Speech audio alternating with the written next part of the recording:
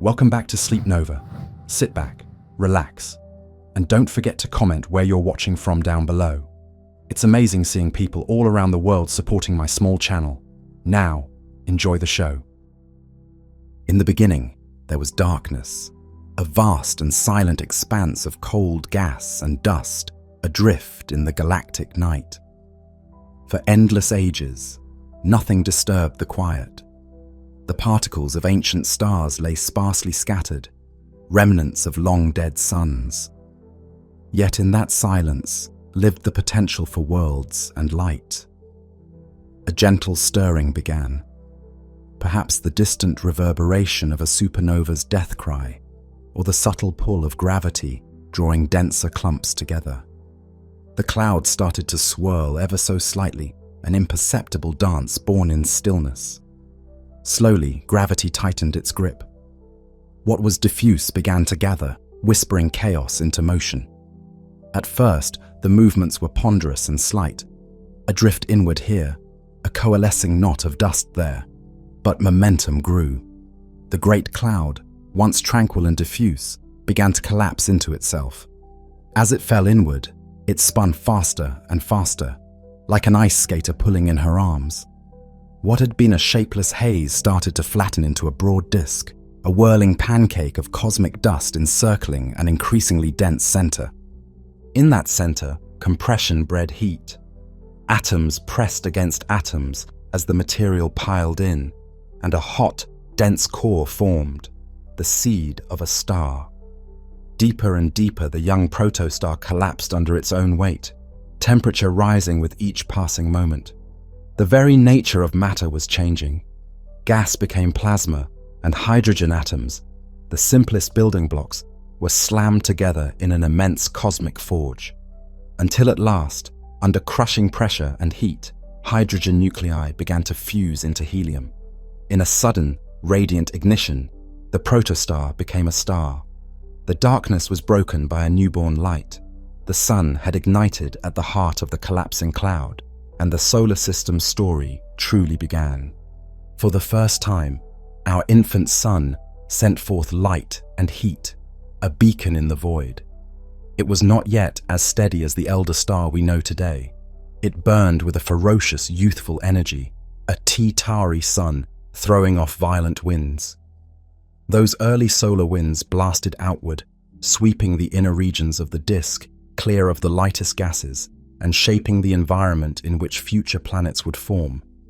The new star's heartbeat, nuclear fusion in its core, created a magnetic field and an outward pressure that declared a new order in this once unremarkable patch of space. The sun's gravity now dominated, and all things would orbit around this central fire.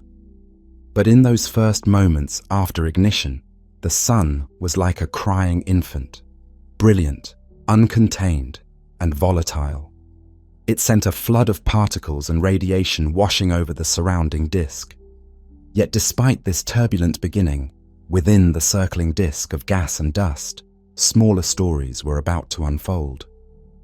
Amid the sun's luminous new voice, the remaining material, the leftovers of starbirth, was not idle. It too continued to move and gather, heralding the emergence of new worlds. In the golden light of the young sun, countless dust grains began to stick together, first by the gentle static of their collisions, and then by gravity's growing pull. This was the dawn of the planets, formation of the solar system. Encircling the sun was a vast rotating disk of debris, glowing gas and fine dust lit by the infant star's fire. Within this protoplanetary disk, chaos reigned and creation beckoned. Tiny motes of dust, no larger than powder, swirled in eddies and currents created by the disk's rotation. They collided softly, clumping into larger grains. Electrostatic forces, like a child's hair lifting toward a balloon, helped these particles adhere at first. Over thousands of years, grains became pebbles. Pebbles merged into rocks. In the dance around the sun, these rocks gathered into boulders and then into bigger chunks still. As the disk turned and thinned, regions of density emerged, pockets where material crowded together. In those regions, the clumps grew swiftly, their gravity pulling in more and more fragments as they cleared their paths.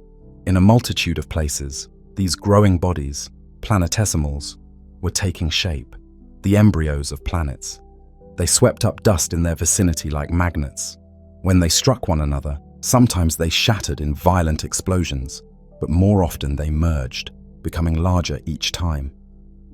The early solar system was a place of constant collisions, a shooting gallery of rock and ice.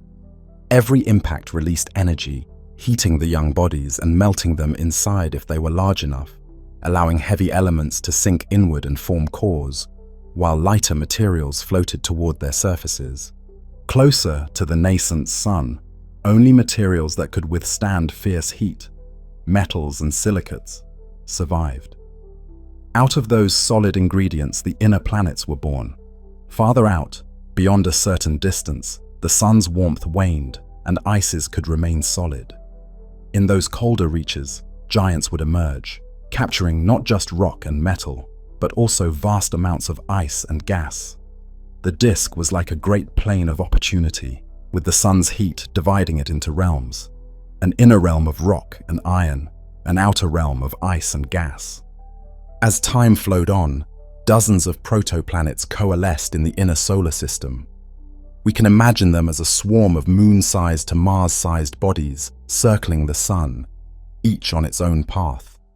They tugged at each other in passing, sometimes gently reshaping orbits, sometimes sending a neighbor careening into a new trajectory. Eventually, some paths crossed catastrophically. Two growing planet embryos might collide at tens of thousands of kilometers per hour, a titanic crash that could melt rock and strip atmospheres in an instant.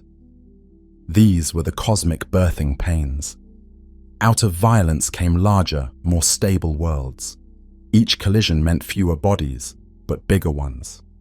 Gradually, the inner solar system's population winnowed down to 4 dominant survivors, the terrestrial planets, each bearing the scars of that tumultuous time in their craters and metal-rich cores.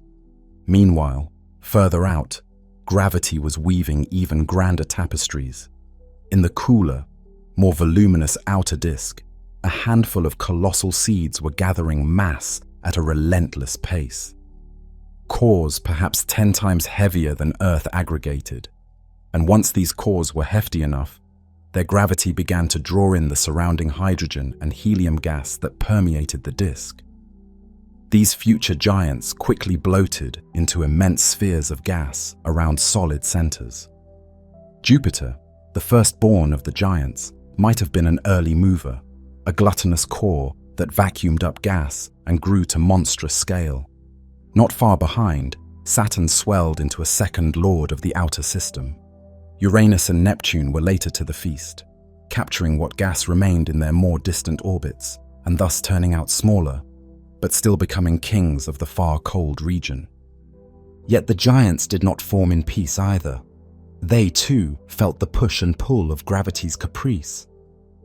Jupiter especially may not have been content to stay in its lane. Some scientists imagine a time when Jupiter wandered inward toward the sun after it formed, like a restless titan lumbering through a crowded room, gravitationally scattering the smaller bodies in its path. In this scenario, Saturn's growth eventually pulled Jupiter back, their mutual gravities interacting in a complex dance that caused Jupiter to tack and migrate outward again. In its travels, Jupiter reshaped the layout of the young solar system dramatically. It swept some regions clean of would-be planets, robbed material from the inner disk, stunting the growth of Mars, which would end up much smaller than Earth, and hurled countless leftover planetesimals either into the sun, out toward the distant Oort cloud, or inward to pummel the forming inner planets with a rain of impacts. Throughout this chaotic youth, impacts were unimaginably frequent. We call one period in particular the Late Heavy Bombardment, a time when the last leftovers of planet formation barraged the newly formed worlds. Every crater on Mercury, the Moon, and Mars is a memory of that era of incessant collision. Earth, too, was struck repeatedly. though wind and water have since erased most of those primordial scars.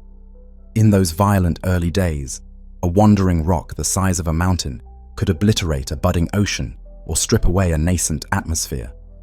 And yet, paradoxically, some of these impacts may have also delivered vital ingredients, like water and carbon-rich compounds, to the inner planets, seeding the potential for future life. In the midst of this drama, our fledgling solar system gradually settled into a more ordered state. What had begun as a thick soup of dust and gas became a relatively flat disk with discrete, clear lanes, each dominated by a planet. The sun's once raging winds calmed, blowing away much of the remaining nebular gas into interstellar space. The major planets had largely finished growing. Now they moved in defined paths, locked in by the sun's gravity and each other's subtle tugs. The era of formation was giving way to an era of stability. The solar system was now a family of a star and its planets, orbiting in a majestic balance. Even so, some remnants of creation persisted, many minor bodies that never coalesced into planets. Between Mars and Jupiter, a band of rubble remained. The asteroid belt, composed of pieces of rock and metal that Jupiter's gravity had prevented from assembling into a world. And farther out, beyond Neptune, innumerable icy fragments lingered in the dark, forming a distant halo and belt of frozen relics. These leftovers would be the source of comets and meteorites for eons to come, cosmic messengers carrying clues of our origin. Thus, from the initial collapse of a dark cloud to a bright new star surrounded by planets, the solar system emerged. It is a story of violence and grace, destruction and creation hand in hand. Each world that survived carries the memory of those times, in craters, in tilted axes, in moons that likely formed from shattering impacts. The stage was now set. The sun burned steadily at the center, and around it revolved a diverse cast of planets, great and small, each unique yet bound by a common origin, each awaiting its own story in the unfolding cosmic drama. The sun.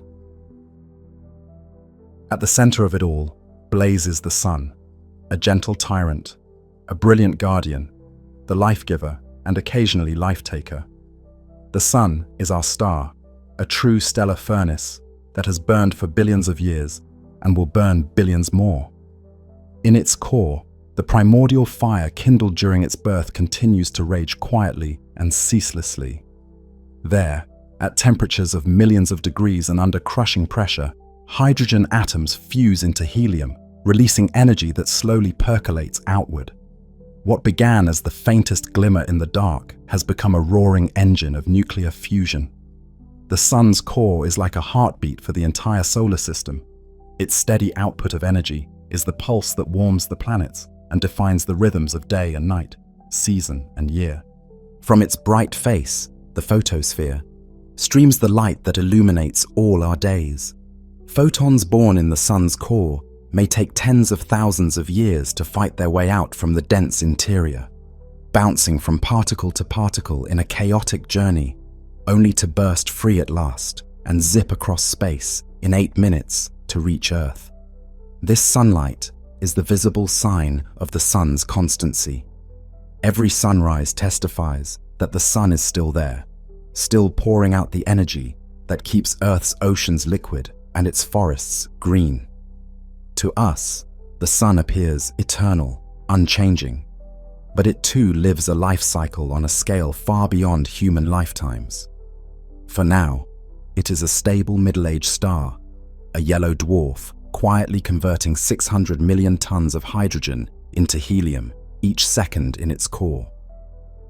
Though often symbolized as a serene golden disk, the sun is anything but tranquil.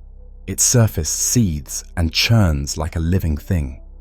In giant loops and whirls of incandescent plasma, the sun's magnetic field rises through its surface, creating dark sunspots, island-like blemishes cooler than their surroundings, and enormous prominences that arc high above the stellar surface. From time to time, pent-up magnetic energy snaps in a sudden reconfiguration, unleashing solar flares and coronal mass ejections, colossal eruptions that hurl electrified gas into space at incredible speeds. These solar storms are the sun's more violent moods, and when they wash over the planets, they can spark ghostly auroras in polar skies and sometimes disrupt earthly technologies. The sun's benevolence comes with this volatile undercurrent, a reminder that our star, though nurturing, is a powerful and dynamic creature. Despite its tempestuous nature, the sun's influence is fundamentally stabilizing for the solar system. Its gravity holds all the planets in their orbits, like a parent keeping a firm grip on its children's hands. Each planet's path is a delicate balance between the forward urge of motion and the inward pull of the sun, a balance that results in graceful ellipses carved through space-time. The sun's gravitational embrace extends far, binding comets that wander hundreds of billions of kilometers away. Even there, the sun's faint tug still whispers guidance. It is the central anchor, the orchestrator of the celestial dance. To the ancient peoples of Earth, the sun was often regarded as a deity, a brilliant god whose daily rising and setting marked the very definition of time. And indeed, the sun is the ultimate arbiter of time in the solar system. A day is meaningful only in the context of a star's light and shadow. A year is quite literally one orbit around our sun. In this way, the sun's existence gives structure to the lives of all planets and any life forms upon them. When Earth spins on its axis, it is the sun's face that greets each turning, painting morning skies pink and evening skies amber. When distant Neptune crawls through a Neptunian year, 165 Earth years long, it is tracing an enormous circle around the sun, measuring out epochs in the slow cadence of that orbit. The sun's light is the metronome by which the solar system's symphony is played. Yet for all its mass, it contains 99.8% of all the mass in the solar system, and might, our sun is but a middling star in cosmic terms, one of hundreds of billions in our galaxy. It is not the largest or brightest possible, not the hottest or the coolest. But to us, it is uniquely precious. It has just the right properties to have allowed a planet like Earth to form and life to flourish. Its steady output has bathed Earth in stable warmth for eons, and its location in a less crowded part of the galaxy has spared us from frequent lethal supernovae nearby. The sun might even be considered a somewhat calm star, its variability modest enough that Earth's climate could remain relatively stable over geological time. For more than 4.5 billion years now, the sun has shone, gradually brightening as it slowly consumes its hydrogen fuel. It will continue to shine for several billion more. To the solar system, this means there is a long era of light within which all other dramas unfold. The planets can orbit secure in the light of a star that rises each day with unfailing radiance. And though the sun will not shine forever, in the scope of human existence, it is effectively eternal. We are cherished by a star in its prime. Look at the sun, carefully, indirectly, and you see a golden disk. But consider it more deeply, and you realize it is a cosmic furnace bound by self-gravity, a sphere of searing plasma held in delicate equilibrium. The inward pull of gravity tries to make the sun collapse, but the outward pressure of photons generated by fusion holds it up. In that balance, our sun finds its long-lived stability. It is often said that we are all made of stardust. Indeed, the sun's shine reminds us that stars transmute simple elements into more complex ones. The calcium in our bones, the oxygen we breathe, those were forged in earlier stars and cast into space, later to be incorporated into this solar system. In a way, the sun is both parent and sibling to us. Parent because it enables and sustains life, and sibling because it is born from the same ancestral cloud as all the rest of the solar system's matter, including the matter that makes up our bodies. In the solar system's family portrait, the Sun is the radiant heart, occupying the throne at the center. Ever present, ever watchful, it binds the worlds together in its light. And as we now journey outward from the Sun into the realm of the planets, we carry with us the understanding that each world is a fragment of that original cloud that also made the Sun. They are its children and companions, forever linked to the Sun's fate, warmed by its glow and guided by its gravity through the cosmic night. Mercury. Closest to the Sun, a small scorched world races through space. Mercury, the innermost planet, is a tiny, airless and broiling sphere of rock and metal. It is the swiftest planet, completing a lap around the Sun in just 88 Earth days, darting through the dawn and twilight skies of Earth like a fleet-footed messenger. In Roman myth, Mercury was the wing-footed messenger of the gods, and the planet fits its namesake well. It moves faster than any other planet, whipped around the Sun by the star's intense gravity. Imagine standing on Mercury's surface. The Sun looms more than 3 times larger in the sky than it does from Earth, and the daylight is a harsh, white blaze pouring down relentlessly. There is no substantial atmosphere to scatter the sunlight or soften the heat. The sky is black even at noon, and the stars can be seen next to the glaring Sun. On the rocky ground below, the landscape strongly resembles Earth's moon, pockmarked with innumerable impact craters from eons of collisions. This is a world that bears its history openly on its face. Every crater is a testament to a meteor strike, each scarp and cliff a result of the planet's crust shrinking and buckling as the interior cooled long ago. During Mercury's long day, 1 Mercury solar day lasts 2 Mercury years. The Sun beats down on the ground without mercy. The day side heats up to incredible temperatures, hot enough to melt lead, baking the rocks and leaving them radiating infrared shimmer. Mercury has literally been sunburnt by its proximity to our star. But when night falls, which on Mercury happens only after the planet has rotated very slowly, Mercury rotates on its axis only 3 times in 2 of its years. The heat escapes swiftly into space. With no air to trap the warmth, the temperature plunges precipitously. The night side of Mercury is colder than the depths of a freezer, capable of freezing gases solid. In this way, Mercury experiences the most extreme temperature swings in the solar system, from fiery day to bitter night, a testament to the absence of any atmospheric blanket. Crater after crater covers Mercury's terrain, from tiny pits to giant multi-ringed basins hundreds of kilometers across, evidence of a violent youth. One enormous impact basin, Caloris, hints at the colossal strike Mercury endured. On the opposite side of the planet, the terrain is jumbled and chaotic, likely jostled by the focusing of shockwaves through the planet during that ancient impact. Mercury's surface, grayish-brown and dusty, glints in the stark sunlight, and bright streaks of ejected material, called crater rays, sprawl out from some newer craters, decorating the old surface with younger scars. Despite being so close to the Sun, Mercury harbors a few surprising secrets. At its poles, hidden in the permanent shadows of deep craters where sunlight never reaches, there are deposits of water ice.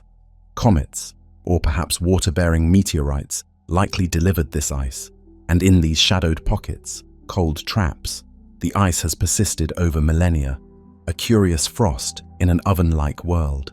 Mercury also has a global magnetic field, a miniature version of Earth's magnetic bubble, suggesting that inside Mercury's small frame, the iron core is still partly molten and moving, generating magnetism.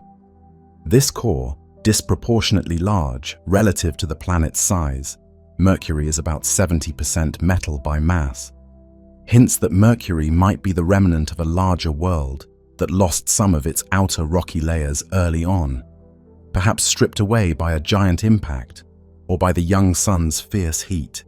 If one could listen to Mercury, though airless worlds carry no sound, one might imagine a deep silence interrupted only by distant thuds of micrometeorites.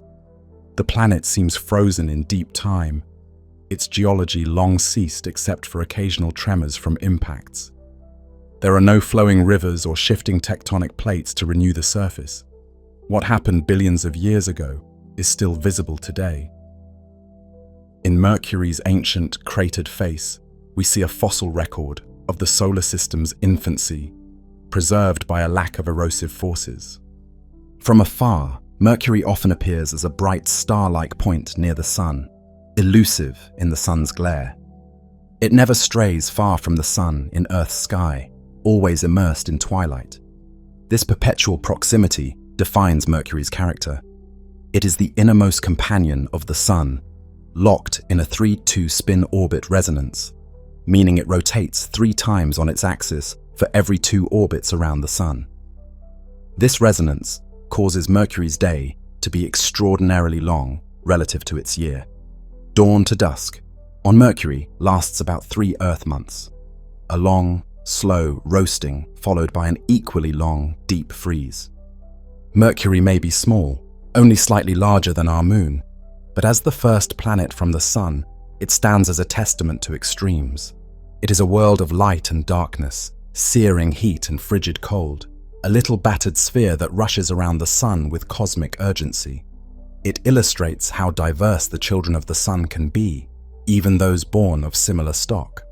As we leave Mercury and venture further out, we will see how each additional step from the Sun brings new environments, new extremes, and new tales, all under the governance of our central star, Venus.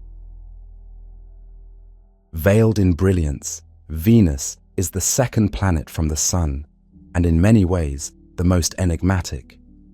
To the eye, Venus is a gentle ivory beacon, the brightest object in Earth's night sky after the Moon, often seen shining like a heavenly jewel in the twilight. This radiant appearance earned Venus the title of goddess of love and beauty in myth, a celestial Aphrodite.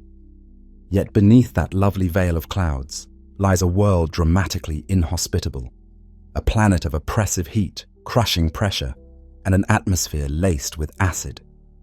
Venus is a study in contrasts, twin to Earth in size and composition, but a hellish twin, cloaked in mystery and harshness. Imagine descending through Venus's cloud layers. The upper atmosphere is a high canopy of yellow-white clouds composed of tiny droplets of sulfuric acid. Winds there are ferocious, circling the planet in mere days, a phenomenon called superrotation.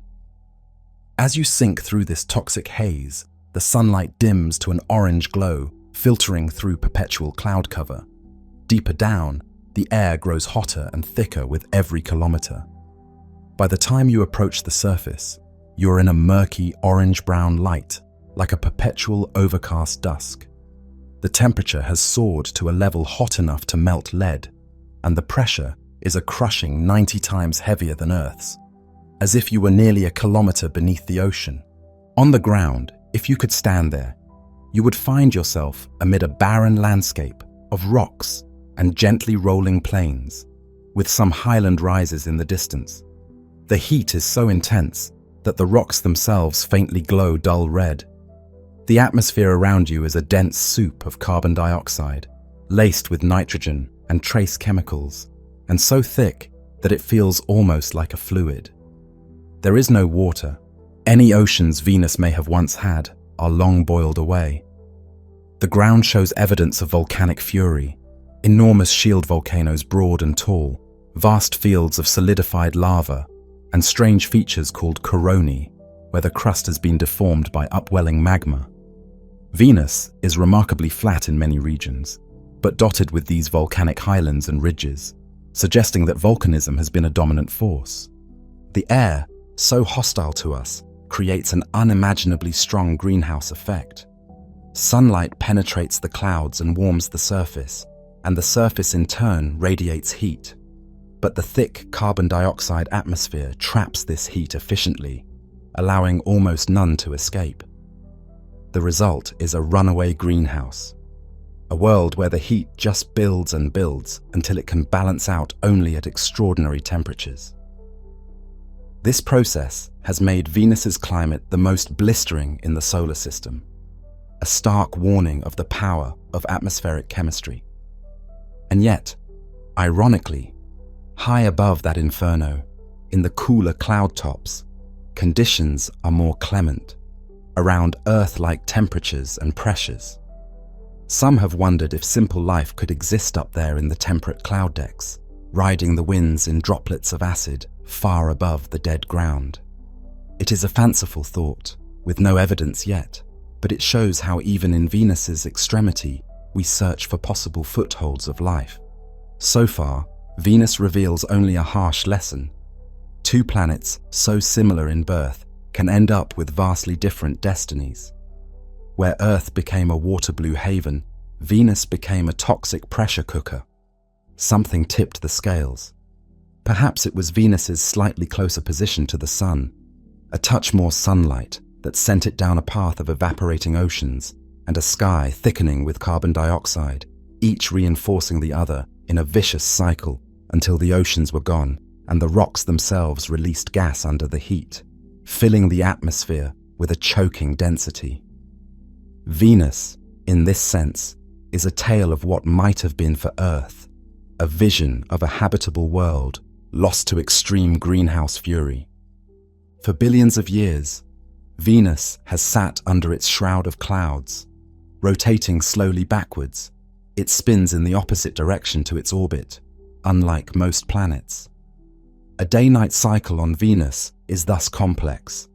One Venusian day, sunrise to sunrise, lasts longer than its year. But on the ground, time would lose meaning in the unchanging murky light. No stars are visible, no blue sky, only a dim orange glow by day and pitch darkness by night. If you had a flashlight, you might see a metallic sheen on some rocks. In the highlands, strange snows of lead sulfide and bismuth sulfide frost the surface, condensing out of the atmosphere in cooler elevations. It snows metal on Venus's peaks, a bitter parody of the gentle snows on Earth. Despite its inhospitable nature, Venus holds a certain fascination. From Earth, we always see its clouds, never its surface directly, until the advent of radar mapping, which unveiled its tortured terrain beneath. For ancient sky watchers, Venus was a mystery, a beautiful star that never strayed far from the sun, appearing either at dawn or dusk. They called it the morning star and evening star, unaware it was the same object. Venus has inspired myths of love and beauty, ironically so given its true nature. In a poetic sense, Venus teaches that appearance can mask reality. A gorgeous jewel can hide a cauldron. We leave Venus with a mix of awe and relief. Awe at its dramatic character, relief that our own world is not so unforgiving. Looking back, we see Venus as a smooth white disk, its secrets hidden. It drifts on its orbit, veiled and impenetrable, a warning glimmer in the sunrise sky. And beyond Venus lies the one oasis we know in all the darkness, the blue marble of Earth, our home, beckoning with its color and life. Earth. Behold Earth, the third planet from the Sun, our home, the living world, the ocean planet, the cradle of life as we know it. From the vantage of space, Earth is a marvel of blue and white, vast sapphire oceans swirled with patterns of white clouds set against the deep, ruddy brown and emerald of continents. It is at once delicate and dynamic. In Earth, the solar system reveals a masterpiece of balance, a realm where air, water, rock, and life intertwine to create something unique. Imagine approaching Earth from afar. Long before you see the details of continents or islands, you notice the hue, a distinctive blue halo around the planet. That is the envelope of air and ocean, water in liquid, solid, and vapor forms that makes Earth unique. As you come closer, you see the polar ice caps gleaming white, the banded whirls of weather systems curling over landscapes, the glitter of sunlight off broad seas. Here is a planet at the perfect distance from the sun, for liquid water to persist on its surface, not boil away, not remain perpetually frozen. Earth sits in what's often termed the Goldilocks zone, the just right conditions that have allowed rivers to flow, rains to fall, and life to emerge and evolve. On the surface, Earth is a wonderland of complexity. High mountains pierce the sky, deep ocean trenches plummet into darkness, rolling plains and high plateaus, vast deserts and dense forests, tundra and tropics. Earth's geography is varied almost beyond imagination, sculpted by tectonics and erosion and the ceaseless cycles of water and wind. Unlike its barren siblings, Earth's surface is continually renewed and reshaped. Volcanoes belch fresh rock from interior furnaces. Earthquakes jolt entire regions as giant crustal plates shift and grind, evidence that Earth's interior remains geologically alive. This plate tectonics not only builds mountains and pulls continents apart, but also plays a role in regulating the planet's climate over eons, in concert with the oceans and life itself. Life on Earth runs riot in countless forms, from simple, single-celled bacteria hiding in scalding vents to the complexity of whales and redwood trees and human beings. It infiltrates every niche. Life swims in the highest atmosphere, creeps in the driest deserts, thrives in boiling hot springs and the crushing black depths of the sea. Over 3.5 billion years, life has interacted with Earth in a profound symbiosis. Plants and algae breathed in carbon dioxide and exhaled oxygen, gradually transforming the atmosphere into an oxygen-rich mix that allowed animals to flourish. Microbes in the soil helped break down rocks, and the very presence of life accelerated the formation of soils and the cycling of elements.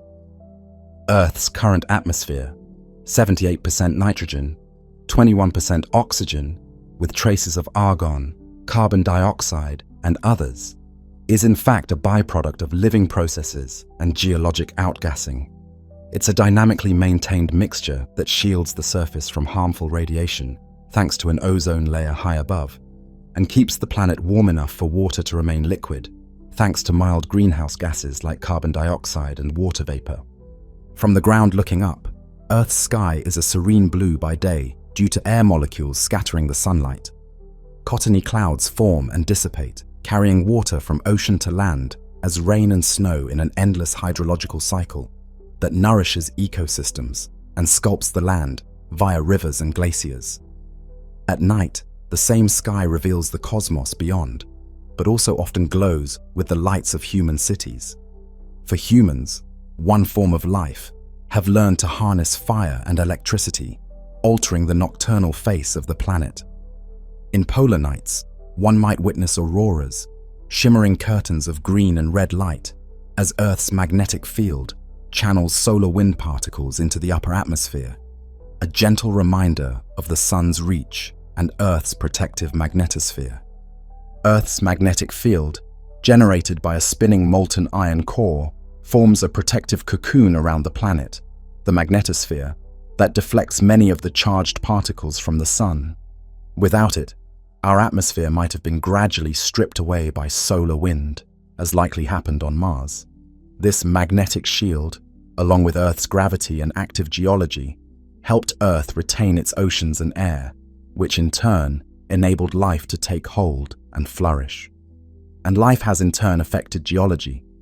For example, limestone and other sedimentary rocks are largely composed of shells and skeletons of once living things, sequestering carbon and shaping Earth's long-term climate. No other planet we know of has the combination of features Earth does. In the solar system's symphony, Earth's role is that of the fertile oasis, the one place where the chemistry of life took root in a significant way. Mars may have had brief episodes of habitability, and perhaps some icy moons harbor life in their hidden seas, but Earth shouts life from its every pore. One might consider Earth and Venus as a cautionary dichotomy, similar in bulk but divergent in outcome. Why one became Eden and the other a furnace is a question that underscores how finely poised planetary evolution can be. Earth's distance from the Sun, its initial endowment of water, its moderate size allowing it to hold onto its atmosphere, but not so large as to become a gas giant, its vigorous plate tectonics recycling carbon, all these factors combine to create a stable, life-friendly environment over geologic timescales. Remove or alter one piece, and the story could have been very different. From the vantage of an outside observer, Earth's atmosphere betrays its living nature. The large amount of oxygen is a dead giveaway. Oxygen is highly reactive, and without continuous replenishment by life, through photosynthesis, it would quickly bind with rocks and vanish from the air. The presence of methane, also out of equilibrium, hints at organic activity. Methane is produced by microbes and other processes. A spectroscopic glance at Earth from afar would suggest something unusual is afoot. That is the very method we now dream of using to find living worlds around other stars. Earth, in that sense, is our proof that planets can be alive. To us, though, Earth is home. It is the world that cradled us from our evolutionary infancy. All our myths, our histories, our triumphs and tragedies, everything has happened on this pale blue dot, as astronomer Carl Sagan so famously dubbed it, when Voyager 1 took a farewell photo of Earth from beyond Neptune. From that distance, Earth was a tiny speck suspended in a sunbeam, emphasizing our smallness.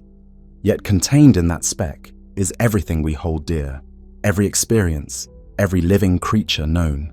Earth is, so far, the solar system's crowning jewel, not because of gems or precious metals, but because it hosts the rarest treasure, life and consciousness. As we journey onward to other worlds, we carry with us the mental image of Earth, a reference point and a comfort. The gentle blues and greens of Earth remind us that among the cold and airless or seething and toxic landscapes of other planets, there exists a sanctuary. Earth's existence encourages hope that such sanctuaries might exist elsewhere too. It also serves as a reminder of our responsibility. As the only known, life-bearing planet, Earth's health is precious and within our power to influence. Just as Venus warns of greenhouse fury, Earth demonstrates climate balance, but also how vulnerable that balance can be to perturbation. In our exploration of the solar system, we have gained perspective on Earth's fragility and resilience. Leaving Earth in our tour, we find ourselves at once proud and wistful. Proud that our planet thrives, that it has told a remarkable story of stability amid change for billions of years. Wistful, because as we step away into the rest of the solar system, Earth's warmth and breathable air are left behind, unique in a cosmos that, as far as we've seen, offers no second Earth nearby.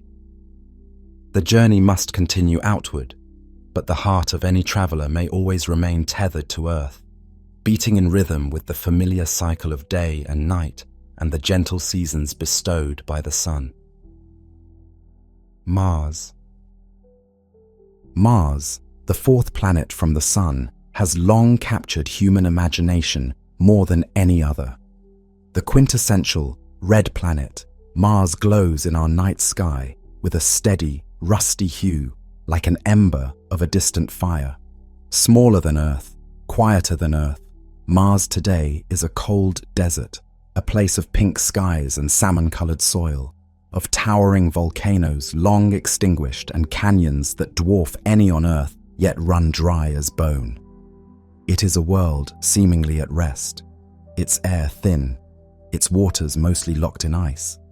Yet everywhere on Mars, there are echoes of a more dynamic past. It beckons to us with the tantalizing question, could it have once harbored life? And might it yet in hidden niches? Approach Mars, and the first thing that strikes you is its color. Iron oxide, rust, permeates its dust, giving the planet a uniform ruddy complexion. Swirling dust storms can engulf the whole globe in a pale orange haze, and at other times you can see dark basaltic rock patches and bright rusty plains with white caps at the poles where carbon dioxide and water ices reside. The sky on Mars, unlike the deep blue of Earth, is often a butterscotch or salmon pink, colored by fine dust suspended in the tenuous air. Stand on Mars's surface during the day, and the sun, farther and fainter than we know, bathes the landscape in a warm, coppery light. By night, the sky is black and sharp, with Phobos and Deimos, Mars's two tiny potato-shaped moons, racing across the heavens. The Martian terrain is a study in extremes. In the north, broad smooth plains stretch out, likely the beds of ancient oceans or vast lava flows. In the south, highlands rise, heavily cratered with the scars of ancient impacts, telling of great age. Cutting along the equator is the titanic gash of Valles Marineris, a canyon system that would span the width of North America, with cliffs towering many kilometers high. It looks as if Mars has been slashed by some giant claw, but in truth, it likely formed from the planet's crust cracking as it swelled in places due to tectonic forces or the upwelling of magma. On the Tharsis Rise nearby stand the largest volcanoes in the solar system, including Olympus Mons, a volcano roughly 22-kilometer high, nearly triple Mount Everest's height, and so wide at its base that you could stand on its slopes and not realize you were on a mountain. These shield volcanoes built up over eons of eruptions, but their lack of young lava flows indicates they have been dormant for perhaps millions of years. Mars's inner heat waned long ago. Its great volcanoes have gone cold, and its global magnetic field faded, leaving only patchy remnants in ancient rock. But perhaps the most profound tales of Mars lie in subtler features: dry riverbeds, delta fans, minerals that form in water, and rounded pebbles that once tumbled in streams. Mars today is a desert, but in its youth it was more Earth-like. We see evidence that long ago, liquid water flowed freely on its surface. Sinuous valley networks etched into southern highlands suggest rain once fell and collected into rivers. Enormous outflow channels in other regions imply cataclysmic floods may have rushed across the surface, carving teardrop-shaped islands around obstacles and pooling into temporary lakes or a northern ocean. Layered sediments, spotted by rovers and orbiters, hint at ancient lakebeds that persisted for thousands of years in craters and lowlands. The rover Curiosity found slabs of rock in Gale Crater that bear the signature of gentle river deposits, conglomerates of rounded stones in an ancient streambed, and drilled samples revealing clays, minerals that require water and moderate pH to form. All these lines of evidence converge on a picture. Billions of years ago, Mars was warmer and wetter, at least episodically. Its atmosphere, now thin and unable to support liquid water at the surface, must have been thicker then to allow a stable water cycle. Perhaps early Mars had a dense blanket of carbon dioxide and maybe other greenhouse gases, enough to trap solar heat when the sun was dimmer than today. For a time, Mars could have had cloudy skies, rainfall, lakes and shallow seas, and rivers snaking across its surface. If life ever began on Mars, that would have been its window of opportunity. It's conceivable that microbial life could have gained a foothold in Martian lakes or hot springs. Today, with Mars as cold as it is, average surface temperature about 60 degrees, though it can reach 20 degrees Celsius at noon at the equator in summer and drop to 125 degrees Celsius at night. And with surface water locked up in permafrost or polar ice, any life would have had to retreat to refuges like the subsurface, where geothermal warmth or salt brines might still sustain liquid water pockets. Mars tantalizes us with possible hints. For example, methane has been detected in its atmosphere in fluctuating amounts. On Earth, much methane is biological in origin, though geologic processes can also produce it. On Mars, the spikes of methane could be coming from subsurface bacteria releasing gas during warmer seasons, or from chemical reactions between water and certain rocks. We simply don't know yet, but the possibility keeps our eyes on the red planet as a prime target in the search for extraterrestrial life. The Martian air is thin, about 1% the surface pressure of Earth's, and composed mostly of carbon dioxide. It's too thin to effectively transfer heat, which is why nights get so cold. It's also thin enough that liquid water is not stable. It either freezes or boils away. Often it sublimates directly from ice to vapor. However, Mars does have weather. Thin as it is, the atmosphere can muster winds that create dust devils whirling across the plains, and seasonal CO2 frost that forms in winter near the poles and sublimates in spring drives wind patterns, even creating geysers of gas that disturb dust on the polar ice. Every few years, Mars experiences global dust storms that enshroud the entire planet in haze for weeks or months, as observed from Earth and by our orbiters. These storms can dim the surface so much that solar-powered robots like the Opportunity rover went into hibernation. Indeed, one such storm in 2018 was so severe that Opportunity did not recover, reminding us that Mars, though seemingly inert, still has the power to surprise and overwhelm. Mars's two moons, Phobos and Deimos, are tiny, likely captured asteroids, and orbit very close. Phobos, the larger one, is so near Mars that it actually orbits faster than Mars rotates, meaning it rises in the west and sets in the east, crossing the sky in about 4 hours. It is destined in tens of millions of years to either crash into Mars or be torn apart into a ring as it spirals inward. For now, these moons are little more than lumpy placeholders in the Martian sky, but to future explorers, they may serve as stepping stones or station locations. One cannot mention Mars without acknowledging the human aspect. Of all planets, Mars is the one we have most dreamed of visiting, and indeed the one we have explored most with robotic emissaries.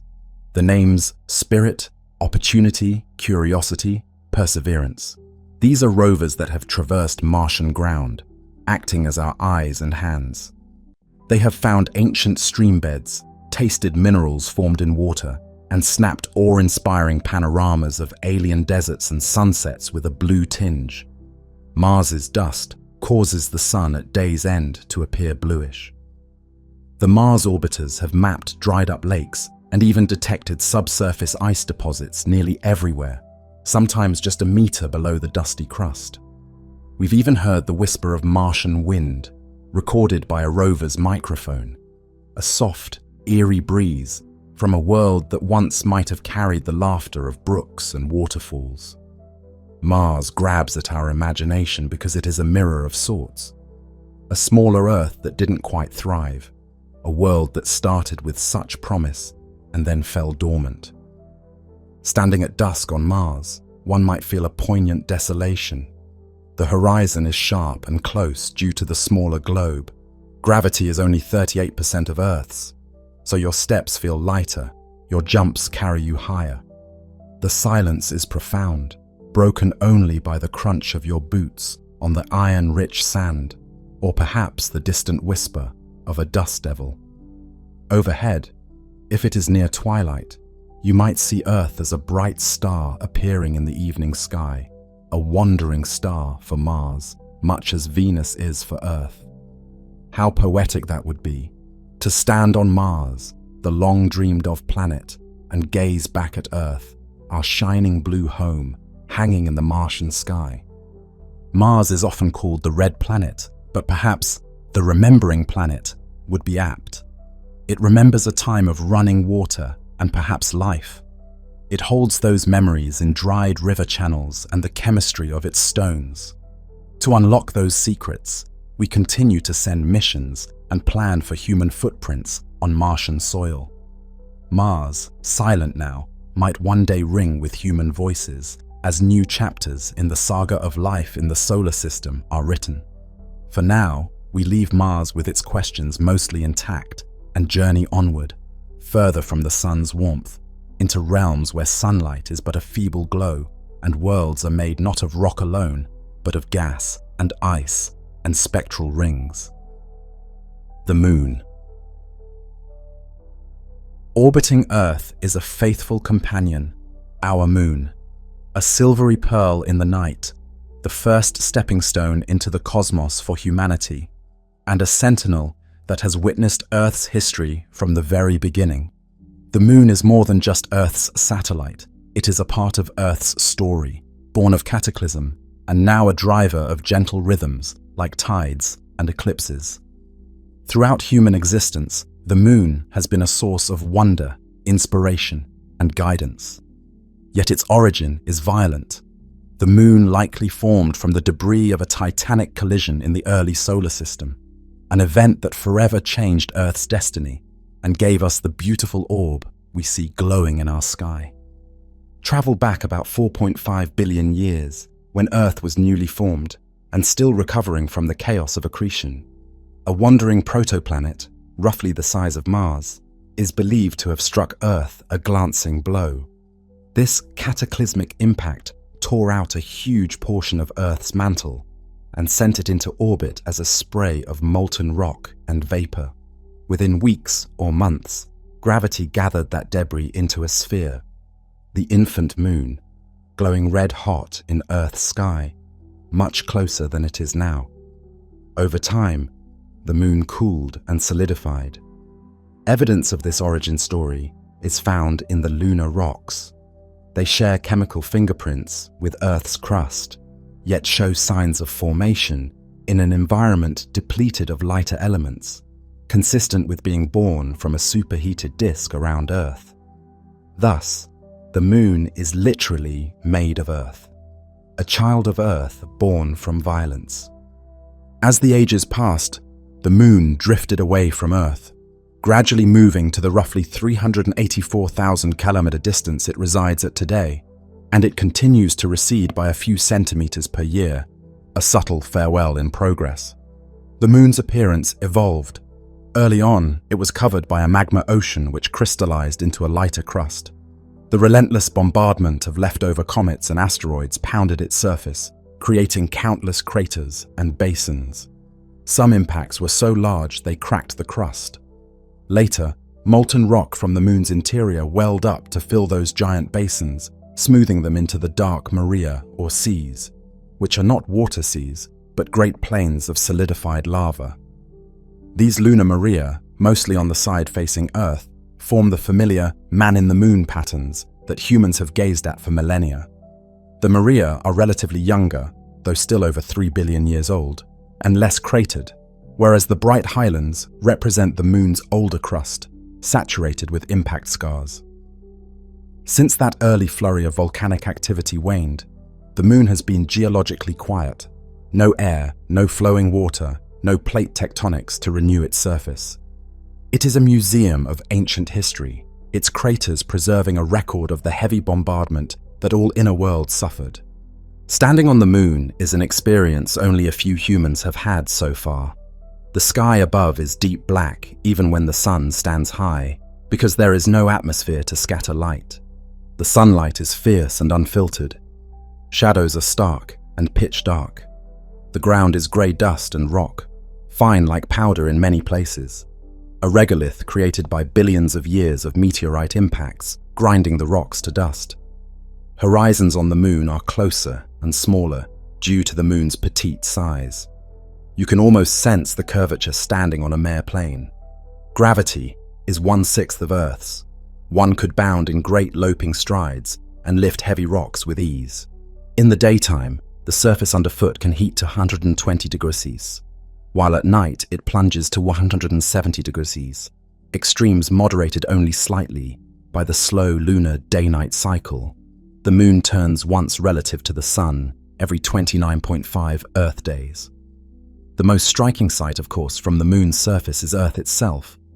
A blue marble hanging in the black sky, 4 times bigger in apparent diameter than the moon is from Earth's perspective, and almost unmoving. The Earth hovers nearly in the same spot because the moon's rotation is locked to its orbit, always showing Earth the same face. To early lunar visitors, Earth looked like a fragile oasis suspended in emptiness, a profound sight that underscored our place in the cosmos. The moon's presence has been crucial for Earth in subtle ways. It stabilizes Earth's axial tilt, thanks to its gravitational pull, preventing wild swings in orientation that could cause chaotic climate shifts. Instead, Earth's tilt oscillates only slightly over long periods, giving us relatively stable seasons. The moon also raises tides in Earth's oceans, a rhythmic ebb and flow that may have been important for early life transitioning from sea to land, and which even now shapes coastal ecosystems and circulates nutrients. By tugging on Earth's waters, and to a lesser extent the crust, the moon has acted like a mixing spoon for our planet's environment. Additionally, over geologic time, tidal friction from the moon's pull has gradually slowed Earth's rotation. In the age of dinosaurs, a day was perhaps 22 hours, now it's 24. That same interaction has propelled the moon gradually farther away. The Earth and moon share a tidal relationship. The moon is fully locked to Earth, hence the same side always faces us, and Earth's day is slowly lengthening in response. In cultural and emotional terms, the moon has been a beacon for humanity's imagination, a symbol of romance, a keeper of time, many calendars were lunar, and an object of aspiration. When Neil Armstrong set foot on the moon in 1969 and uttered, "One small step for a man, one giant leap for mankind," it marked a turning point in how we view the moon, not just as a distant orb, but as a reachable world. Footprints still lie undisturbed in the lunar dust at the Sea of Tranquility and other Apollo landing sites, preserved perhaps for millions of years, unless meteoroid impacts scour them away. Those probes succumbed in mere minutes to the heat and pressure, but they confirmed Venus's harshness once and for all. From Earth, we observe Venus's thick clouds reflecting sunlight brilliantly.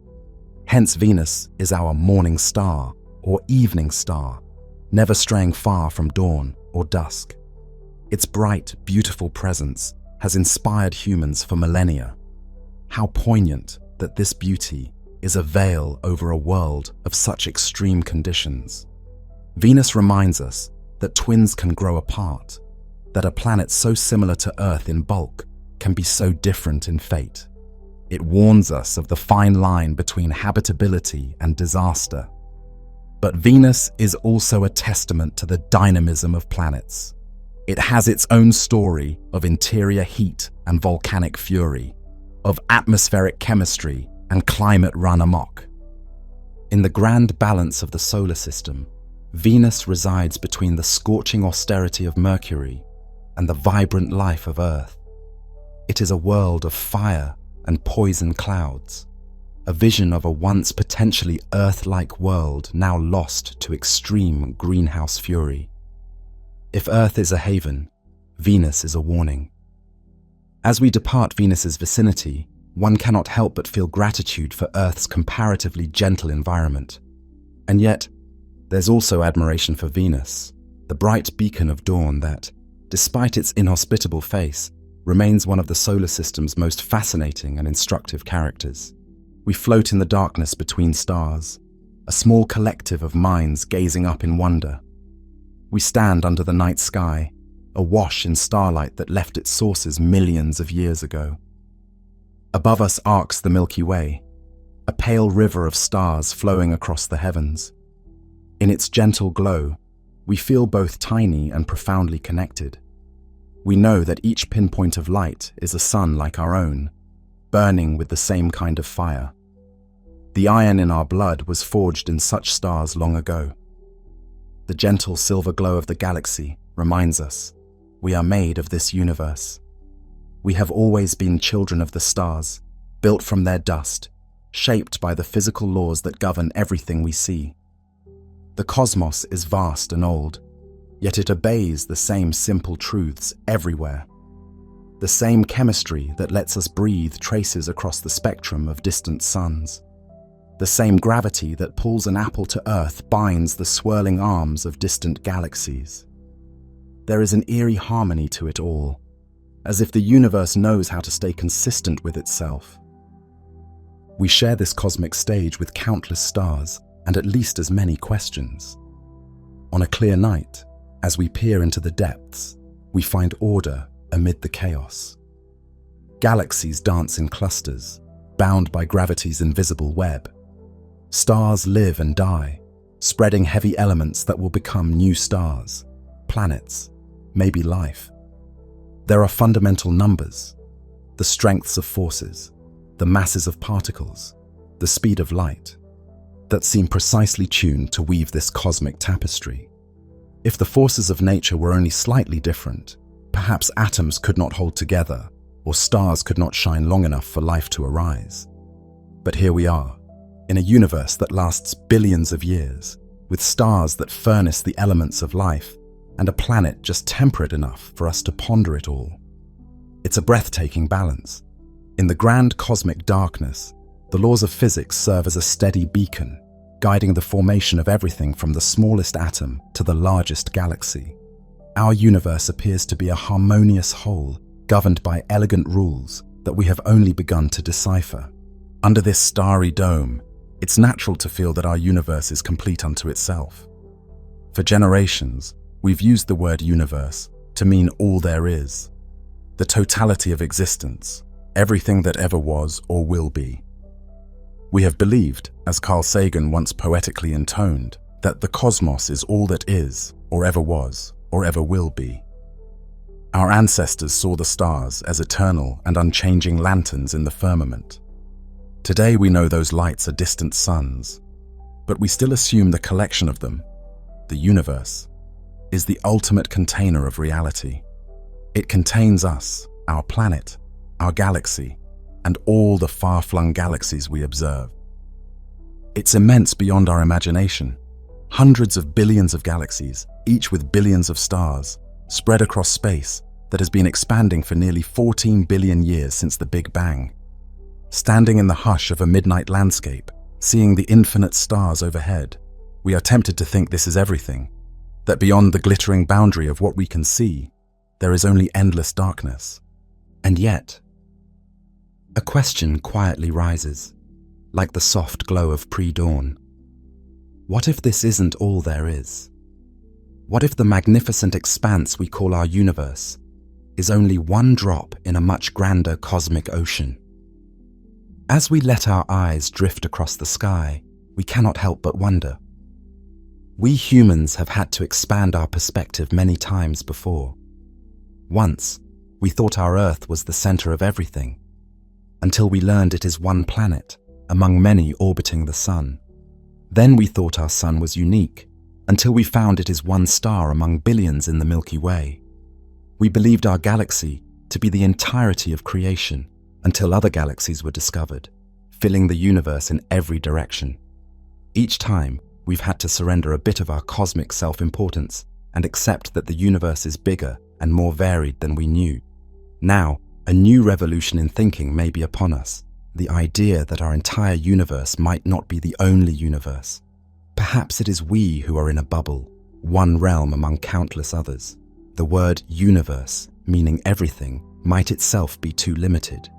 What lies beyond everything we know?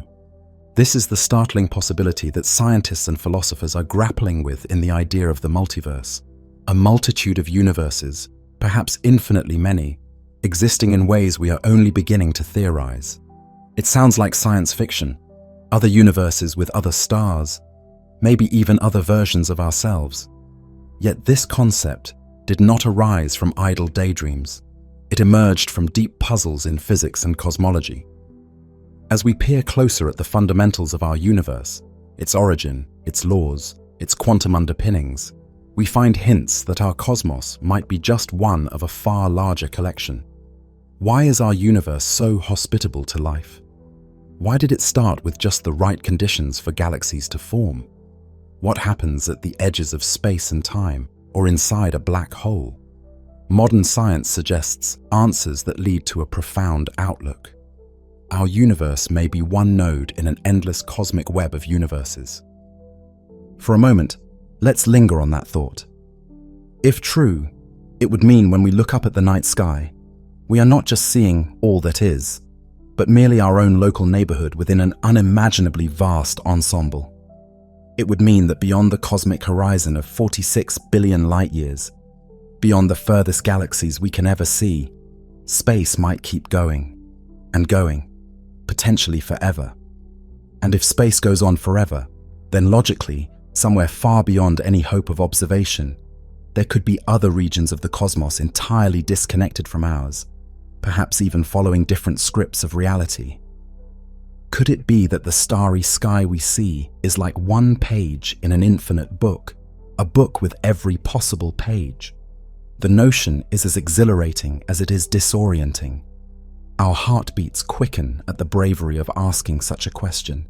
Is our universe just one of many? We take a deep breath, steady our thoughts, and step through the looking glass into this radical idea. To explore the multiverse, we must journey back to the very beginning of our universe, to the first fraction of a second after the Big Bang. In that embryonic moment, according to our best theories, an extraordinary thing happened. The universe expanded at a stupendous rate, far faster than the speed of light, ballooning from subatomic size to astronomical size in the blink of an eye. We call this event cosmic inflation. It's a powerful idea developed in the 1980s to solve several riddles about the early universe. Why is the cosmic microwave background, the afterglow of the Big Bang, almost the same temperature everywhere we look? Why is space so flat and smooth on large scales? Inflation provides answers. A burst of exponential expansion stretched the young universe, smoothing out irregularities and flattening space, much like inflating a crumpled balloon. When we look at the sky today, the uniformity we see in the afterglow is the fingerprint of that inflationary era. The evidence for inflation has grown persuasive. Subtle patterns in the microwave background radiation and the distribution of galaxies align with what inflation predicts. It's not proven beyond all doubt, but most cosmologists have embraced inflation as a key chapter in our cosmic history. Yet inflation, in solving old mysteries, opened a door to an even grander possibility. The very equations that describe inflation imply that it may not have been a one-time event that neatly began and ended everywhere. Instead, inflation could be an ongoing process, still happening in distant regions beyond our view. The idea is called eternal inflation, and it works like this. Quantum fluctuations in the infant universe meant that different parts of space ended inflation at different times. Our entire observable universe is thought to be one pocket, one bubble, where inflation stopped and normal expansion took over, allowing matter to coalesce into galaxies and stars. But elsewhere, beyond our bubble, other regions might still be inflating or have inflated at different rates, budding off their own bubbles of space-time. In this picture, the Big Bang isn't a unique event. It's happening over and over in a vast inflating background. New universes, bubble universes, are constantly being born like foam on the crest of an endless wave. Imagine the multiverse as a great cosmic foam, with bubble universes instead of soap bubbles.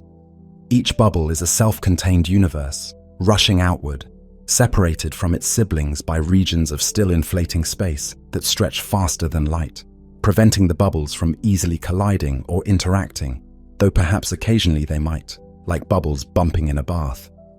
Our universe would be just one bubble in this frothy sea. Inside our bubble, we see the aftermath of our own Big Bang. We see galaxies flying apart as space expands, but our bubble has an edge beyond which we cannot see or travel. And beyond that edge, more bubbles, more Big Bangs, more universes. Inflation never completely ends. It keeps spawning new universes indefinitely, some perhaps even infinitely far away. This concept transforms the Big Bang from the beginning of everything to the beginning of our local universe, one patch amid an eternally growing mosaic. We find ourselves no longer at the center of the stage, not even the only stage. We are on one island, in an infinite cosmic archipelago. In this scenario, space itself is unimaginably vast, possibly infinite, and carved into domains, bubbles, each a cosmos in its own right. What would those other universes be like? They might be broadly similar to ours or wildly different. Some could be almost empty, inflation ending in them in such a way that few particles condense, barren voids with no galaxies. Others might be dense and violent, collapsing in on themselves or never cooling enough for stars. Crucially, the laws of physics might be different in each bubble. This isn't just speculation. It arises naturally when we combine inflation with another leading theory in physics, string theory. String theory attempts to unify all forces of nature by positing extra dimensions of space and tiny vibrating strings as fundamental ingredients. It's a bold, mathematically rich framework. One striking feature of string theory is that it doesn't predict a single unique outcome for the properties of our universe. Instead, it seems to allow a vast number of possible worlds, each corresponding to a different way the extra dimensions can be curled up or the strings can vibrate. Physicists call this huge range of possibilities the string theory landscape. Estimates suggest there could be on the order of 10 to 500 different self-consistent universes in this landscape. A number so huge, it defies comprehension. That's a 1 followed by 500 zeros, an astronomically large number of possible universes. If string theory's landscape is real, our universe is like a tiny oasis in a desert of possibilities. Why did we get this particular set of physical constants and not another? For decades, scientists hope to find a principle that picks out exactly our universe from the myriad possibilities, some fundamental reason our cosmos had to be the way it is. But so far, no such principle has been found. Instead, an idea gained traction. Maybe all those possible universes exist somewhere in the multiverse, and we find ourselves in this one because, out of the spectrum of possibilities, this is one of the rare universes where conditions allow observers like us to arise. This line of thinking is known as the anthropic principle, specifically applied to the multiverse. It says, consider that we can observe this universe. That simple fact biases what kind of universe we should expect to observe. We couldn't exist in a universe where, say, gravity was so strong that the universe collapsed in a second, or so weak that no stars formed. We couldn't marvel at the stars in a universe with no stars. So perhaps there are countless universes with varied physical constants, and naturally, we find ourselves in one of the Goldilocks universes. Not too hostile, not too sterile, but just right for life. This isn't a teleological or mystical argument. It's a kind of cosmic selection effect. Out of a multiverse of all sorts of universes, we, the observers, will only be in those universes that can support observers. It's a profound and somewhat unsettling idea. It means that many of the miraculous coincidences that make our universe habitable, the precise strength of the strong nuclear force, for example, which if slightly different would prevent stars from synthesizing carbon, or the value of the cosmological constant, the energy of empty space, which is so small that galaxies had time to form, might not be miracles at all, but simply one lucky ticket in a giant cosmic lottery. Our universe won the lottery of existence, allowing complex structures and life. But there were many, many tickets, universes, that were drawn. We naturally wake up in a universe that's a winner, because only winners get to have someone wake up and ask the question. This anthropic reasoning is controversial. Some scientists find it unsatisfying, akin to saying, "We're here because we're here." Others point out that it did make a successful prediction. Decades ago, physicist Steven Weinberg used anthropic arguments to estimate the cosmological constant's value, reasoning that if it were much larger, galaxies wouldn't form and we wouldn't be here. His estimate was on the right order of magnitude to what was later observed as dark energy. That gave some credence to the idea that perhaps our universe's properties are drawn from a random distribution of possibilities across a multiverse. So inflation gives us a picture of an ever-growing, bubble-populated multiverse, and string theory suggests each bubble could have different physics, forming a patchwork of realities. The multiverse as a cosmic quilt, each patch a universe with its own pattern. We might inhabit a patch where the forces and particles are tuned just so, while far off in another patch, the fundamentals might be shifted. Maybe that universe has heavier electrons, or a faster speed of light, or even different numbers of dimensions. It boggles the mind to consider the variety. Many of those universes would be dull or inhospitable. Just as most of space in our own universe is cold and empty, most universes might not host life. But in an infinite ensemble, Even rare conditions, like the specific mix that allows life, will occur infinitely often. Infinity has a way of making even the rarest outcomes inevitable somewhere. If space is truly endless and inflation eternal, then somewhere, right now, there are fantastical worlds. A galaxy where every star is encircled by habitable planets. Or a universe where purple clouds of cosmic dust think thoughts. And also, scattered in the multiverse, would be countless worlds nearly identical to ours. In an infinite expanse, eventually the patterns of particles that make up you and me will repeat by chance. It's been estimated in a straightforward infinite space scenario that the nearest exact duplicate of our observable universe could be incredibly far, 10,118 meters away, a number so huge we can barely fathom it. But if space truly goes on forever, somewhere out there, that duplicate exists. And not just one, infinitely many. This isn't even invoking exotic theory. This is a consequence of simple infinity plus the finite ways particles can arrange. It's a mind-bending implication. The multiverse could contain other people who are, to all intents and purposes, you, living out every alternative history that could have befallen you. Before that notion makes us lose our grip, let's step back and approach the multiverse idea from a different angle. One that doesn't even require distant, unreachable corners of space, but might be unfolding right here and now, in tandem with our own lives. This brings us to the quantum realm, and to the many worlds interpretation of quantum mechanics. At first glance, this has nothing to do with the bubble universes of inflation. It's a separate thread, born from the mysteries of the subatomic world. Quantum physics famously tells us that particles can exist in a superposition of states. They can literally be in two or more conditions at once, like a spinning coin that is both heads and tails until we catch it. Only when we observe or measure the system does it seem to choose an outcome. For example, a single electron can pass through two slits at the same time and interfere with itself, a behavior which defies classical logic. In the traditional view, the Copenhagen interpretation, the act of measurement causes the set of possibilities to collapse to one actuality. Why or how that collapse happens is still debated. It's as if nature randomly selects one path for reality to take, out of many potential ones, at the moment of observation. In 1957, a bold young physicist named Hugh Everett III proposed a different solution. What if the wave of possibilities never actually collapses? What if instead, at each quantum event, the universe splits into branches, each branch realizing one of the possible outcomes? In one branch, the electron went through the left slit. In another, it went through the right.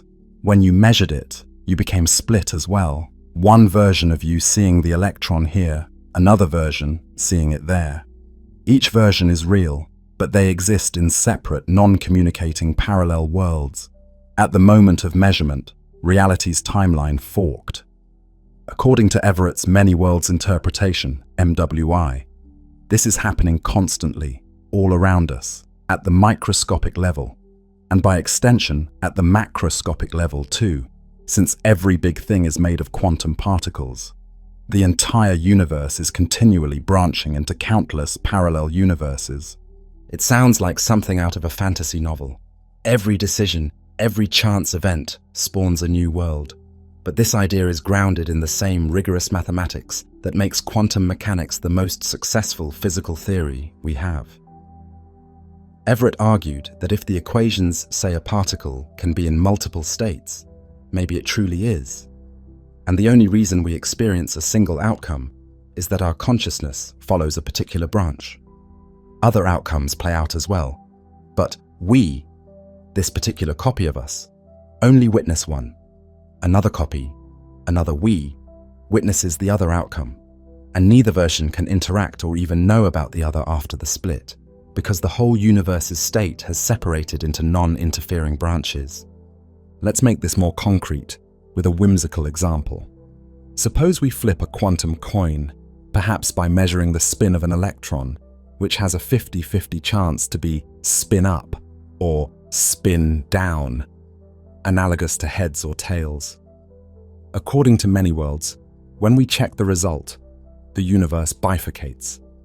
In one universe, we see the coin come up heads. In another universe, we see it as tails.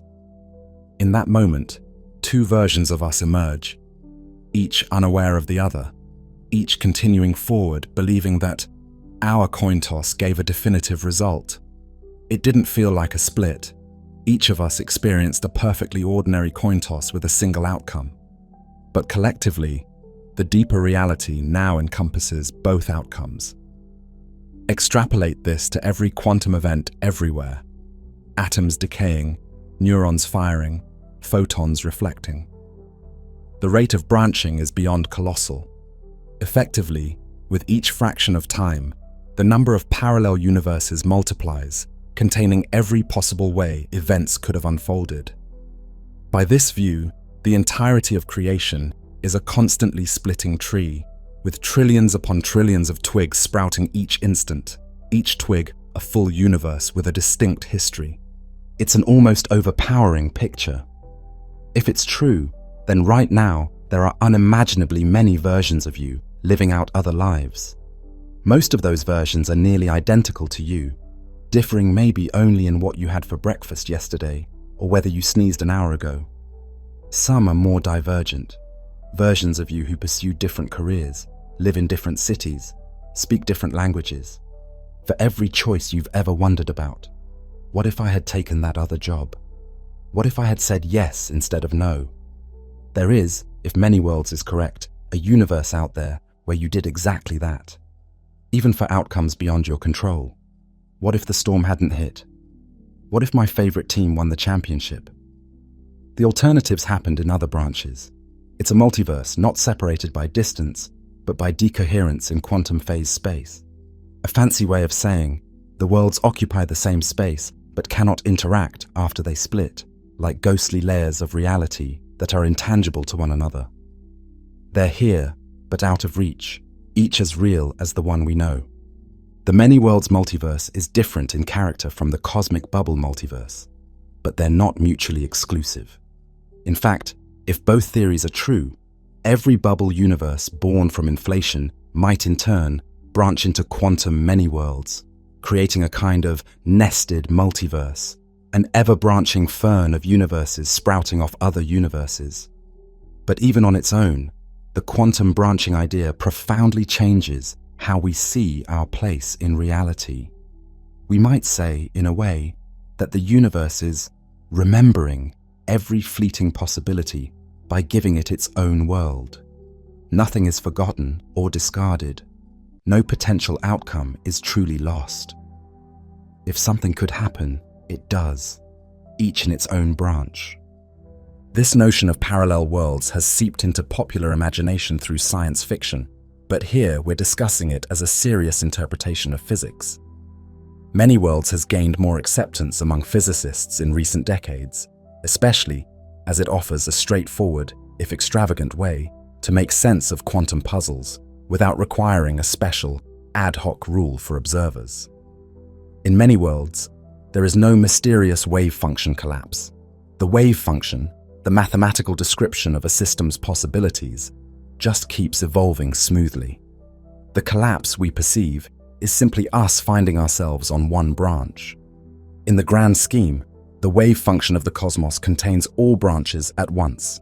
From a bird's eye view, there is just one quantum universe, one multiverse, evolving deterministically, encompassing every possibility. From our limited frog's eye view inside one branch, we see randomness and choice, not realizing the other outcomes also came true, just not in our world. As mind-boggling as the multiverse of many worlds is, we must acknowledge it might be unprovable in the usual sense. The alternate branches cannot be contacted. They drift out of phase permanently. Similarly, the bubble universes from eternal inflation are separated by more space than light can ever traverse, so we cannot see or travel to them. Critics of multiverse ideas often point out that if these other universes are forever unobservable, can we truly call this science? It's a fair question. Proponents argue that if a theory that we can test, like inflation, predicts a multiverse as a natural consequence, we shouldn't ignore that prediction just because it is difficult to verify directly. We might find indirect evidence or at least consistency checks. For example, while we cannot see other bubble universes directly, they might have, in rare cases, collided with our bubble in the distant past. Such a collision could leave a subtle round pattern in the cosmic microwave background, a bruise on the sky. Physicists have actually searched our sky maps for hints of such bubble collisions. So far, none has been convincingly found. If one day a circular anomaly in the microwave background were detected, consistent with another universe grazing ours long ago, it would be a groundbreaking, if indirect, confirmation that we're part of a multiverse. Similarly, with many worlds, while we can't hop between branches, experiments in quantum physics, like interference experiments with ever larger objects, continue to validate that superpositions are real. Many worlds takes those results to their ultimate conclusion. As our theories develop, we might even find more than one reason to believe in a multiverse. It's intriguing that completely independent lines of inquiry, cosmology on the largest scales, and quantum physics on the smallest, both hint at universes beyond our universe. And string theory, operating at the nexus of quantum gravity, adds its own multiversal flavor with the landscape of possibilities. These ideas paint different portraits of the multiverse, but they could be facets of one grand truth. Perhaps our reality has layers, the vast physical multiverse of regions beyond our view, sometimes categorized by physicists as Level 1 and Level 2 multiverses, with Level 1 being just an extension of our space, and Level 2 being different bubbles with different constants. The quantum multiverse of branching outcomes, Level 3 in one classification scheme, and even the ultimate abstract multiverse of all possible mathematical structures, Level 4 in that scheme. That last one, the Level 4 multiverse, is a conjecture by cosmologist Max Tegmark that every self-consistent set of laws, every mathematical structure that could describe a universe, is realized as its own universe. In such an ultimate multiverse, not only are constants different, but the very laws and fundamentals could differ. Universes with different numbers of dimensions, or entirely different particles, or physics beyond our imagining. It's a speculative idea, bordering on philosophy. In the realm of all possibility, nothing is forbidden. If such a Level 4 multiverse exists, our bubble of a universe is just one equation in the library of all equations. We mention this cosmic vision to acknowledge how far the multiverse concept can go. It's the broadest possible extension. Everything that can exist does exist in some universe. In a sense, it would answer the question, why is there something rather than nothing, by suggesting that nothing is just one option, but in the grandest multiverse, every option is instantiated. Thus, there is something, and indeed, everything. But even leaving aside that extreme level, the more grounded multiverse ideas give us plenty to ponder. Let's now gently descend from these theoretical heights and consider what it means for us if we truly live in a multiverse. How do we find meaning and identity in an existence where there may be countless duplicates of ourselves and innumerable worlds, with perhaps no obvious connection to ours?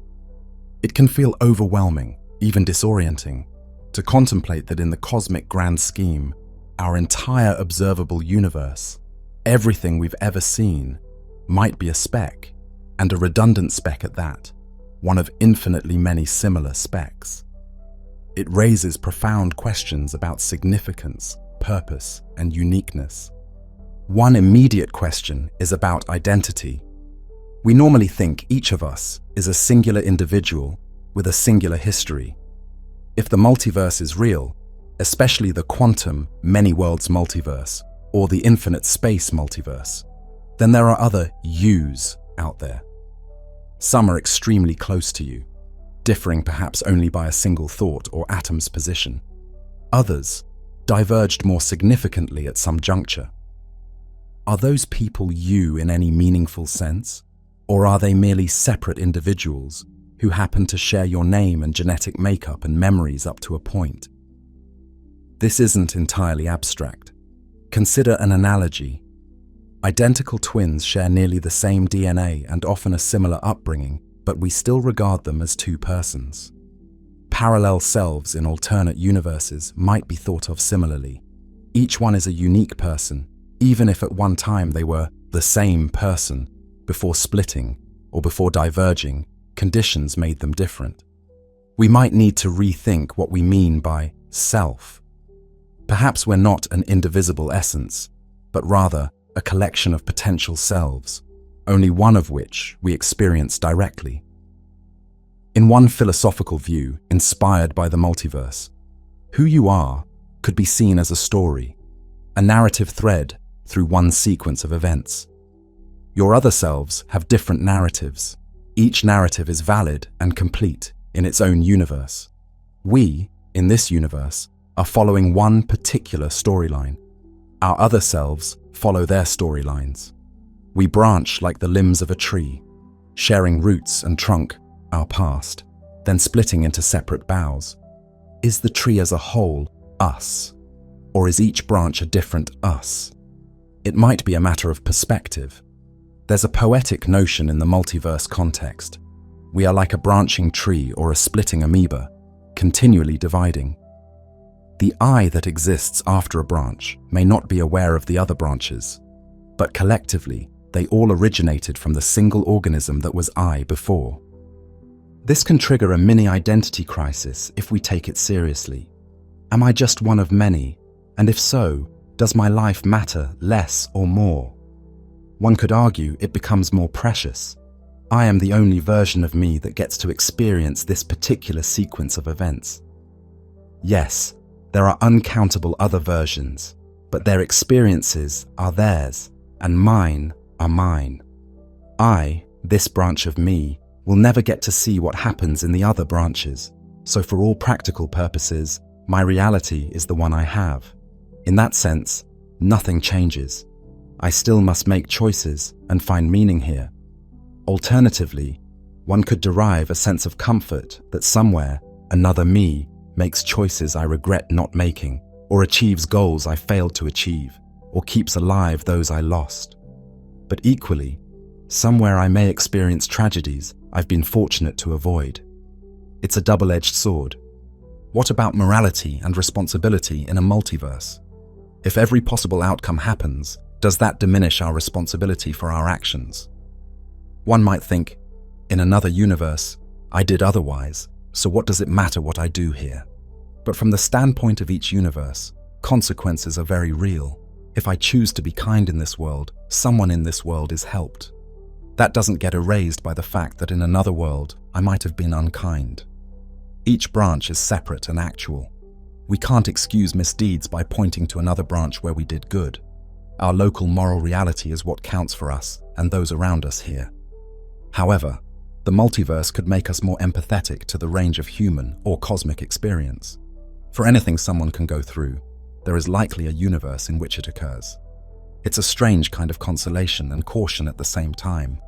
It might also challenge religious or spiritual views. For instance, if one believes in a guiding plan or singular purpose, a multiverse complicates that. Is there a separate plan for each universe, or one plan that encompasses all? If a deity exists, perhaps the multiverse concept elevates that deity's creativity to infinite heights, creating not just one universe but a boundless array. Or conversely, some might feel the multiverse removes the need for a creator entirely, as it could explain fine-tuning without invoking design. These are deep waters where science and philosophy meet, and each of us may come to different personal conclusions about them. Let's step away from the heavy epistemology and imagine in a more playful way what the multiverse implies. It means every dream is somewhere a reality. Perhaps not literally the kind of dream you have at night, but any coherent scenario you can think of likely exists in some universe. A world where dinosaurs never went extinct and evolved intelligence. Physics doesn't forbid it, so it's probably out there in an alternate history. A planet where the continents formed a different shape. where an empire that fell in our history prospered in another timeline. The multiverse can be seen as a grand cosmic library of all possible stories. We happen to be leafing through one particularly engaging book, our life, our universe. But around us, on shelves stretching to infinity, are all other books that ever could be written. Some nearly identical to ours, some radically different genres altogether. This literary metaphor might bring a certain comfort. Our joys and sorrows, unique as they are to us, are also part of a vast tapestry of all joys and all sorrows that can ever be. We are not alone in any absolute sense. Existence in its totality contains others who have felt what we feel, done what we do, in one universe or another. In one sense, the multiverse can make us feel extraordinarily small, one tiny being, in one tiny universe, among who knows how many. But in another sense, it can make us feel profoundly connected, part of a much larger existence, threads in a boundless cosmic cloth. There is also the perspective of humility and open-mindedness that the multiverse invites. If our universe, the grandest thing we know, is just a drop in a sea, then the lesson of Copernicus continues. We are not the center, and even the reality we take for granted is not the whole show. That doesn't diminish the beauty of our world. In fact, it may enhance it. How special that, in an infinite multiverse, we have this particular universe to call home. Out of a multitude of possibilities, we get to experience this one, with its specific sky, its particular laws, its unique living earth. It's like being dealt a particular hand of cards from an infinitely large deck. The odds of getting exactly this hand were infinitesimal, yet here it is, and it's the only hand we'll play in this game. That realization can instill a renewed awe for the gift of existence. We look at the sun and think, in other universes there may be different suns or no sun at all, but here we have this golden star warming our days. How marvelous. We taste a peach or listen to a melody and realize this experience might be rare in the grand ensemble of universes. What a privilege to be among the beings who can taste and listen. As we near the end of our journey through the multiverse, we find ourselves returning to where we began, under the canopy of stars, but with our minds expanded and our hearts contemplative. What have we learned? We learned that current science, as far as it has pushed, allows reality to be far larger and more varied than what we directly see. We learned that our universe might be just one wave on an endless ocean, one bubble in a boiling cosmic pot, one branch on an ever-dividing tree of realities. We entertained the possibility that our dearest laws and constants might be parochial facts, different in another universe, that our life here is one of many lives we might be living across parallel worlds. We considered how that might reframe our sense of self and our search for meaning. Yet after all that, we have also learned that the here and now still matters, perhaps more than ever. The multiverse idea, rather than making everything meaningless, can make everything meaningful in its own local context. Each universe is like a poem, complete in itself. The existence of other poems doesn't reduce the beauty of this one. Our narrative, the story of us in our universe, is still unique to us. We remain the authors of our choices and the caretakers of our world. If indeed the cosmos is remembering every possibility through the multiverse, then living our lives authentically is our way of contributing to that cosmic memory. We are the universe, or multiverse, experiencing itself in one of myriad forms. There's something profoundly poetic about that. It suggests a unity behind the diversity. Just as millions of cells make up one organism, perhaps countless universes all exist within one overarching reality. We might never observe those other universes, but through science and imagination, we can feel a sense of their presence. In a way, contemplating the multiverse brings us a sense of companionship in the cosmos. The vast loneliness one might feel, thinking of how empty most of space is, could be alleviated by imagining that beyond our horizon are other universes brimming with their own wonders. Some might harbor life, minds, civilizations, utterly alien or perhaps oddly familiar. We cannot know, but it's intriguing to think that creation did not stop with our world or our universe. Nature, it seems, never runs out of creativity. The multiverse would be the ultimate expression of fecundity, an infinite garden of worlds where all possibilities bloom. Now, as we let these ideas settle, we might worry, will we ever be sure the multiverse is real, or will it remain forever a tantalizing hypothesis? It's possible we may find stronger evidence, a clear sign of a universe beyond ours imprinted in subtle data, or a theoretical breakthrough that virtually demands the existence of other universes. Or we may find that our theories were mistaken or incomplete, and the grand multiverse doesn't exist as we conceived. That is the nature of science. It evolves. But whether or not the multiverse is physically true, exploring it in our minds has value. It stretches our imagination and challenges our assumptions about reality. It teaches us not to take everything for granted as truly everything. There may always be more beyond, unknown domains to discover or conceive. In the end, thinking about the multiverse is a bit like standing at the shore of an endless sea at night. We see the dark waves and hear their roar, but we cannot see across to the other side. In fact, there may be no other side. We know not what lies over the horizon of water and darkness. It could be more ocean, stretching out without limit. We suspect it is. And perhaps, out there in the cosmic ocean, there are other explorers on other shores, under other skies, wondering if anyone else is out there. In our universe, on our small planet, we've long wondered if we are alone in the cosmos.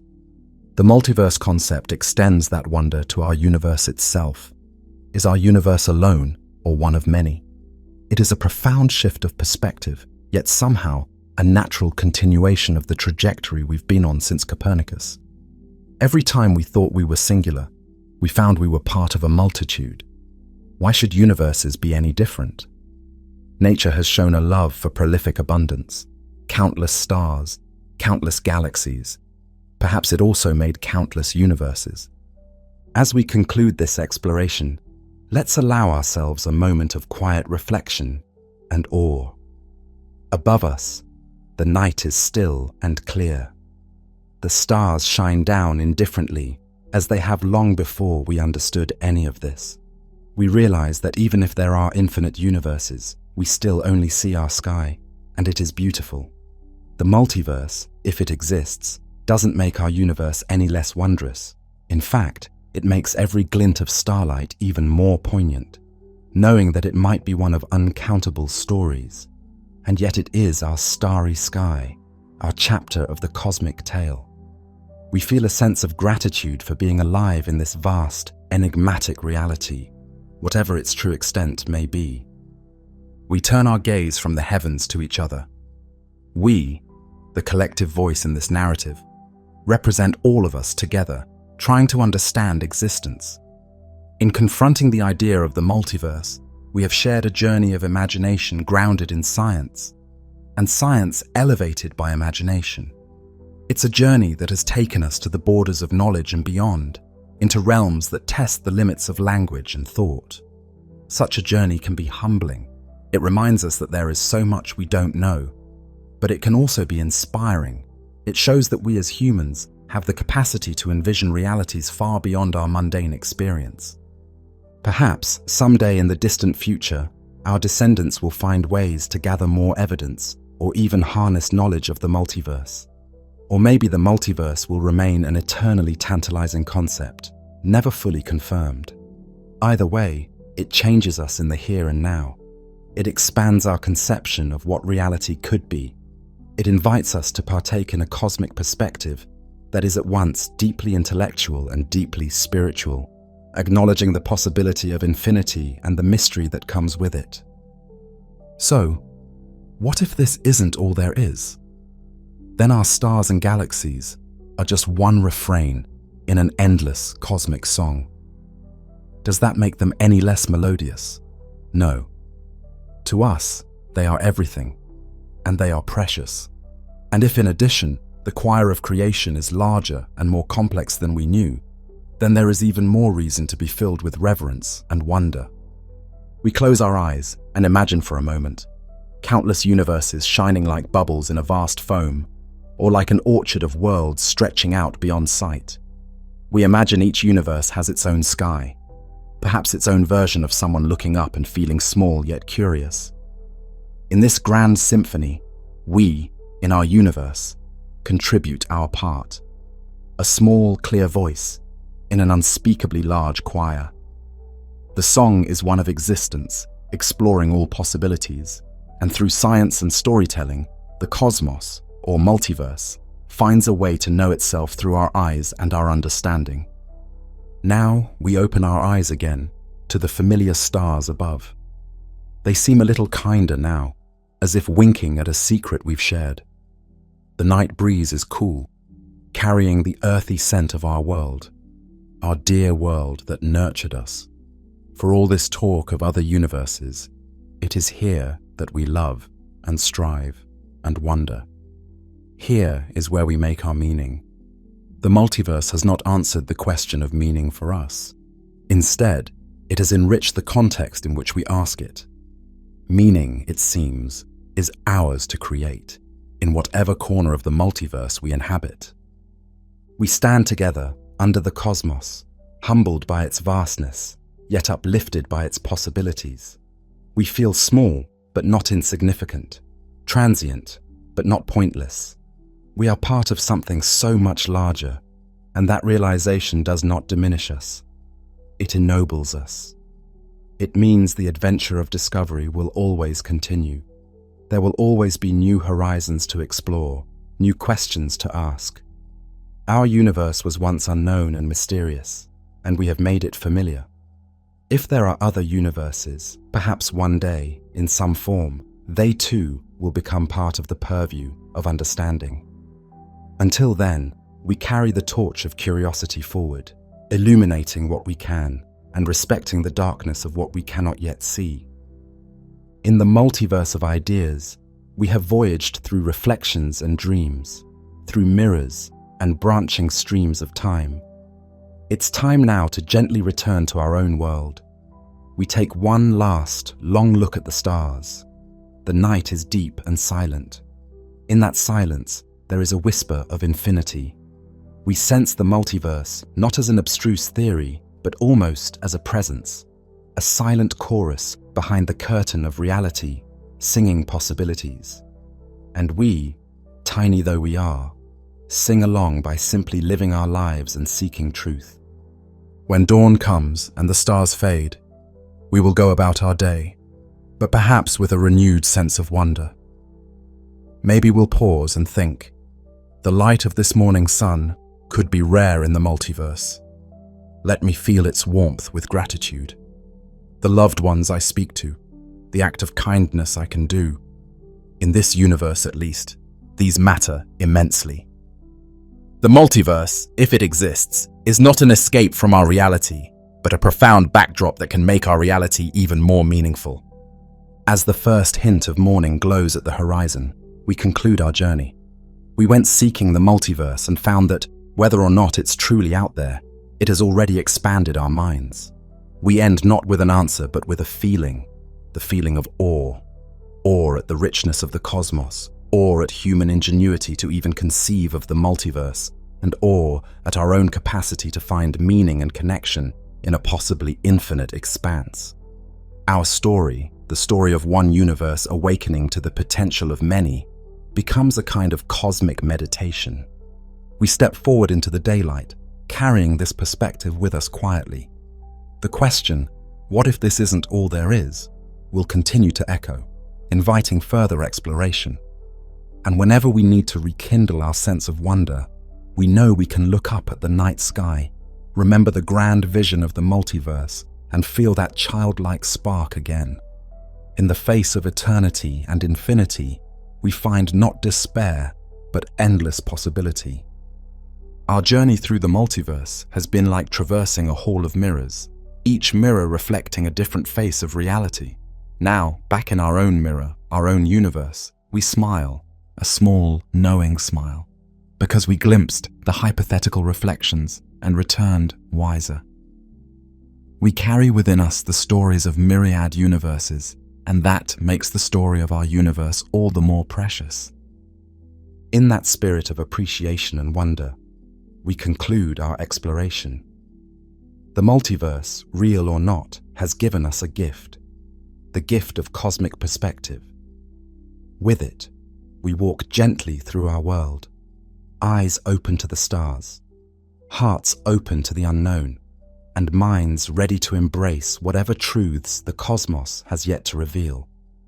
We are humbled, we are inspired, and above all, we are connected to each other, to our universe, and maybe, just maybe, to all universes. Night on Earth. The air is still and the sky is moonless and dark, spangled with stars. A soft band of milky light arches overhead, the Milky Way, our galaxy seen from within. Standing here, we gaze up and out at the universe. Each pinpoint of starlight that reaches our eyes is ancient. Each carries a story across time. Light is the great messenger of the cosmos. A photon departs the surface of a distant star and journeys for years, centuries, millennia through the interstellar abyss, finally ending its voyage in the pupil of an eye or the lens of a telescope.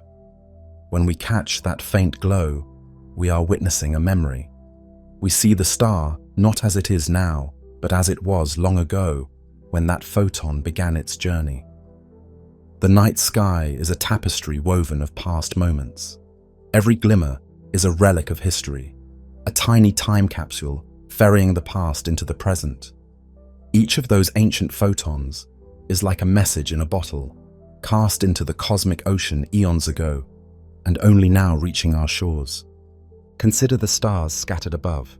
The nearest, aside from our sun, shines with light that left it a few years ago.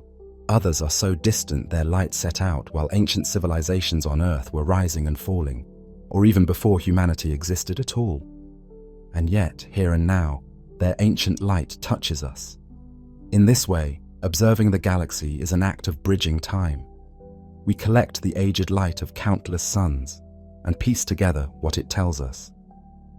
Observation is a kind of gentle time travel, not moving ourselves, but receiving echoes from distant years and distant places. On the clearest nights far from city lights, the Milky Way's band is breathtaking. It spills across the sky like a luminous river. To the unaided eye, it is a faint, cloud-like glow, but through that glow, we sense depth, as if we are peering into a crowded metropolis of stars, far away. Long ago, we could only wonder what this milky band actually was. Was it a path of souls, a backbone of night, a river of milk from a goddess?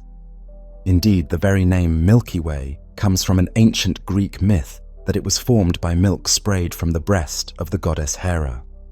It took the curiosity and ingenuity of observers over centuries to unravel the truth. That band is the combined light of billions of stars, too distant and faint for us to resolve individually. We came to realize we are inside a vast disk of stars, a galaxy, and that the Milky Way's shimmer is our edge-on view of that disk. Imagine Galileo in 1610, one of the first people to turn a telescope to that soft blur of the Milky Way. In his small scope, the haze resolved into countless tiny points. The Milky Way was not a celestial cloud or fluid. It was composed of uncountable stars. This was a revelation, our first glimpse into the true nature of our galaxy.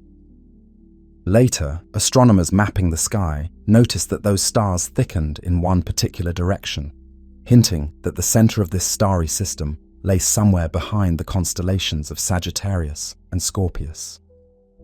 Slowly, a picture formed in human understanding. We live within a flattened congregation of stars, like a great starry whirlpool. Our sun is but one star among many in this cosmic ocean. Now, as we stand under the stars, we appreciate something profound.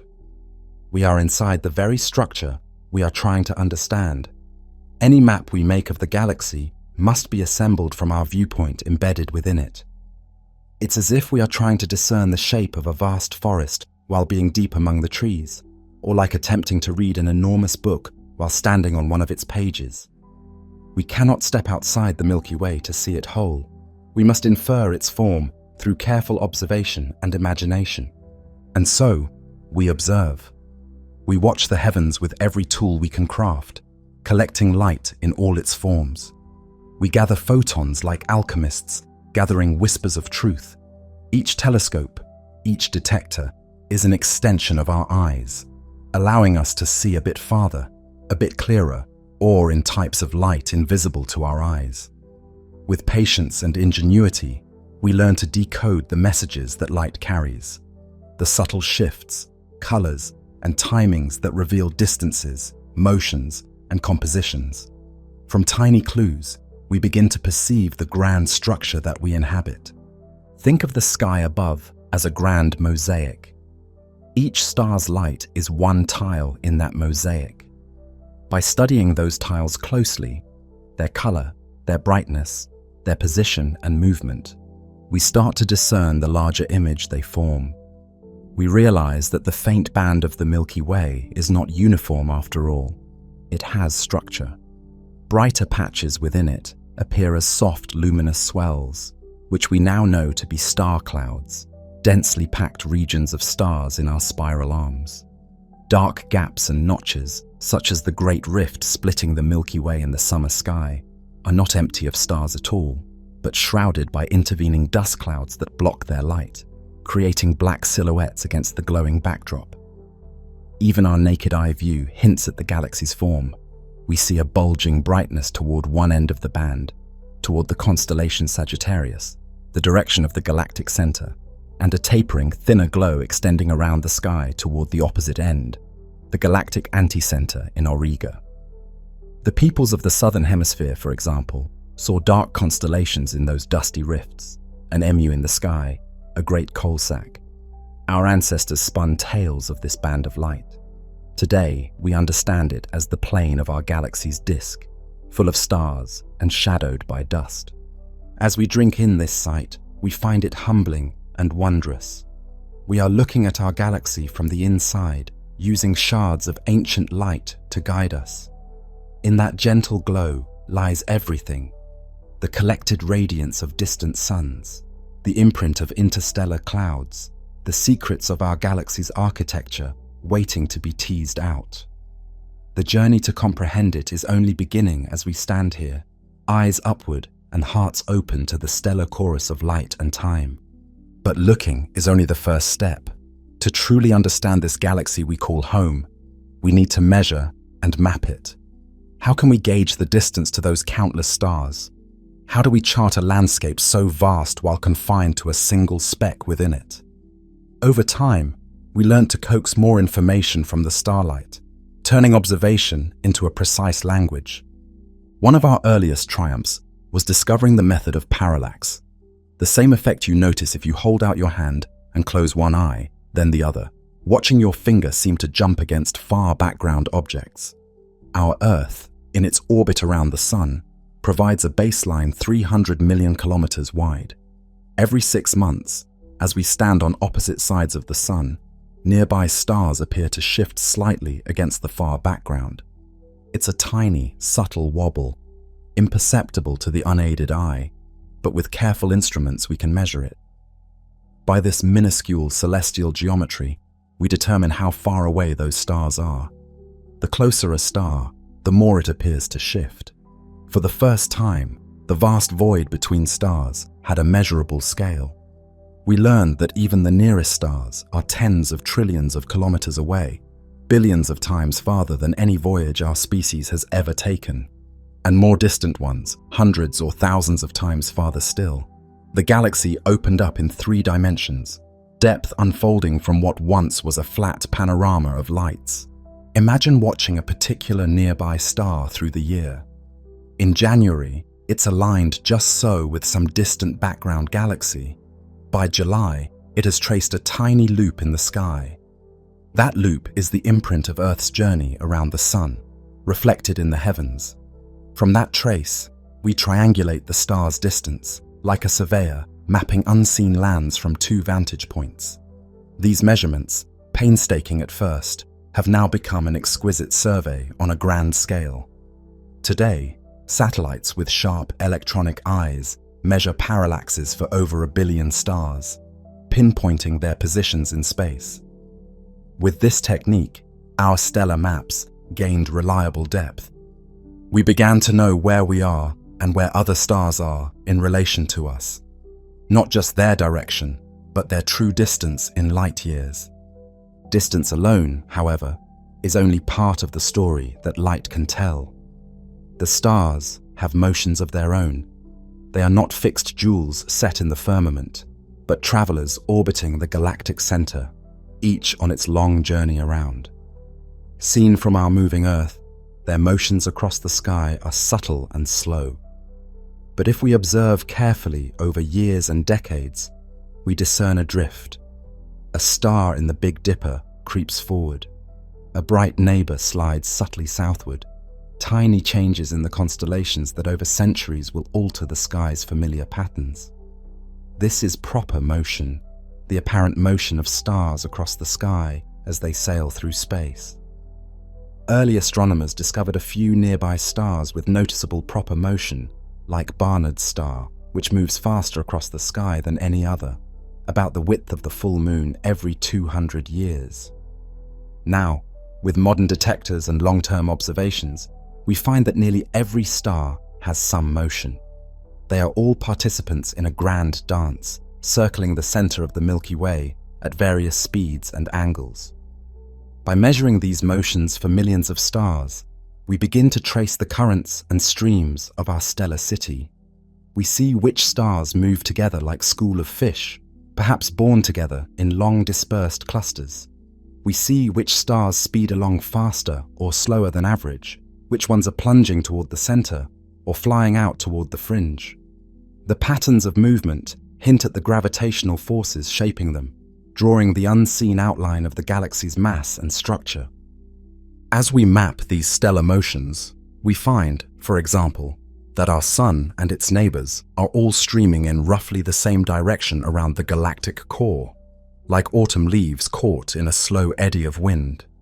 But some stars, often those outside the main disk or high above it, move quite differently, perhaps on steeply inclined or retrograde orbits that carry them far above and below the disk plane. These are clues to the galaxy's structure and history encoded in motion. We gather them eagerly, knowing each is a piece of the puzzle. Starlight carries yet more information hidden in its delicate spectrum, the rainbow spread of its colors. When we pass a star's light through a prism or a spectrograph, we see not just a continuous band of color, but a barcode of dark lines and bright lines. These are the fingerprints of elements within the star's atmosphere. Each chemical element leaves its mark by absorbing or emitting specific wavelengths of light. By reading this stellar code, we learn the star's composition, how rich it is in heavier elements forged by previous generations of stars. We learn its temperature and hints of its age. For instance, a star rich in metals, elements heavier than helium, is likely younger, formed after earlier stars seeded the galaxy with those metals. We also find, within those spectral lines, that many are shifted slightly from where they'd be if the star were at rest. Some lines are nudged toward the blue end of the spectrum, others toward the red. This is the Doppler effect, the same phenomenon that makes a siren's pitch rise as it rushes toward you and fall as it recedes. For starlight, a blue shift means the star is moving toward us. A red shift means it is moving away. Thus, the spectrum gives us the star's velocity along our line of sight, its radial velocity. Now picture this. We have parallax, giving us distance, proper motion giving us sideways movement across the sky, and spectral shifts giving us motion toward or away from us. Combine these, and for the first time, we can know a star's true motion in three-dimensional space. We can watch the galaxy's internal traffic, not just as a flat image, but as a dynamic, moving reality. With powerful surveys and observatories, astronomers have measured the velocities of millions of stars, compiling a vast catalogue of stellar motions. It is as if we have surveyed a great flock of birds in flight and traced each bird's path through the sky. From within, we map the Milky Way, not as a static snapshot, but as a living system, stars orbiting in the common gravitational field we all share. Each piece of data, a distance, a proper motion, a spectral signature, is a thread. Woven together, those threads create a rich tapestry, a model of our galaxy as it is, and, in a way, as it was, since even the motions of stars carry information about past events and the galaxy's evolution. We see, for instance, groups of stars moving in unison, perhaps born together in the same long-ago star cluster that has since dispersed, their common motion betraying their kinship across space. We find stars speeding unusually fast or slow for their location, hinting at gravitational perturbations or past encounters that have stirred the pot of the galaxy. Yet, even with such data in hand, mapping our galaxy from within remains an exercise in inference and imagination. There are still vast areas veiled to us, distances too great for parallax to reach directly, motions too subtle to detect within a human lifetime. We calibrate and extend our reach by using standard candles, special objects of known luminosity, such as certain variable stars or stellar explosions, which allow us to gauge distance by how faint they appear. We extend our velocity map by measuring not just individual stars, but also the bulk motion of star clusters and gas clouds. We are like explorers mapping a continent by combining local surveys, careful to stitch them into a coherent whole. It's a formidable challenge, but bit by bit, the dimensions of our Milky Way are coming into focus. Consider what we have learned through these patient endeavors. We know the Sun lies about 26,000 light-years from the galactic center, roughly halfway out along the Milky Way's radius.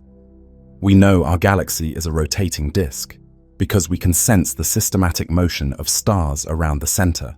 For example, stars on the inner side of the Sun, towards Sagittarius, are, on average, coming toward us, blue-shifted, as they overtake us on the inside track, while those on the outer side, toward Auriga, are receding, red-shifted, as we move away from them, indicating the entire disk spins. We know the scale of this rotation. The Sun and its neighbors are hurtling along at roughly 220 kilometers per second on this colossal circuit.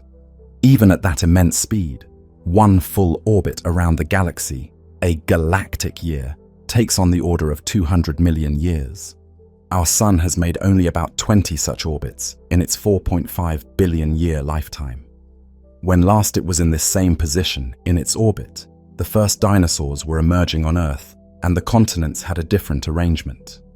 On its next pass, 200 million years from now, who knows what life, or what changes on Earth, will see the galaxy from our Sun's vantage. To put this in perspective, if the Milky Way's rotation was sped up so that one galactic year lasted a single human day, then all of recorded human history would flash by in just a fraction of a second. Our lives are impossibly brief compared to the immense cycles of the galaxy. As we enrich our map with measurements, we also engage in an act of imagination. We convert data points into a mental journey. Let us embark on that journey now, to envision the Milky Way from our local neighborhood outward, using all we have learned. Through careful observation, we have gathered enough clues to sketch the grand design of our home galaxy. It is time to leave our little perch near the Sun and travel, in our minds, across the vast expanse of the Milky Way, guided by the light and motions we have collected, like navigators following a cosmic compass. Our journey begins in the quiet suburb of the galaxy where the Sun resides. Here, roughly halfway between center and edge, the stars are relatively sparse. We are in a minor spur or branch of a spiral arm. Not one of the Milky Way's big arms, but a smaller local lane of stars and nebulae. This feature is sometimes called the Orion Spur, our local side street off a major arm. Drifting outward from the sun, we soon encounter one of the great spiral arms proper, the vast curving streams of stars and gas that wind around the galaxy. It looms ahead like a bright cloud on the cosmic horizon, a tremendous glowing avenue in space, studded with clusters of brilliant blue stars and embroidered with luminous nebula. In these nebulae, immense clouds of gas and dust, new stars are being born. We pass by a stellar nursery where hot, newborn stars light up the surrounding gas in pink and lavender hues. Nearby, a tight cluster of young stars shines brightly, their ultraviolet light causing the remaining gas of their parent cloud to fluoresce. This is the vibrant realm of the spiral arms, where star formation continually renews the galaxy. These spiral arms are the most striking features of the galactic disk. They wind outward from the center in a graceful spiral pattern, like the swirls of a giant pinwheel. Each arm is not a solid structure, but a kind of density wave, a traveling traffic jam of stars and gas. As this wave moves through the galactic disk, it compresses gas clouds and triggers star formation, leaving a wake of bright young stars that outline the arm's shape. We see these arms as glittering, starry ribbons.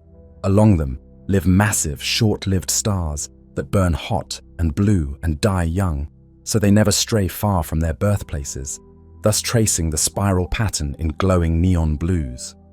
Meanwhile, older stars, like yellow suns and ruddy red dwarfs, are found everywhere, even between the arms, but they are dimmer and do not stand out as boldly to our eyes. Our own sun, a middle-aged yellow star, drifts in a quieter region between two major spiral arms, essentially in the galactic suburbs, far from any bustling stellar metropolis. We are situated between the nearby Sagittarius Carina arm, closer to the center, and the Perseus arm, toward the outer galaxy, in a calmer spur that branches between them. Generations of stars have come and gone here, long after the grand spiral pattern was established. As we continue our journey through the disk, we notice that it is indeed a disk, a relatively thin plane compared to its vast width. The Milky Way's disk is often likened to a cosmic frisbee or pancake, about 100,000 light-years across but only a few thousand light-years thick. In fact, the part of the disk where star formation actively occurs, the thin disk, might be only 300 to 500 light-years in thickness in the solar neighborhood, thicker toward the center. This thin disk is where most of the interstellar gas resides, where spiral arms shape the cosmic traffic, and where bright young star clusters light up the scene. It is flat because, as our galaxy rotates and evolved, collisions and angular momentum caused most matter to settle into this plane. Let's rise gently a bit above this cosmic plane to gain perspective. From just above the disk, looking down at a slight angle, the Milky Way's layout becomes apparent. We see that the Milky Way isn't just a single flat disk of stars, but has layers and structures. Above and below the bright thin disk, there is a sparser, thicker distribution of stars, appropriately called the thick disk. The thick disk consists of older stars with fewer heavy elements, spread over a greater range of heights above and below the plane. These stars move on orbits that are inclined relative to the plane and have a wider variety of paths than the stars of the thin disk. The thick disk doesn't contain the bright gas clouds or young clusters that define the spiral arms.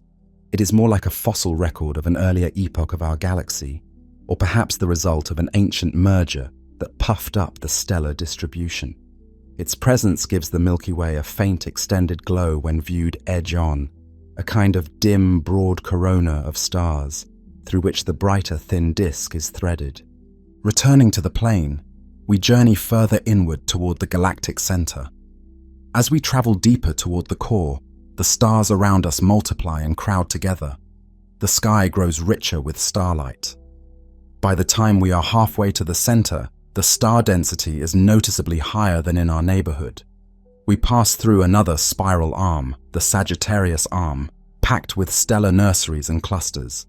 Here, we see the remains of titanic stars that have lived and died. For example, a great supernova remnant, an expanding shell of gas from an exploded star, its filamentary tendrils glowing with the energy of the blast.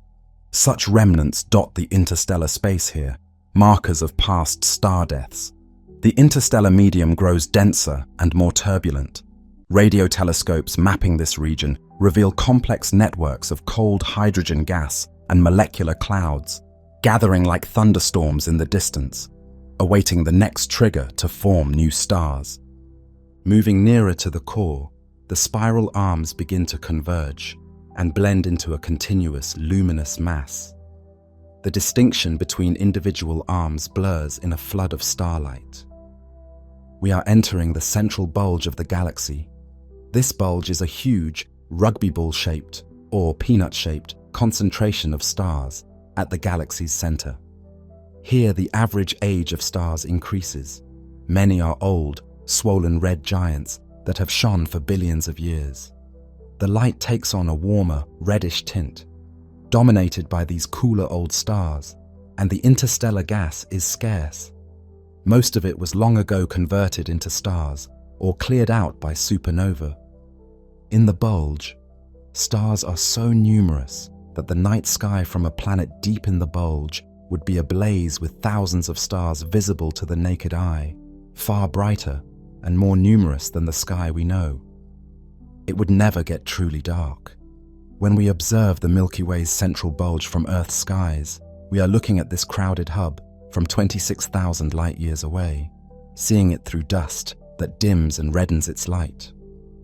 The very heart of the Milky Way is a crowded, dynamic place. In addition to the swarming stars, there are mysterious radio sources, X-ray flashes, and high-energy phenomena. At the exact center lies something both invisible and immensely powerful, a supermassive black hole around which the entire galaxy revolves. We call this central dark object a black hole, but we might also think of it as the gravitational heart of the Milky Way. We have detected it indirectly by watching stars orbiting at fantastic speeds around an apparently empty spot in the bulge. Indeed, over decades, astronomers watched individual stars near the galactic center loop around this invisible point. One star completed a full oval-shaped orbit in just 16 years, reaching a mind-boggling velocity of over 5,000 kilometers per second at its closest swing by the unseen mass. These observations allowed us to pin down the mass of the hidden object, about 4 million suns, confirming that nothing but a black hole could concentrate so much mass in so tiny a space. Occasionally, this dark giant announces itself. If a stray cloud of gas wanders too close, the black hole's gravity rips it apart, and the infalling gas heats up and emits powerful X-rays before vanishing. For the most part, however, our galaxy's central black hole is quiet, a sleeping titan. In 2022, this inference was dramatically confirmed when astronomers captured a direct image of the region just outside the black hole's event horizon using a global network of radio telescopes. The result was a telltale ring of light, radiation from superheated gas orbiting the black hole, surrounding a dark shadow. For the first time, we saw the shadow of our galaxy's black hole, a sight that would have been unimaginable not long ago. What would it be like right next to that heart of darkness? If we could safely drift in the innermost region, we might see the fabric of space itself being warped by the black hole's gravity. We wouldn't see the black hole itself, it would be a void, but we might observe stars whipping around it in tight orbits and flashes as doomed material falls in. Around the black hole, within a few light years, is a nuclear star cluster, a densely packed cluster of stars orbiting furiously. Some of these stars are young and massive, paradoxically forming in the fierce environment near the black hole. How they came to be there is still debated. Perhaps their birth was triggered by the compression of gas streaming into the center. This cluster, along with the black hole, forms the dynamical hub of the Milky Way. If we could somehow hover above the galactic center and look down from far overhead, we would also notice that the Milky Way has a long, bar-shaped concentration of stars, stretching across its central region. Our galaxy, as it turns out, is a barred spiral. The central bulge is slightly elongated into a bar that extends on either side of the center for a few thousand light years. The bar rotates slowly, and it acts like a gravitational funnel, channeling gas from the outer galaxy inward along its sides. The spiral arms of the Milky Way actually emanate from the ends of this bar, rather than directly from a circular bulge. The existence of the bar was discovered through infrared observations, since the bar's stars are often hidden behind dust in visible light. In the tumult of the inner galaxy, the bar is another piece of the puzzle, a structural backbone supporting the inner spiral pattern. Gas flows inward along the bar and collects near the center, where it can fuel bursts of star formation or feed the black hole. Having experienced the brilliance of the galactic core, with its tightly packed stars and mysterious dark center, let us now journey outward again, this time away from the bright plane of the galaxy. We climb above the disk, moving perpendicular to the plane of the spiral, as if riding a beam of light straight up from the central region. As we rise, the full layout of the Milky Way's structure reveals itself in our mind's eye. Below us spreads the flat disk with its winding spiral arms, a whirl of starlight patterned by dark lanes of dust. We see the central bulge as a luminous peanut-shaped glow in the middle, with the straight bar cutting through it. The spiral arms trail off from the ends of the bar, curving gracefully around the galaxy's center. From this vantage point, the grandeur of the Milky Way is unmistakable. A barred spiral galaxy, one among billions in the universe, yet special to us because it is home. The combined starlight in the disk forms a hazy, glowing lens, crossed by the intricate silhouette of dust clouds. Those dust clouds, which from within appear as dark rifts, from above trace the spiral structure, particularly prominent along the inner arms and the bar, where concentrations of gas and dust are highest. Continuing farther up and out, the bright disk begins to shrink below us, contracting to a concentrated band of light. Now the surrounding environment grows darker and more diffuse. We have entered the stellar halo of the galaxy. The halo is a roughly spherical region enveloping the Milky Way, extending far beyond the disk in every direction. It contains only a tiny fraction of the galaxy's stars, so out here space is almost empty. The stars we do encounter in the halo are often very old, solitary wanderers, perhaps one here, another dozens of light years away, in stark contrast to the bustling crowds in the disk. Yet occasionally, we come across a grand sight, a globular cluster. Imagine floating into one of these clusters.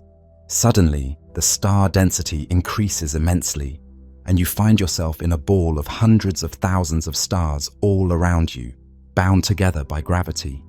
Astronomers have discovered around 150 of these globular clusters orbiting our galaxy. In a globular cluster's core, the night sky of a planet would be carpeted with countless brilliant suns, many more and closer than the stars we see from Earth's skies. These clusters are cosmic time capsules. Their stars are extremely old and metal-poor, lacking in heavy elements. They likely formed when the galaxy itself was young, before the disk fully developed, or even in small proto-galaxies that later merged to become the Milky Way. Now these clusters orbit in the halo, following long tilted elliptical paths that carry them far above and below the galactic plane. Scattered among the halo's sparse stars and globular clusters are also traces of past galactic meals, faint streams of stars rippling through space, the remnants of dwarf galaxies shredded by the Milky Way's gravity. We might not notice them with the naked eye, but our measurements reveal coherent trails, hundreds of stars moving together along the same orbit, stretched out across tens of thousands of light years. These are the ghostly footprints of galaxies the Milky Way devoured long ago, They're stars now part of our halo, still traveling in the path of their original small galaxy. One of the most prominent of these streams comes from the Sagittarius dwarf galaxy, a satellite galaxy currently being torn apart. Its stars have been pulled into a long ribbon that wraps around our galaxy like a gossamer scarf. Only recently, thanks to exquisitely precise maps of star positions and motions provided by a space observatory scanning over 1 billion stars, did this substructure become crystal clear in our data, a fossil record of a cosmic merger, finally exposed by careful archaeology of the halo. The halo, then, is not a tranquil, empty realm after all, but a graveyard of sorts, and also a nursery of history, containing the debris of ancient mergers and the oldest survivors from the Milky Way's youth. Despite how far we have come, the influence of the Milky Way extends farther still. Encompassing all of this, the disk with its stars and arms, the bulge and bar, the stellar halo with its clusters and streams, is the galactic halo of dark matter. We do not see it, but we feel it in the motions of everything bound in the galaxy. The dark matter halo is enormous and massive. If we could somehow see it, it might appear as a vast, dim sphere enveloping the visible galaxy and extending hundreds of thousands of light years out. The visible Milky Way, the stars, nebulae and clusters we can photograph, is like the bright kernel at the center of an immense, unseen cocoon of dark matter. This invisible halo holds the galaxy together with its gravity. It is as if an unseen hand holds the entire galaxy in its grasp. Without it, the outer stars and gas would not be moving as fast as they do. They would drift away, unable to remain bound to the galaxy. In fact, astronomers deduce that around 85 to 90% of the Milky Way's mass must be in this invisible form of matter, leaving only 10–15% in all the stars, gas, and dust we can see. The luminous portions of the Milky Way are truly just the tip of a cosmic iceberg. The dark matter provides the additional gravity needed to keep the galactic disk intact and the outer stars tied to the whole. In our journey, though we cannot detect this dark component directly, we are always moving within it. It surrounds and permeates our galaxy, a silent partner in its evolution. Now, in our imagination, we have traced the structure of the Milky Way from our local neighborhood out to the farthest reaches, a shining spiral disk of stars with majestic curving arms, a central bulge, crossed by a bar, housing a supermassive black hole at its core, a surrounding halo of ancient stars and globular clusters, and mysterious dark matter, and an extended spherical cloud of dark matter encompassing it all. This is the architecture of our island universe, as we understand it today, gleaned from measurements painstakingly collected from our station inside the disk. It is an awe-inspiring vision, especially knowing that just a century ago, humans did not even know for certain that our galaxy was one of many. Only in the 1920s did we confirm that the Milky Way is indeed a galaxy of a particular size and shape, and that countless other galaxies pepper the cosmos beyond our own. The Milky Way itself is now estimated to span about 100,000 light-years from end to end, containing a few 100 billion stars. Our galaxy is immense, yet it is also just one member of a much larger cosmic community. For countless generations, our view of the Milky Way was limited to that hazy band of light in the sky and the visible stars around us. It is only in the last century that we have developed the means to extend our sight beyond the visible. Radio telescopes tuning in to invisible wavelengths, infrared detectors that can peer through dust, space telescopes above the blurring atmosphere, and more. Each new technology opened a fresh window onto our galaxy. With these tools, astronomers discovered a very different Milky Way, hidden behind the one our eyes perceive. A galaxy of radio glows and infrared heat, of X-ray flashes and gamma-ray bubbles. Consider the problem of dust. Invisible light, those dark rifts and patches that stripe the Milky Way, notably the Great Rift through Cygnus and Aquila and the famous coal sack in Crux, are caused by clouds of interstellar dust blocking the light of stars behind them. These dust clouds, though accounting for only a small fraction of the Milky Way's mass, loom large to our eyes because they obscure the stellar backdrop. Along the galactic plane, dust prevents us from seeing into the far distance in visible light. It creates a zone of avoidance where optical astronomy cannot penetrate. But dust's invisibility cloak has a weakness. It is far more transparent to longer wavelength light like infrared and radio. Imagine we could switch our vision to the infrared.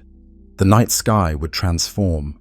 Those dark dust lanes that cut the Milky Way's band would begin to glow softly because the dust itself emits infrared light, having been warmed by starlight. The veil of dust thins dramatically. Stars previously hidden behind dust clouds come into view.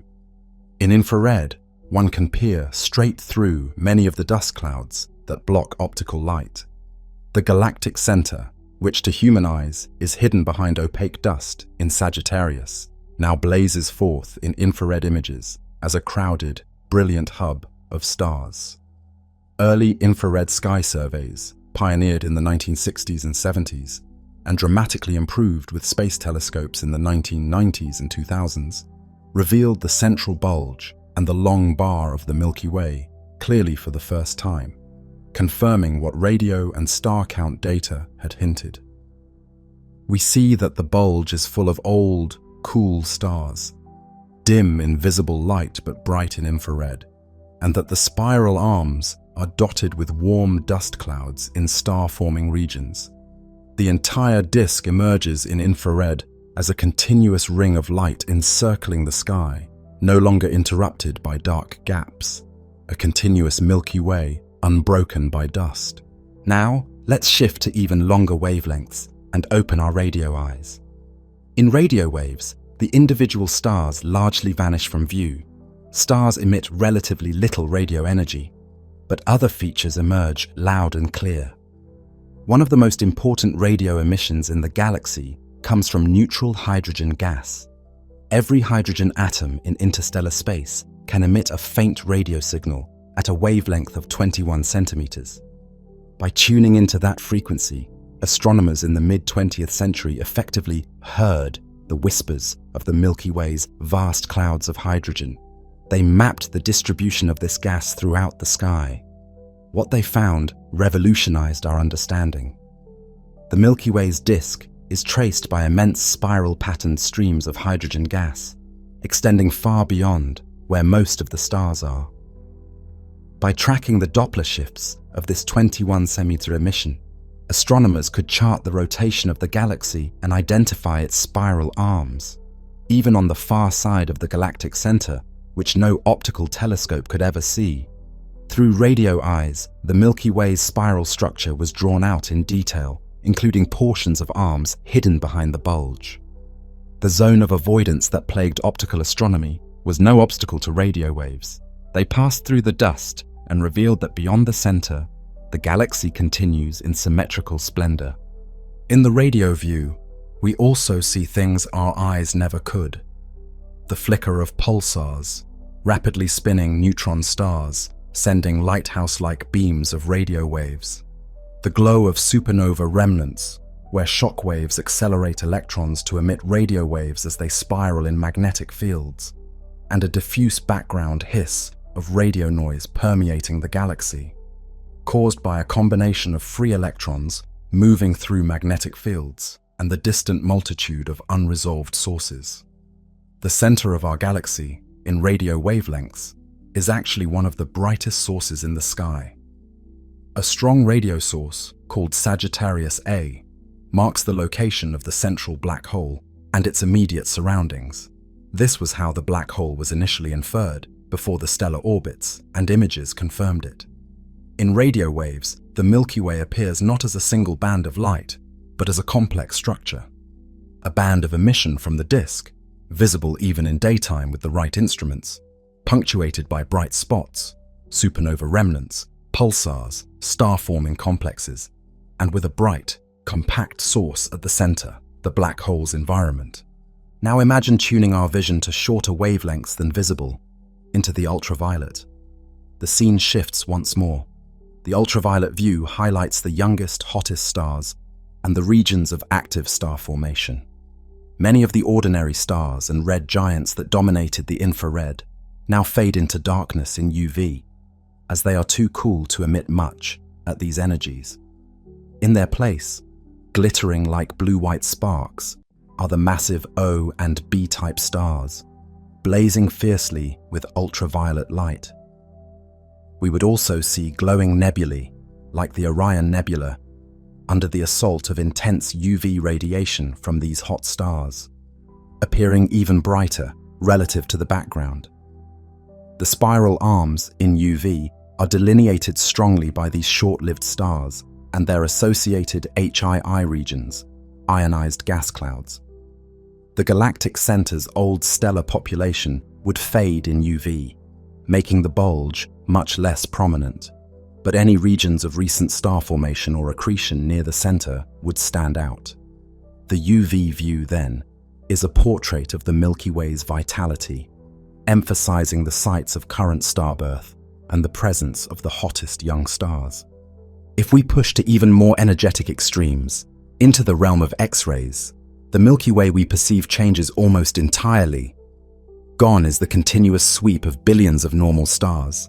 Those stars are too cool and quiescent to shine in X-rays. Instead, the X-ray sky is dominated by rarer, high-energy objects, the end states of stellar evolution and violent cosmic events. We see the ghostly shells of supernova remnants filled with million-degree gas, glowing in soft X-rays. We see binary star systems where a neutron star or black hole is accreting matter from a companion.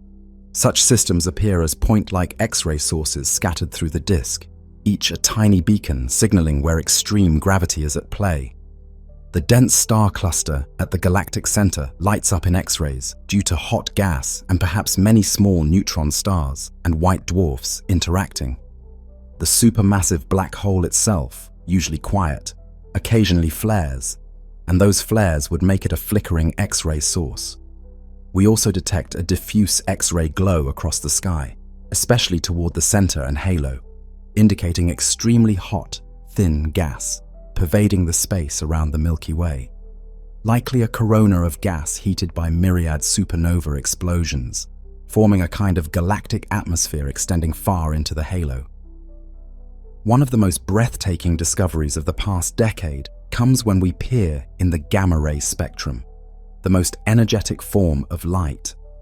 In gamma rays, much of the normal galaxy disappears. What remain are the signatures of cosmic ray interactions and exotic phenomena, and looming over the center, unexpected and huge, are the Fermi bubbles.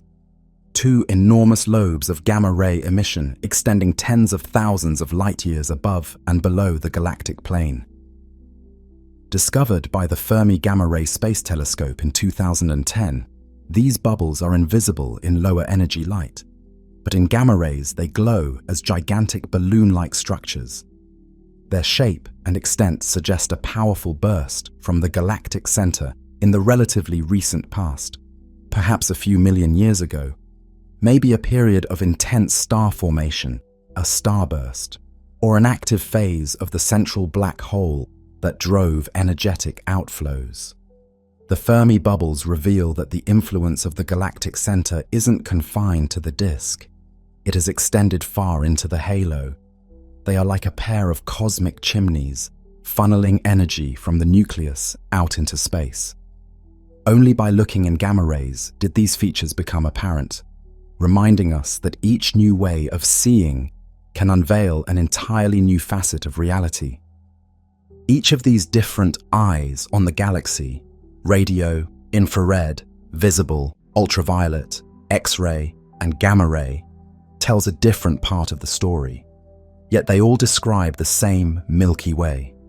Layer by layer, by combining these multi-wavelength views, we assemble a richer, more complete portrait.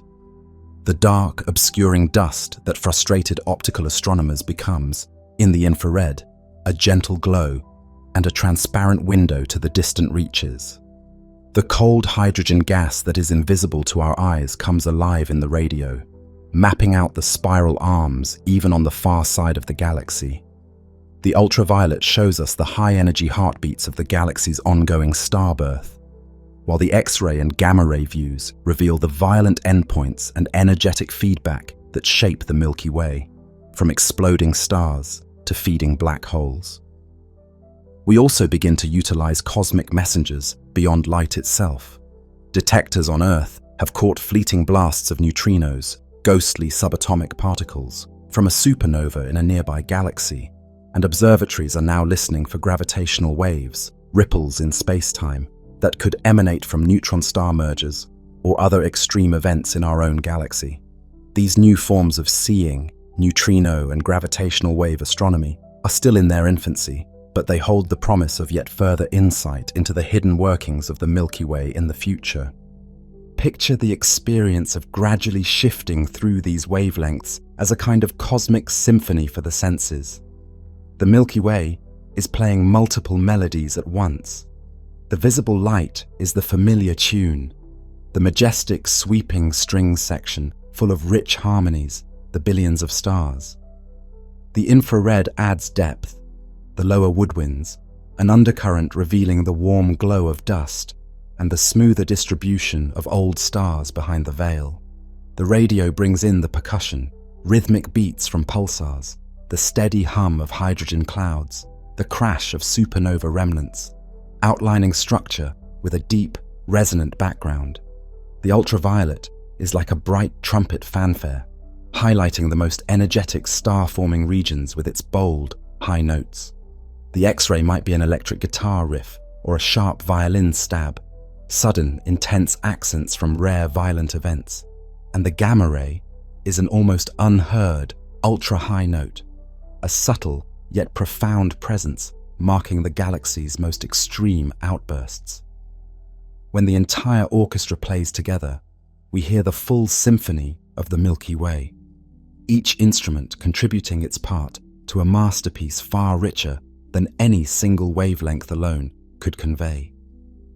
Through multi-wavelength astronomy, the limits of our sight have been greatly extended. What once was a narrow, partial view, the Milky Way as a pale band to human eyes, is now a complex, multi-layered vision. The so-called zone of avoidance in the sky has largely been conquered. Infrared surveys reveal stars hidden behind dust. Radio surveys discover even distant galaxies lying beyond the Milky Way that were once obscured. Within our galaxy, no corner remains completely unknowable just because of dust. We have the tools to probe even the most hidden nurseries of stars. We can now map the structure of the Milky Way in its entirety, even where thick nebulae lie in the way. We can see the galactic center in its full glory behind the dust, witness starbirth sites otherwise invisible, and detect the faint echoes of past eruptions that no eye could ever see. Still, each improvement in vision often reveals new mysteries. For instance, the discovery of the Fermi bubbles in gamma rays answered the question of whether our galactic center had experienced a powerful recent outburst, but it also raised new questions. What exactly caused these bubbles? A burst of star formation blowing a galactic wind, or a period when the central black hole devoured a large amount of matter and expelled jets? Why do they appear so sharp-edged and symmetric? We also found hints of smaller, microwave-emitting bubbles closer in, and X-ray chimneys extending from the center, possibly all part of the same story. Every puzzle we solve yields new puzzles to ponder. And there remain portions of the spectrum and other messengers, neutrinos, gravitational waves, where the Milky Way has more to tell us. Yet, taken together, the information we've gathered gives us a truly spectacular understanding of our galaxy. We have learned not only what the Milky Way looks like, but how it came to be and how it is evolving. This brings us to consider the Milky Way not just as a static structure, but as a dynamic, living system with its own history, a history written in the stars. The Milky Way, magnificent and dynamic as it is today, is also very old. Its present form is the result of billions of years of evolution, a story written in the motions and compositions of its stars. Just as a geologist reads layers of rock to uncover Earth's history, or an archaeologist studies artifacts to piece together ancient civilizations, astronomers have learned to read the fossil record of our galaxy. The clues are subtle. The motions of stars, their chemical compositions, their ages, their distributions in space. By deciphering these clues, we are uncovering the Milky Way's biography, how it was built, piece by piece, from the deep past to the present. One of the most telling clues is the chemical makeup of stars. When the universe began, in the Big Bang, it consisted almost entirely of hydrogen and helium, with virtually no heavier elements, what astronomers call metals. Heavier elements like carbon, oxygen, iron, and gold were forged later in the hearts of stars and in supernova explosions. Each generation of stars enriches the cosmic material a little more with these elements. Thus, a star's metallicity, the fraction of its material that is heavy elements, serves as a kind of timestamp. An old star, born when few generations had lived and died before it, will be extremely metal poor, nearly pure hydrogen and helium. A younger star, born after billions of years of cosmic alchemy, will inherit a higher proportion of metals. Now, when we survey stars in our galaxy, we find a striking pattern. The stars in the halo and those in globular clusters are generally very metal poor. They contain only tiny traces of elements like iron or calcium, maybe 1,000th of what the Sun has. These stars are fossils of the early Milky Way. They formed at a time when the galaxy, or its precursor fragments, had just begun forming stars, when only a few supernovae had seeded the environment with heavy elements. Some of the halo's metal-poor stars are among the oldest ever found, nearly 13 billion years old, dating back to within a few hundred million years of the universe's beginning. Some are so pristine in composition that they probably formed directly from the primordial gas enriched by only the very first stars, which were themselves long since gone. In their atmospheres, we see the faint chemical echoes of those first stars. These ancient stars wander the halo, individual embers from a time when our galaxy was in its infancy. In contrast, stars in the thin disk, like our Sun, tend to have much higher metallicity.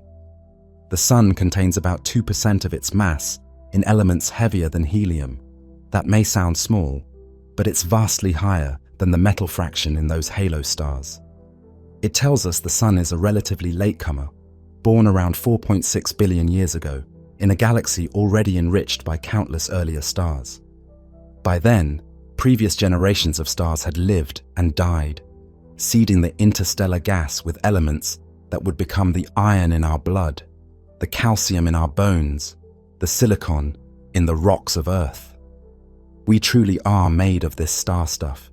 The oxygen we breathe, the carbon in our cells, all were forged in stellar furnaces long before the Sun's birth. Each of us carries pieces of ancient stars within us. The thin disk's stars, especially in the inner regions, show evidence of ongoing chemical enrichment. Even within the disk, we observe that older stars have lower metallicity and younger stars have higher. It's as if each new generation of stars inherits the ash of previous generations, the heavy elements they produced, making each successive generation a bit richer in metals. Between these extremes lies the population of the thick disk and inner halo, which often have intermediate metal content and unique chemical signatures. Many thick disk stars have an enhancement in alpha elements, like oxygen, magnesium, relative to iron, suggesting they formed rapidly from gas, enriched mostly by short-lived massive stars, which produce lots of alpha elements in supernovae, before longer-lived stars had time to add more iron. This hints that the thick disk formed in a relatively quick, dramatic episode, perhaps triggered by a violent event. All these chemical clues tie into kinematic ones, how those stars move. Halo stars, as noted, often have very elliptical or inclined or even retrograde orbits, distinguishing them from the orderly rotation of the disk. The thick disk stars do rotate in the same overall direction as the thin disk, but with a bit more randomness. Some lag behind, some lead, and they have higher vertical motions. When we examine these patterns carefully, we find evidence that the halo itself might contain substructures, remnants of smaller systems. One clear sign emerged from our trove of Gaia spacecraft data. A large number of halo stars share a common motion pattern, moving on radial orbits, going out and back in, and possessing similar metallicities. They stand out as a coherent group amidst the halo field. Astronomers now believe that about 8 to 10 billion years ago, the Milky Way had a dramatic encounter with a smaller galaxy, a merger that delivered a huge influx of stars and dark matter. This invading galaxy was torn apart by the Milky Way's gravity.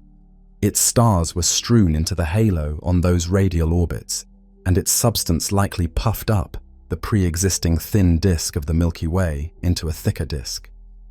The evidence of that event still persists in the motions and chemical makeup of stars, sometimes poetically dubbed the Gaia sausage or Enceladus stream, names given to that distinctive clump of halo stars. Such patterns in stellar motions remained hidden until modern sky surveys provided precise velocities for so many stars. Suddenly, this ancient collision stood revealed in our data, a fossil galaxy within the Milky Way's halo. In addition to that major merger, the halo holds hints of other, smaller mergers. We have found numerous star streams, long filaments and clumps of stars sharing common velocities and trajectories. Each stream is the stretched remains of some smaller object, maybe a dwarf spheroidal galaxy or a globular cluster that ventured too close and was pulled apart. The Sagittarius stream is one example we've mentioned, the ongoing disruption of the Sagittarius dwarf galaxy. There are others, the Helmi stream, the GD1 stream, and so on, each corresponding to a different accreted system. Even some globular clusters seem to belong to certain groups associated with past mergers. For instance, a set of outer halo clusters likely came in with the Sagittarius dwarf, while another set might have been part of the hypothesized Gaia Enceladus galaxy. By charting which clusters and stars came from where, we are assembling something like a family tree of our Milky Way. Which parts were original, which were adopted or acquired over time. Even within the disk itself, the stars carry memory of the galaxy's history. There are stars in the solar neighborhood that have much lower metallicity than the Sun, yet move in the plane. Perhaps they migrated here from farther out in the disk, or are part of the thick disk population. Some stars have peculiar chemical ratios that set them apart, suggesting they might have formed in an environment outside the Milky Way, say in a dwarf galaxy, and later been assimilated. The disk, especially the outer disk, contains subtle ripples and arcs of stars that might be the result of recent perturbations, possibly the disk ringing like a bell after the passage of a satellite galaxy. One such feature is the Monoceros ring, a ring of stars rippling around the outer disk. It might be debris from a swallowed dwarf, or simply a wave in the disk induced by a satellite's gravity. Using all these clues, astronomers have begun to sketch the Milky Way's history. In the beginning, over 12 billion years ago, our galaxy's progenitors were likely a few smaller protogalaxies, made mostly of hydrogen, helium, and dark matter. These clumps merged early on, building a stellar halo and the first, relatively small primitive disk. Many of the globular clusters formed in this era, either within the protogalactic fragments or in the nascent Milky Way. Then, around 10 billion years ago, a significant merger, Gaia Enceladus, delivered a load of stars to the halo and possibly created the thick disk by dynamical heating. Subsequent to that, the Milky Way spent the next several billion years evolving more quiescently. Gas continued to fall in, some perhaps from intergalactic filaments, some from smaller infalling dwarfs, and the thin disk grew outward, forming stars steadily. Our galaxy's spiral pattern likely persisted and perhaps reformed at times, and a bar may have formed a few billion years ago as the central disk became unstable and elongated. Minor mergers continued. Even today, the Sagittarius dwarf galaxy is being consumed, and the Large and Small Magellanic Clouds, our prominent satellite galaxies, are interacting with our halo and will eventually merge as well. Through all this, star formation has cycled on and off, enriching the interstellar medium further with each generation. The Sun's birth about 4.6 billion years ago came at a relatively calm time in the Milky Way's life, long after the major mergers, in a galaxy that already had a well-defined spiral structure and plenty of heavier elements. In a sense, our galaxy is a mosaic assembled from many pieces, some formed in-house, others acquired, and this process is ongoing. Even as we speak, the Milky Way is not done changing. It is surrounded by dozens of satellite galaxies, like the Magellanic Clouds and many ultra-faint dwarfs. Some of these will eventually merge into it. And looking to the far future, our galaxy itself is on course to merge with the Andromeda Galaxy, M31, some 4 billion years from now, an event that will drastically reshape both into a new, larger galaxy. The Milky Way's story is still unfolding, and we happen to find ourselves at a rather calm chapter in that long tale. In reading the stars and their motions, we have essentially become galactic archaeologists. We take the present evidence, the trajectories and elemental makeup of stars, and infer the past events that produce them.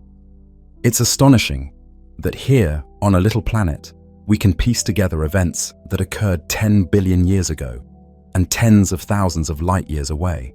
And yet, piece by piece, we have done exactly that.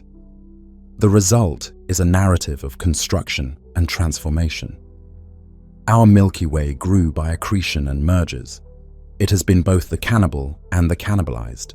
It has swelled over time with the infusion of fresh material, and it continues to evolve. It remembers the violence and fireworks of its youth in the motions of old stars, and it wears the accreted stars of smaller galaxies as part of its halo, like scars or trophies. We have come far. From wondering what the Milky Way's band was in the sky, we have arrived at a point where we can describe its structure, its composition, its movement, and even its history.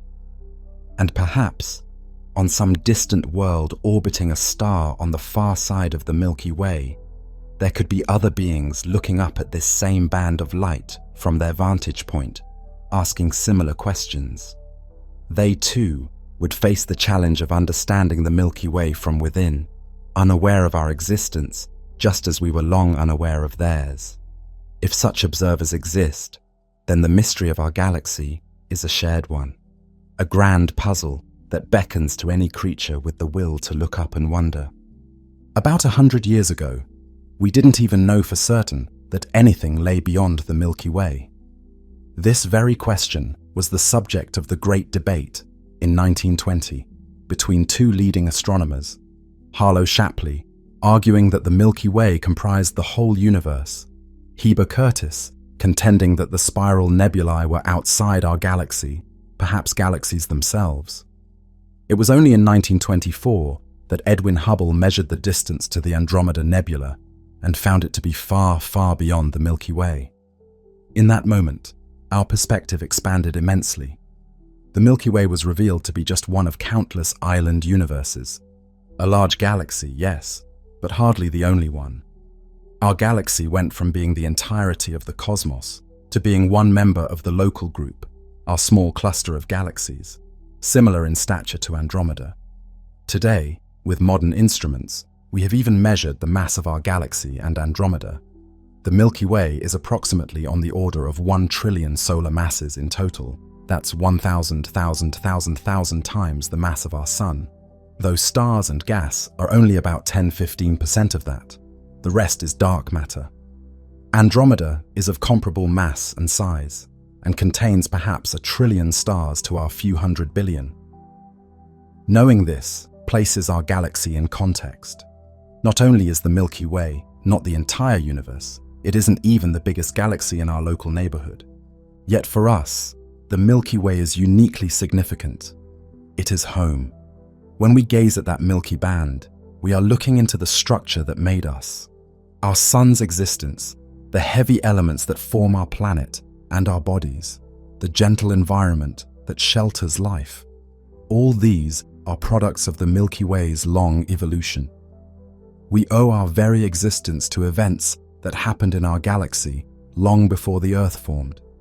Ancient supernovae that synthesized iron, for example. We are connected to the Milky Way profoundly. We are a part of it. To truly appreciate our galaxy, it helps to use more familiar analogies. To illustrate another way, imagine the Milky Way as an enormous city of stars. The spiral arms are like brilliant avenues, lined with hot young stars that shine like neon signs, bustling with nebula where new buildings, stars, are under construction. The central bulge is a crowded downtown, full of old red giants that glow like streetlights in an ancient district. At the very center, a massive city hall, black hole, governs the motions around it. The halo forms the quiet suburbs, sparsely populated by a few old stars and clusters, far removed from the busy streets of the disk. Throughout this stellar metropolis, things are constantly changing. New structures rise, stars form, and old ones crumble, stars die. Sometimes a neighboring town, dwarf galaxy, gets absorbed into the city limits, adding its stars to our population. Yet despite all this hustle and transformation, the city of the Milky Way maintains its overall character through cosmic ages. We, living on Earth in a calm neighborhood, the Orion Spur, off one of the major arms, are citizens of this galactic city. We witness its grand traffic flow around us and participate in its story, even as we go about our humble lives. Galaxies are not static backdrops. They are active, dynamic systems. The Milky Way is an ecosystem of constant change, a cosmic forest in which stars are born, evolve, and die, enriching the soil, the interstellar medium, for the next generation.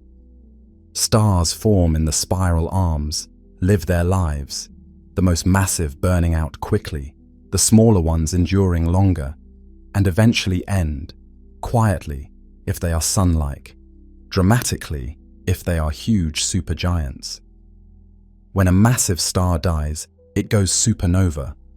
The explosion not only disperses heavy elements into space, but its shockwaves can jolt nearby gas clouds, possibly triggering the birth of new stars. This feedback loop, stars giving back matter and energy to the galaxy, is crucial. Through this feedback, the galaxy redistributes energy and matter and regulates its star formation. Stellar winds and supernova blasts carve bubbles in the gas, sometimes clearing out regions and halting star formation temporarily, other times compressing gas elsewhere and stimulating more star birth. It's a self-balancing act. At present, the Milky Way's star-making pace is relatively sedate. It converts only a few solar masses of gas into new stars each year on average, perhaps 1 or 2 new stars like the Sun, and a few more lower-mass stars annually. By cosmic standards, this is a gentle rate. It's enough to keep the spiral arms adorned with some bright newborns, but not so high that we burn through all our gas quickly. There are starburst galaxies in the universe forming hundreds of stars per year, blazing furiously for short periods, and then quenching when their gas is exhausted or blown out. But our Milky Way seems to prefer a steady, sustainable cadence of star formation. This moderate behavior ensures that the Milky Way's gas supply will last many billions of years to come. Over time, each generation of stars changes the composition of the galaxy's gas a little more, enriching it with heavier elements. The young stars forming now carry within them the products of countless stellar lives before them. In this way, the galaxy's chemistry evolves, the metallicity of stars increasing as the cosmic soil becomes more fertilized. Our Sun, for instance, has far more heavy elements than the first generation of stars, telling us it formed in a used, enriched medium. This ongoing enrichment will continue with future generations. Meanwhile, the whole galaxy is gravitationally interacting with its environment.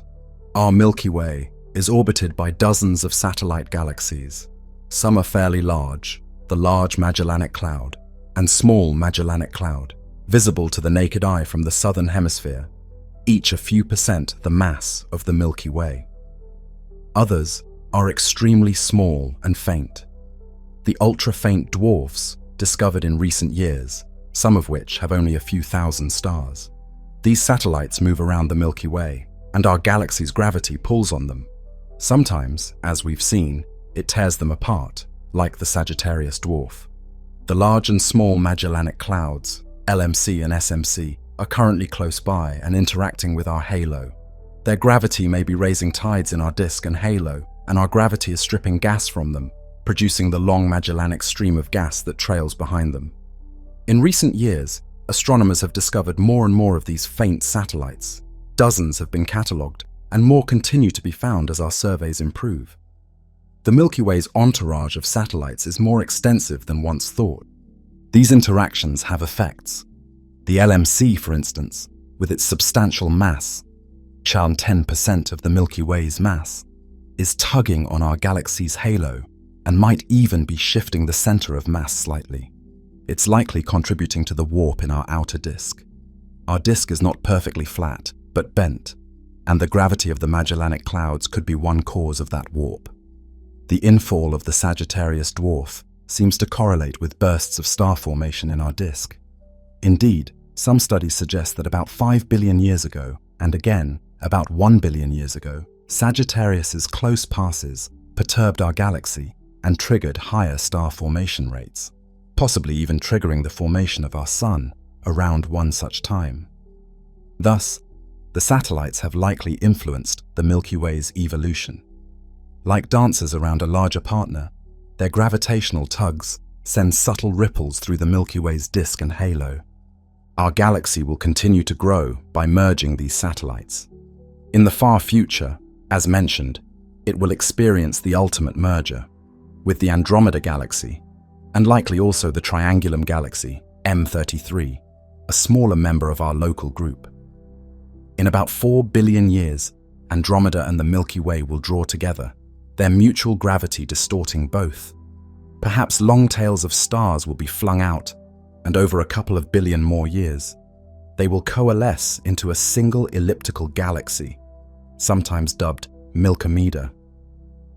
The night sky of Earth, if Earth is still around and life still here, would change drastically during that merger, with new patterns of stars and intense star-forming fireworks for a while.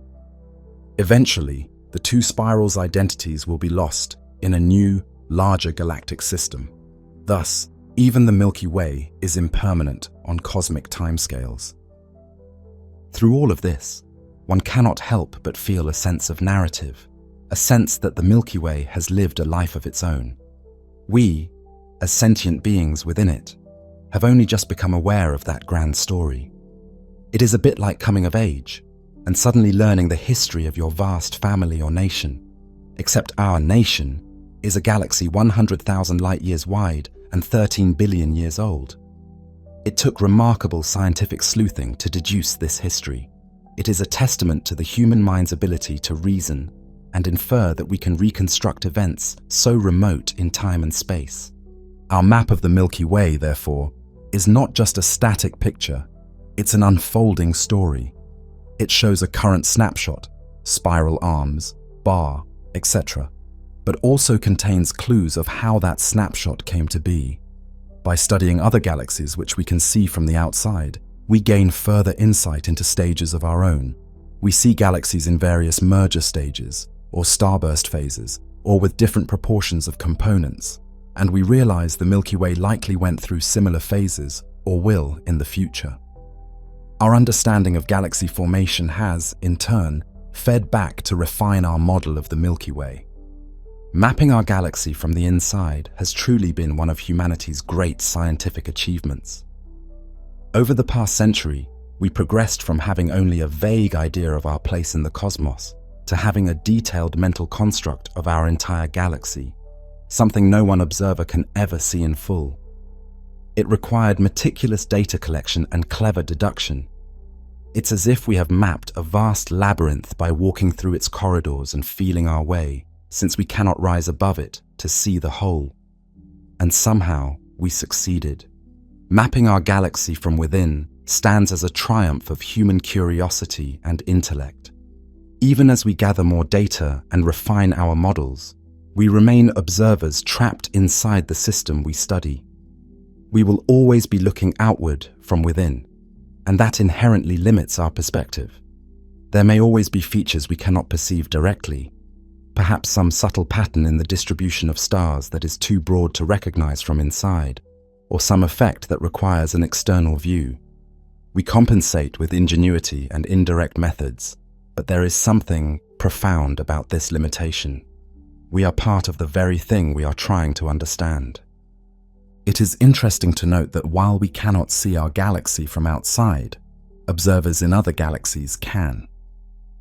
To an astronomer in the Andromeda galaxy, for example, the Milky Way would appear as a faint, elongated spiral nebula in their sky, much like Andromeda appears to us. They could capture photos of our galaxy's grand design in a way we cannot.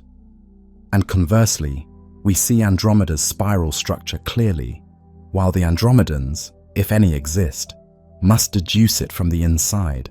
In a cosmic sense, we and Andromeda serve as mirrors for each other. By studying other galaxies, we've come to understand our own, and in the future, the Milky Way and Andromeda will merge and no longer be separate, their destinies entwined.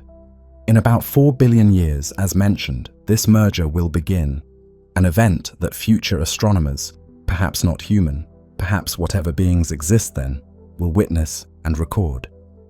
The Milky Way as we know it will evolve into something new. But those changes are far in the future. For countless generations to come, the Milky Way will remain the majestic barred spiral that cradles our sun and its planets. Our explorations have transformed that misty band in the night from a source of speculation and myth into a mapped and modeled galactic system. Yet, even as we explain it scientifically, the Milky Way has lost none of its ability to inspire awe. If anything, knowing what it truly is makes it more amazing. The simple band of light has become a vast spiral of stars in our mind's eye.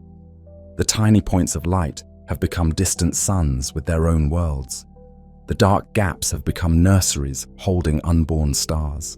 The slight glow on the horizon of vision has become the memory of ancient mergers and the halo of an invisible mass. So the next time you find yourself under a truly dark sky, take a moment to let your eyes wander along the Milky Way's gentle glow. Think of all the stars hidden in that band, the clusters and nebulae, the spiral arms wrapping around, and the far-off center with its secrets. Consider the journey that light has made to reach you, and the journey we have made to understand what it means. In that quiet moment, you are connected to our galaxy in a profound way, an observer within it, aware of its vastness and complexity. Think of how many before you have stood under this same sky, seeing that milky arc and wondering what it was. Now you carry the answer to their wonder. The Milky Way is our home galaxy, breathtaking in its scale, dynamic in its story, and you are a part of it. The hazy band of light ceases to be just an appearance. It becomes a personal encounter with the cosmos, a bridge between you and the ancient, ongoing story of our galaxy. It is a reminder that even as we strive to explore and understand the universe, we are already deeply home within it, nestled among the stars of the Milky Way, forever looking out and in. In the beginning, there is nothing but darkness. For ages untold, after the birth of the universe, there is no light, only a silent void and the cooling embers of the Big Bang. Imagine this primordial darkness. No stars, no galaxies, just an endless night stretching millions of years. Yet in that darkness, something is stirring. Gravity is gently pulling together clouds of pristine hydrogen gas, gathering and squeezing them in invisible hands. Deep in one such cloud, pressure mounts, atoms collide, and heat rises. There is a tremor in the void, a hint of radiance forming, still hidden. Then, suddenly, light. A blinding spark erupts where there was none before. In an instant, the first star ignites. The cosmic dark ages end in a flood of starlight. It is the universe's first sunrise. A lone star has begun to shine, pouring out photons into the black abyss. Soon, another star kindles, and another. The newborn cosmos sprinkles itself with tiny islands of light. The darkness of creation is pushed back by these early fires, and the cosmic dawn has arrived. What was once cold and black is now dappled with the warm glow of starlight. Eons later, on a small young planet orbiting a later generation of those stars, there comes another first sunrise. Picture Earth over 4 billion years ago, a barren world of rock and boiling seas under a choking sky. The air is thick with volcanic fumes and the dust of creation. As the planet cools, its skies begin to clear. One morning, the clouds part to reveal a brilliant glow on the horizon. Dawn breaks over Earth's primordial landscape. For the first time, sunlight bathes the craters and steaming oceans of our world. The infant sun climbs over the horizon, and day begins on Earth. The planet's surface, once lit only by lava and lightning, now knows the gentle illumination of a star. That first sunrise would have been an alien scene. No life to witness it. Only chemistry and stone. Yet it was a harbinger. From that day onward, every living creature on Earth would be born to a world warmed and lit by a star in the sky. Our sun had arrived in our heavens, and nothing would ever be the same. Ancient reverence. From the moment humans first opened their eyes under its golden light, we have felt the sun's power. Long before science, we knew in our bones that our lives depended on that glowing orb. Every dawn brought light and warmth. Every dusk brought its absence. In the sun's daily rising and setting, ancient peoples saw the dance of gods and the rhythm of existence. So across cultures and centuries, mythologies blossomed around the sun. Our star became our deity, our timekeeper, our source of life in story and song. In ancient Egypt, the sun was Ra, the falcon-headed god who sailed across the sky by day in a great barge and descended into the underworld at night.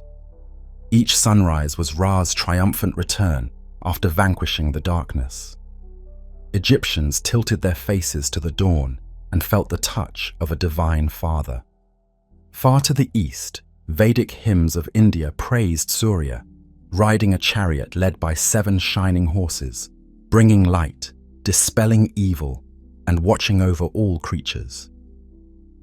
In the clear air of the Andes, the Inca honored Inti, the radiant patron of empire, believed to be an ancestor of their kings. Temples and treasures were devoted to Inti's glory. The sun's daily journey inspired vivid imagination. The Greeks envisioned Helios, a titan crowned with rays, steering a fiery chariot drawn by stallions across the sky from east to west. Each evening, Helios would descend at the horizon and embark on a nightly voyage in a golden cup back to the east, so he might rise again.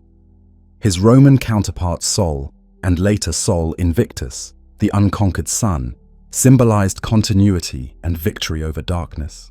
In Japan, the sun was personified as Amaterasu, the great goddess of light. When she hid herself in a cave out of grief, the world was plunged into darkness until the other gods lured her out, restoring light and hope. Every culture found its own language for the sun's gift. The Norse spoke of the goddess Sol, forever chased by a giant wolf across the sky. At the end of days, they feared the wolf would catch her, and darkness would consume the world. The Aztecs offered beating hearts to Tonatiuh, the sun of the fifth age, believing only constant sacrifice could fuel the sun's strength to rise each day. In Mesopotamia, mighty Shamash not only lit the day, but also saw all, becoming a god of justice, shining his light on the truth. The Chinese told of 10 suns that once scorched the world until only one was left to give gentle light. The sun has been a wheel of fire, an eye in the sky, a divine torch carried by various hands in human imagination. We built monuments to chase the sun's movements. On Salisbury Plain, Stonehenge's stones were carefully aligned with the solstice sunrise, so the first ray on midsummer's morning would pierce straight to the heart of the circle. In temples and pyramids across the world, from Abu Simbel in Egypt to Angkor Wat in Cambodia, architects aligned doorways with the sun, capturing its light on sacred altars on specific days of the year. To ancient peoples, these moments when the sun's light perfectly struck their creations felt like communion with the heavens. The sun told them when to sow and when to reap, marking seasons with its ever-changing arc in the sky. A stable sun meant abundance. An eclipse or an unexplained dimming could instill terror that the gods were angry or the end was nigh. In prayer, in ritual, in art, humanity paid homage to this bringer of life. We bowed to dawn and rested at dusk. We celebrated the sun's return at winter solstice festivals, when days would lengthen again. Even monotheistic religions kept echoes of sun worship, halos around saintly heads, Sunday as a holy day. The sun was our first clock and calendar, a golden heartbeat to measure our days. Yet, for all its importance, the true nature of the sun remained a mystery to our ancestors. They saw a bright disk that moved and gave heat, but what it was, a chariot wheel, an eye of a god, a hole into the realm of fire. No one knew. Still, they revered it rightly as the great sustainer. They intuited that without the sun's daily presence, the world would be cold and dead. In their myths, the sun was often benevolent, but sometimes fickle or wrathful, a reflection of how its light could bless crops or, in drought, become a searing curse.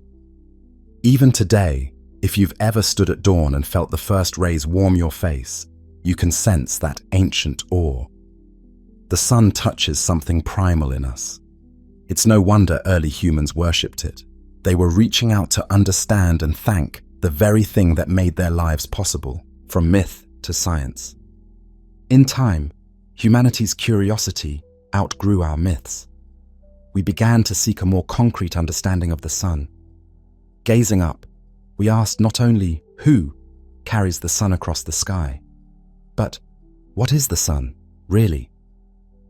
Our journey to the answer spanned centuries. It led us from seeing the sun as a unique heavenly jewel to recognizing it as one among countless stars, and ultimately to uncovering the nuclear fire at its heart. It started with a radical idea that the sun, not Earth, was the center of things. Renaissance astronomers like Copernicus and Galileo dared to put the sun at the center of our solar system, dethroning Earth. This heliocentric model slowly overturned old cosmic orders, and with them, the special pedestal of our sun as something apart from the stars. In 1610, Galileo turned his telescope to the sun and saw dark blemishes crossing its face, sunspots.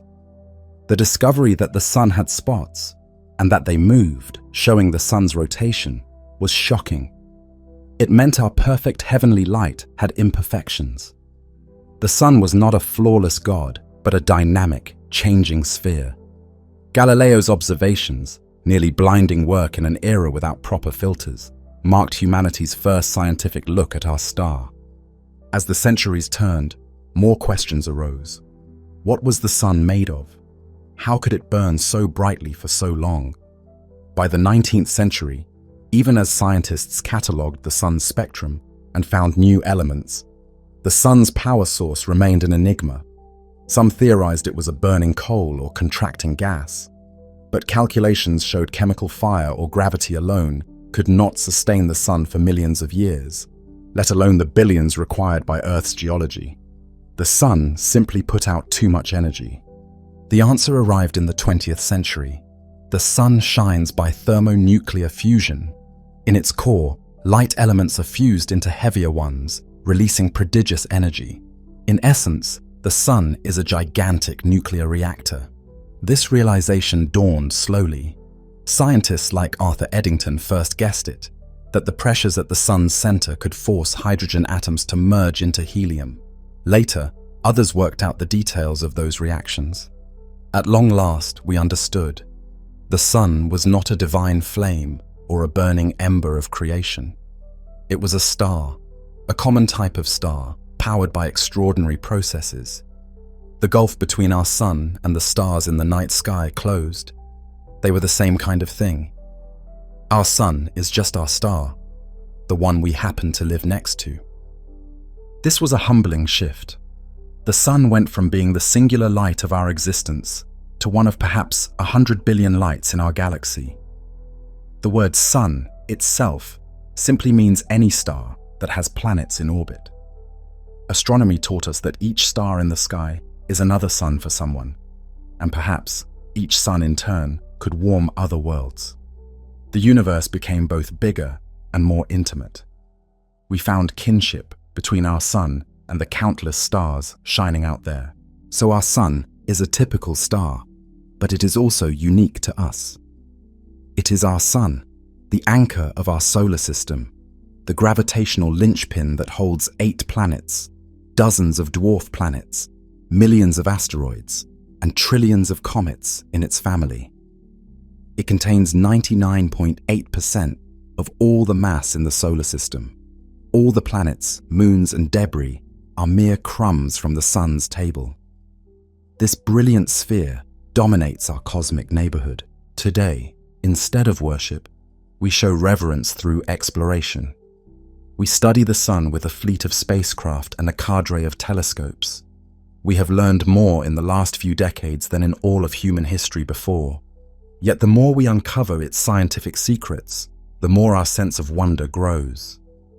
The sun is not a simple ball of fire. It is a complex, living system with a heartbeat and moods, with mysteries and surprises still in store. We have traded mythic poetry for factual poetry, one might say. The truth of the sun, as a star powered by fusion, variable and even violent, is as awe-inspiring as any legend.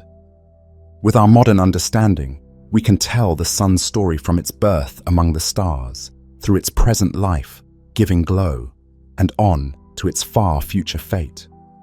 We can connect the nuclear reactions in its core to the warmth on our skin. We can appreciate how the sun's tantrums create ethereal auroras on Earth, and how, someday, the sun will transform and force life as we know it to change or perish. This is the saga of our sun, one star in an endless sea, yet everything to us. Now, let us journey into the life of the sun itself. Let us peel back the layers of our star, travel to its core, and ride the energy outward.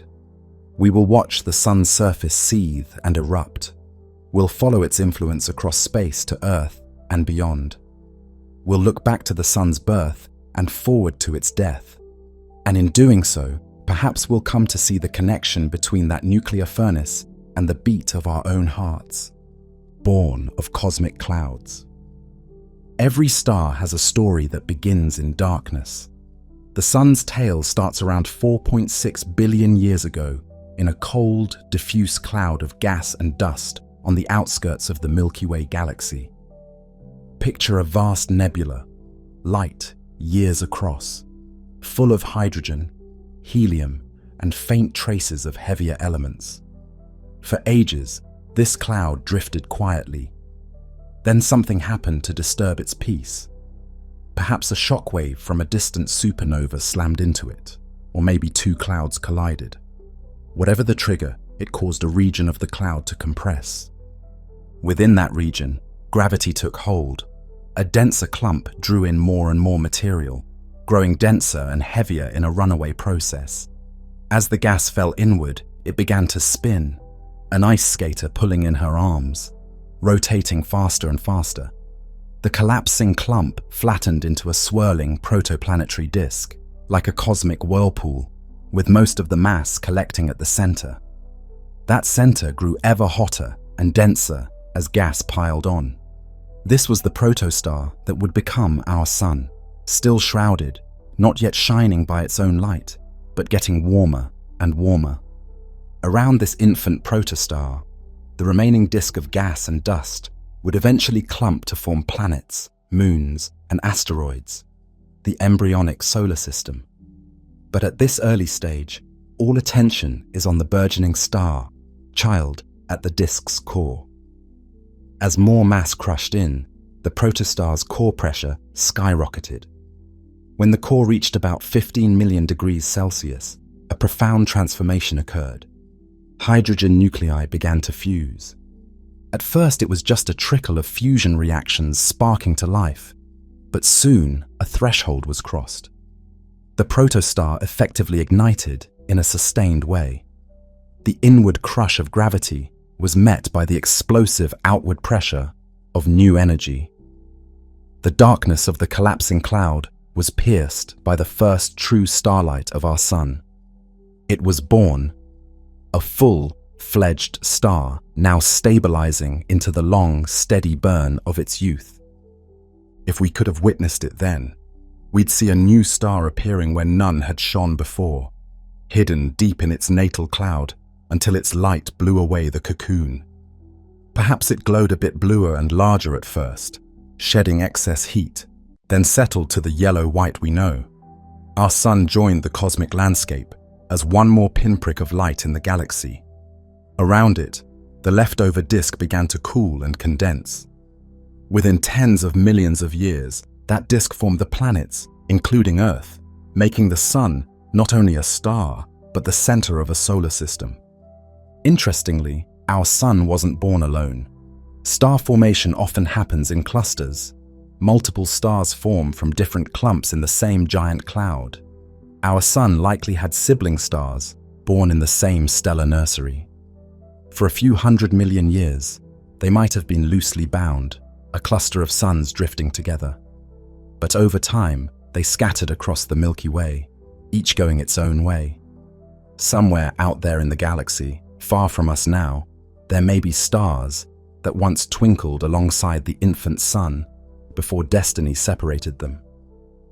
Now they are just anonymous stars in the night sky, their shared origin with our sun obscured by time and distance. So the sun's birth was both a solitary emergence from darkness and part of a communal genesis of many stars. From gravity's pull and nature's want of equilibrium, a star was born, the furnace was lit, and in that lighting, the stage was set for everything to come, the formation of Earth and the eventual spark of life in the sun's warm glow. The hearth of fusion, at the core of the newborn sun, and still today, in the mature sun, an astonishing process unfolds: thermonuclear fusion. This is the engine of the star, the secret of sunlight. Yet for all its technical sound, we can think of fusion in human terms. It is the sun's heartbeat, the rhythmic source of energy that keeps it alive. Deep in the sun's center, the conditions are almost inconceivable. The pressure is millions of times the atmospheric pressure on Earth. The temperature is around 15 million degrees C. The hydrogen gas that composes most of the sun is crushed so tightly that it becomes a dense plasma, atoms stripped of electrons, nuclei packed shoulder to shoulder. In this extreme environment, hydrogen nuclei, which are simply protons, are forced close enough together to overcome their natural repulsion. When two protons slam together hard enough, they can stick and transform, ultimately creating a helium nucleus out of 4 hydrogen nuclei through a series of reactions. In that alchemy, a tiny bit of mass is lost and converted to pure energy. This is happening constantly, in a chain reaction known as the proton fusion cycle. Every second, the sun's core fuses about 600 million tons of hydrogen into 596 million tons of helium. The missing 4 million tons, converted to energy as radiant light and heat that eventually makes its way out of the sun. 4 million tons of matter turned into energy every single second. It's a number almost too large to grasp. It's like detonating billions of nuclear bombs each second just to produce the sunlight we find so gentle here on Earth. How can we imagine this furnace? Perhaps as a stellar heart, throbbing out energy, or as a vast forge where the simplest element, hydrogen, is forged into helium, like an eternal smithy. Or think of it as a boiling cauldron of creation, where matter and energy are freely interchangeable. The core is only about a quarter of the sun's radius, but it holds nearly half the sun's mass, densely packed and actively burning. It is here that the sun's life is decided. So long as there is hydrogen to fuse, the sun will shine steadily. Fusion in the sun is a surprisingly subtle dance, not a runaway explosion. The star's self, gravity contains and regulates it. If the core produces a bit too much energy, the core will expand slightly, cooling and slowing the fusion rate. If it produces too little, the core contracts, heating up and boosting fusion. This feedback keeps the sun in an equilibrium that has persisted for billions of years. In this way, the sun is stable, a gently humming engine rather than a bomb. The heat flowing outward provides pressure to counter gravity inward. A beautiful balance. Gravity compresses, fusion energizes. One tries to collapse the star, the other tries to blow it apart, and in the middle the sun holds steady, like a suspended ball in a fountain stream. While hydrogen fuses to helium in the core itself slowly accumulates helium ash. Over the sun's lifetime, helium has been building up inside. But the sun has so much hydrogen and burns it relatively slowly that even after 4.6 billion years, it's nowhere near running out. Our sun is comfortably middle-aged, still rich in fuel for about another 5 billion years of hydrogen burning. It's mesmerizing to think. Every photon of sunlight, every beam that warms your skin began as an act of nuclear fusion in the sun's core. Each one was born in a flash of two atoms becoming one, releasing energy. The sunlight is literally the product of mass turned into energy deep within our star. The sun's core is a closed realm, hidden from direct view. Yet it is the very definition of vitality for the sun. If we call the sun the heart of our solar system, it's apt because within the sun lies a heart of its own, pumping out the light that feeds the planets. This fusion hearth is not static. It subtly pulses, not in dramatic throbs, but through waves and oscillations that ring through its interior. Through a field called helioseismology, scientists have detected sound waves echoing inside the sun, caused by bubbling convection and other processes. By studying these solar seismic waves at the surface, we infer details about the core's conditions. In essence, we can listen to the sun's heartbeat and learn its rhythm and structure. It's like ultrasound for a star, listening to its ringing to map its insides. And what have we found? That the sun's core rotates a bit faster than its surface, and that it's maybe a touch hotter or cooler in spots than expected, but by and large, our models of fusion hold true. With the core burning steadily, the sun has entered what's known as the main sequence phase of its life, the long, stable period in which a star fuses hydrogen to helium. For a star of the sun's mass, this period lasts about 10 billion years. Our sun is nearly halfway through that allotment. During this time, it changes only gradually, growing slightly brighter over eons as helium accumulates in the core. But for now, the sun shines with a steady golden consistency that has nurtured life on at least one world. Journey of light. Consider now a single photon, a particle of light, born in the sun's core. It begins its life as a high-energy gamma ray emitted from a fusion reaction. In that first moment, it's a blazing bit of energy flying outward, but its journey to escape the sun is anything but straightforward. The sun is incredibly dense in its interior, and this newborn photon's path is immediately halted by a collision with a nearby proton or electron. It gets absorbed and re-emitted or scattered in a random direction. It zigzags and ricochets through the crowded interior like a pinball in an infinite machine. The sun's interior has layers like an onion. From the core out to about 70% of the sun's radius lies the radiative zone. Here, the dominant mode of energy transfer is by radiation, photons carrying energy outward, but it is a slow diffusion process. The photon we imagined will undergo an enormous number of scatterings in the radiative zone. It bounces a short distance, hits a particle, gets sent in a new direction, maybe even back inward, then out again, over and over. It performs a drunken, random walk toward the surface. The distances between collisions grow longer as the gas gets thinner farther out, perhaps only a fraction of a millimeter near the core between collisions, stretching to a few centimeters near the radiative zone's outer edge. It is an epic and tedious journey. How long does it take for a photon to get out? Ironically, something that travels at the speed of light can take on the order of thousands or even hundreds of thousands of years to escape the sun. Estimates vary, but by many accounts, the sunlight that reaches your eye today began its trip in the sun's heart when humanity was in its infancy or before.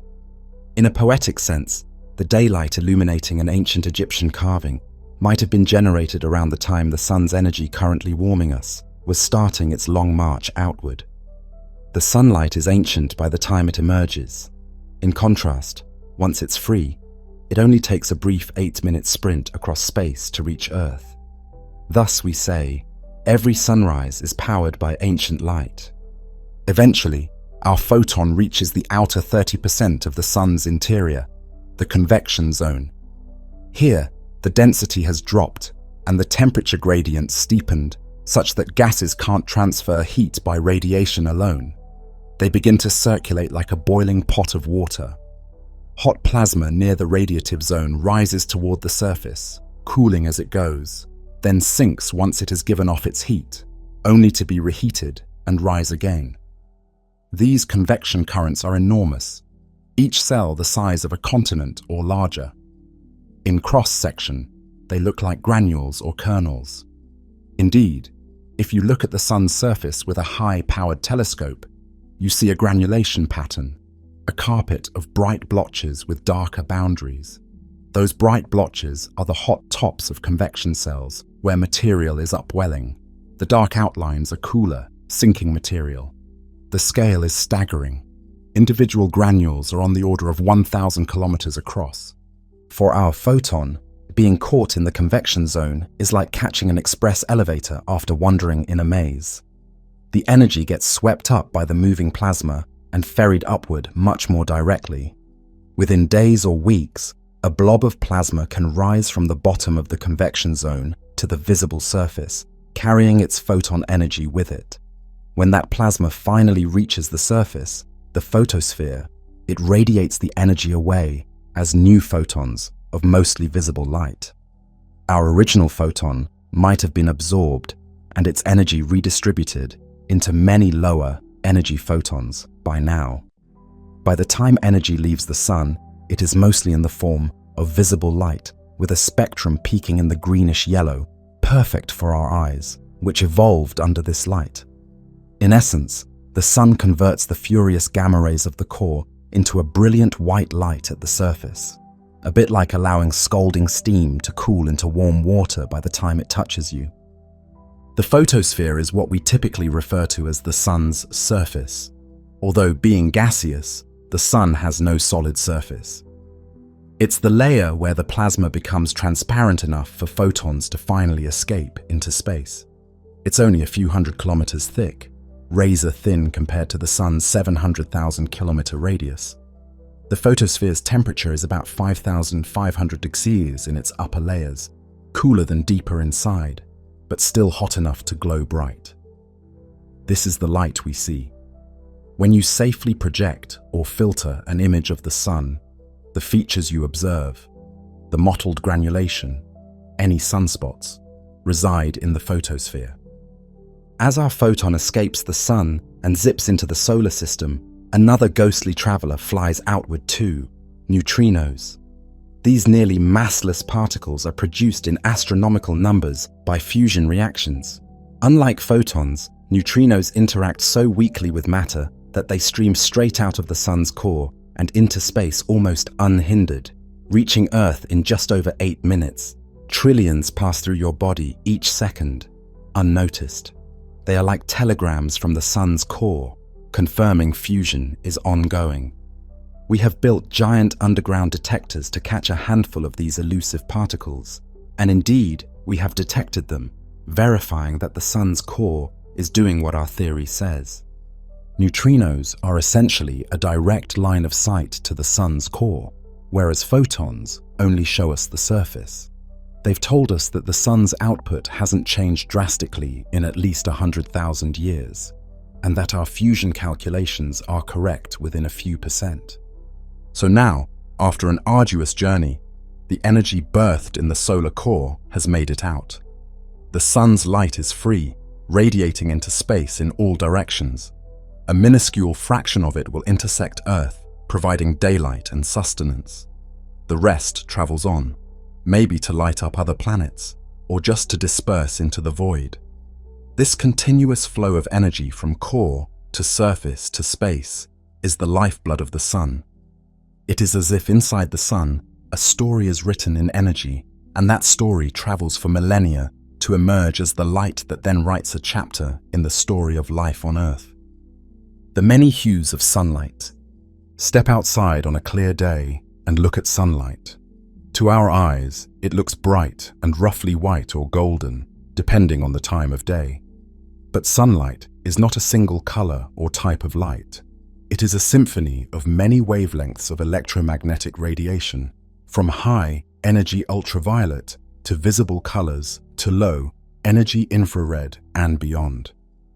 The sun is often depicted as yellow in drawings, but in truth, the sun emits all colors of visible light blended together, which our eyes perceive as white. Our atmosphere can make the sun look yellow, orange, or red at times by scattering away the shorter wavelengths. But in space, the sun shines a near white. If we pass sunlight through a prism, it fans out into a rainbow, the solar spectrum. Every color from violet through red is present, fading seamlessly one into the next. This is the sun's visible fingerprint. Sprinkled in that rainbow, scientists have found dark lines, the Fraunhofer absorption lines, where elements in the sun's cooler outer layers absorb specific colors.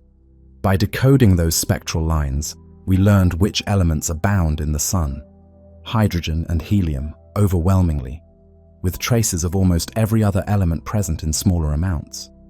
In fact, those dark lines in the solar spectrum led to the discovery of helium in 1868. It was seen in the sun before it was found on Earth.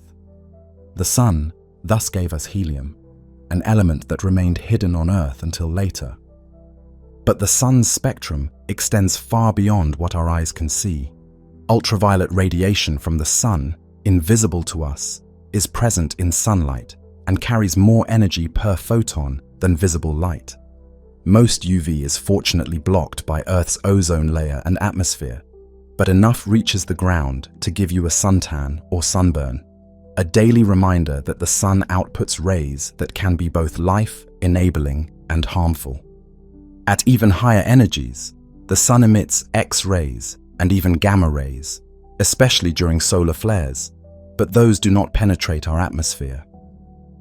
On the other end, the sun emits plenty of infrared radiation, experienced by us as heat. Step into a patch of sunlight on a cool day and feel warmth on your skin. That's IR at work. Roughly half of the solar energy reaching Earth's surface is in the infrared. It's what warms the ground, oceans, and air. Plants reflect a lot of near-infrared, which is why they appear bright in infrared photography, but they eagerly absorb visible light for photosynthesis. The sun also emits radio waves, though relatively weakly in continuous spectrum. However, during solar flares or plasma oscillations, Strong bursts of radio waves can occur, which we can pick up with antennas.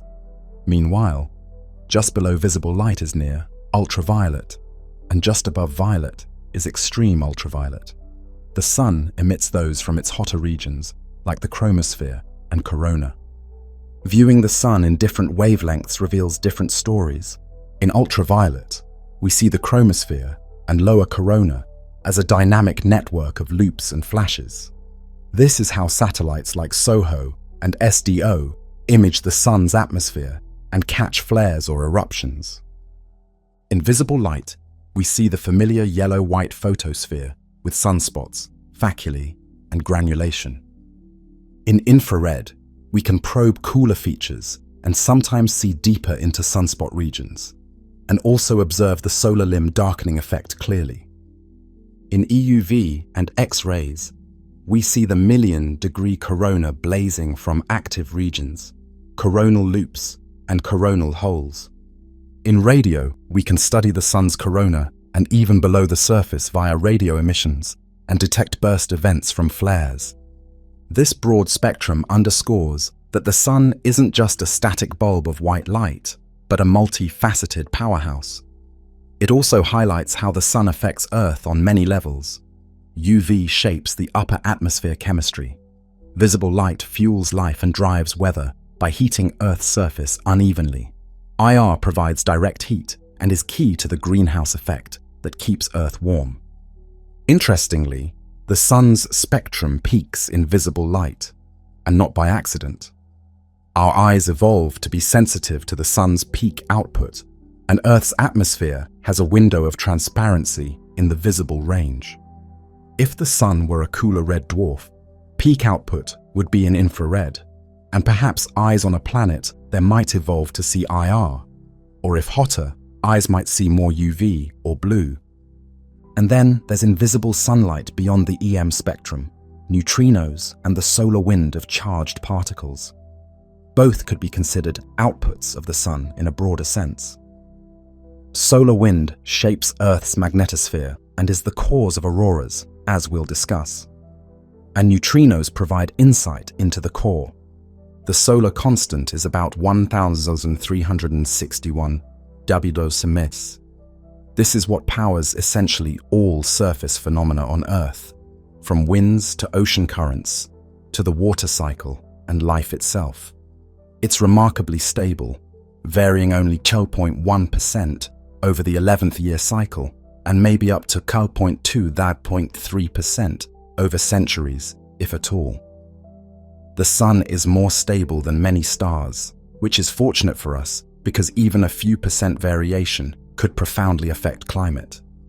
That stability is one reason complex life could flourish on Earth.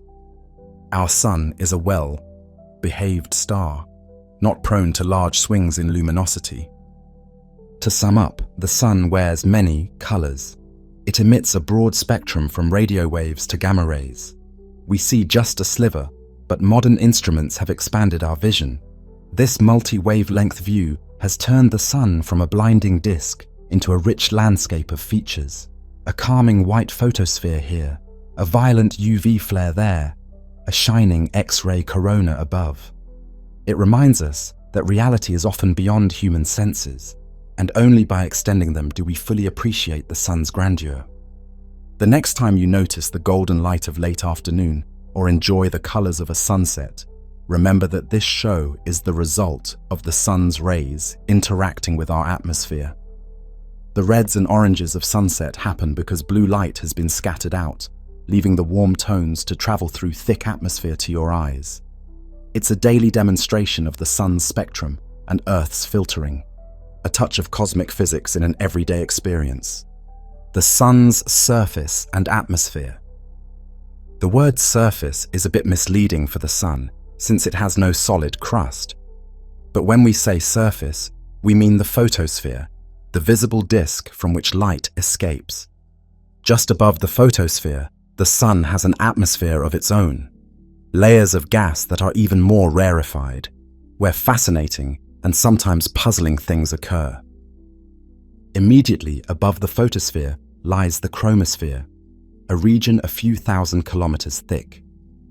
Normally, the chromosphere is hard to see because the photosphere's glare overwhelms it. It reveals itself in certain wavelengths or during solar eclipses as a thin pinkish rim around the sun. During a total eclipse, just as the sun is almost completely covered, observers often see a red flash or fringe. That's the chromosphere emitting light, notably the red glow of hydrogen gas. Early spectroscopists called it the flash spectrum. The chromosphere is a dynamic, fiery layer. It's populated by spicules, narrow, spike-like jets of plasma that shoot up from the photosphere into the chromosphere and last only minutes. Thousands of spicules are active at any time, giving the chromosphere a jagged, fur-like appearance in certain filters. The chromosphere is also threaded with filaments and plages. The temperature in the chromosphere actually rises with height, from about 4,500 K at the bottom to perhaps 20,000 K or more at the top. This is already a clue of some extra heating beyond simple radiative loss. Above the chromosphere, there's a thin transition region only a few hundred kilometers thick, where the temperature skyrockets from tens of thousands to nearly 1,000,000 Kelvin. Immediately above that is the corona, the sun's outer atmosphere, which extends millions of kilometers into space. The corona is breathtaking. During a total solar eclipse, it's that pearly white crown we see encircling the black lunar silhouette. It's made of extremely hot, tenuous plasma. The corona is actually far less bright than the full moon. We can see it in eclipse only because the moon blocks the overwhelmingly brighter photosphere. One of the longest-standing puzzles in astrophysics is the coronal heating problem. Why is the sun's corona so hot when the sun's surface is relatively cool? Typically, if you move away from a heat source, temperature drops, like walking away from a fire. But above the photosphere, at first it drops. Then it leaps upward in the corona. It's as though you walked away from a campfire, and suddenly the air got scorching hot, far beyond the flames. Scientists suspect the sun's magnetic field is the culprit. The sun's surface and interior churn with electrically charged plasma, which twists magnetic field lines. These fields carry energy upward. There are a few ideas on how they deposit heat. Magnetic reconnection. Tangled magnetic field lines in the corona can snap and rejoin, releasing energy as heat. This could heat pockets of plasma to high temperatures. Waves. The turbulent motions of the photosphere might send upward Alfvén waves or other magneto-hydrodynamic waves that carry energy. When these waves reach the less dense corona, they could dissipate their energy as heat. Microjets or current sheets. Various small-scale dynamic phenomena in the lower corona might rapidly pump energy into coronal plasma. The Parker Solar Probe is actually gathering data relevant to this, diving into the corona to measure fields and particles directly.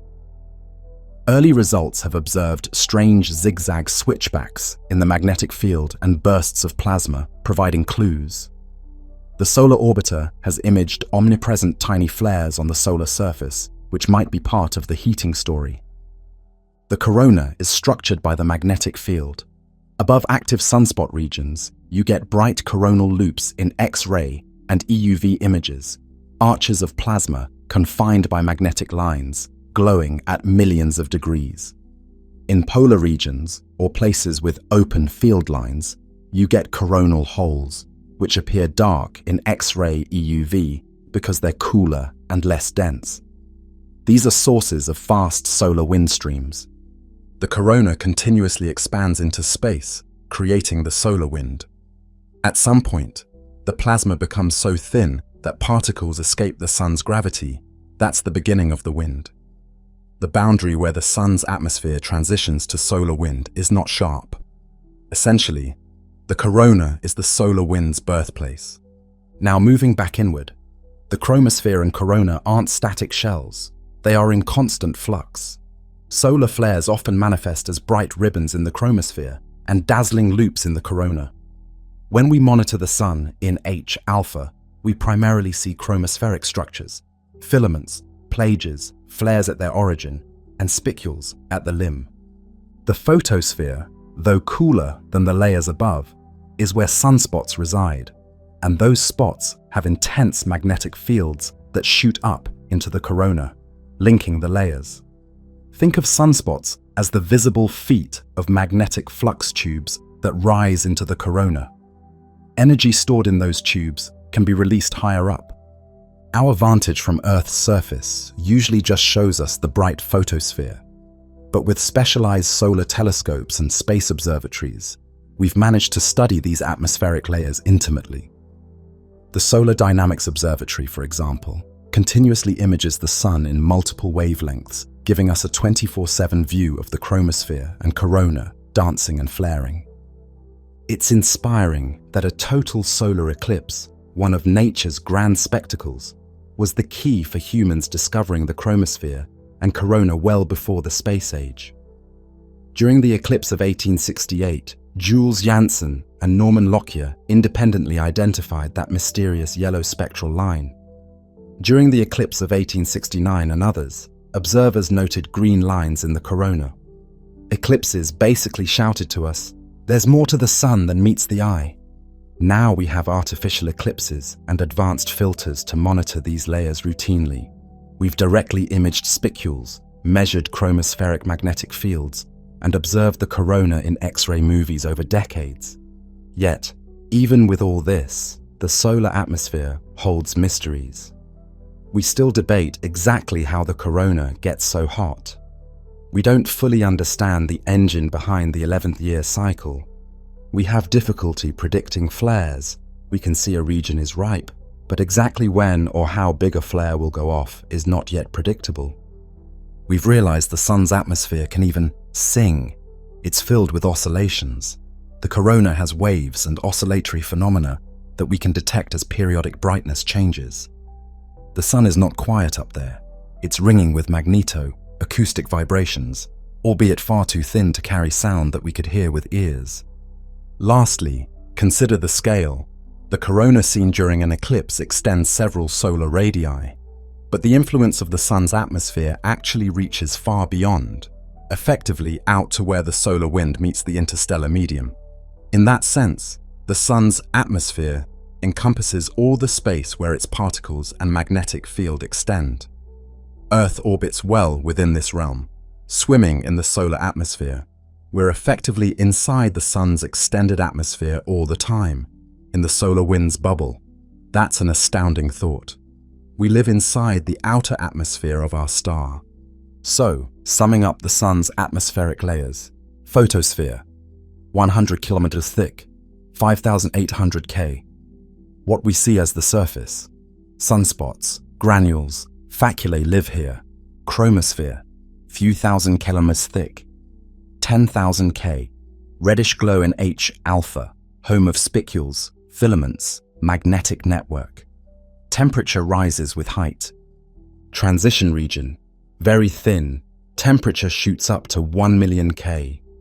Corona, millions of kilometers, are 1,003 million K.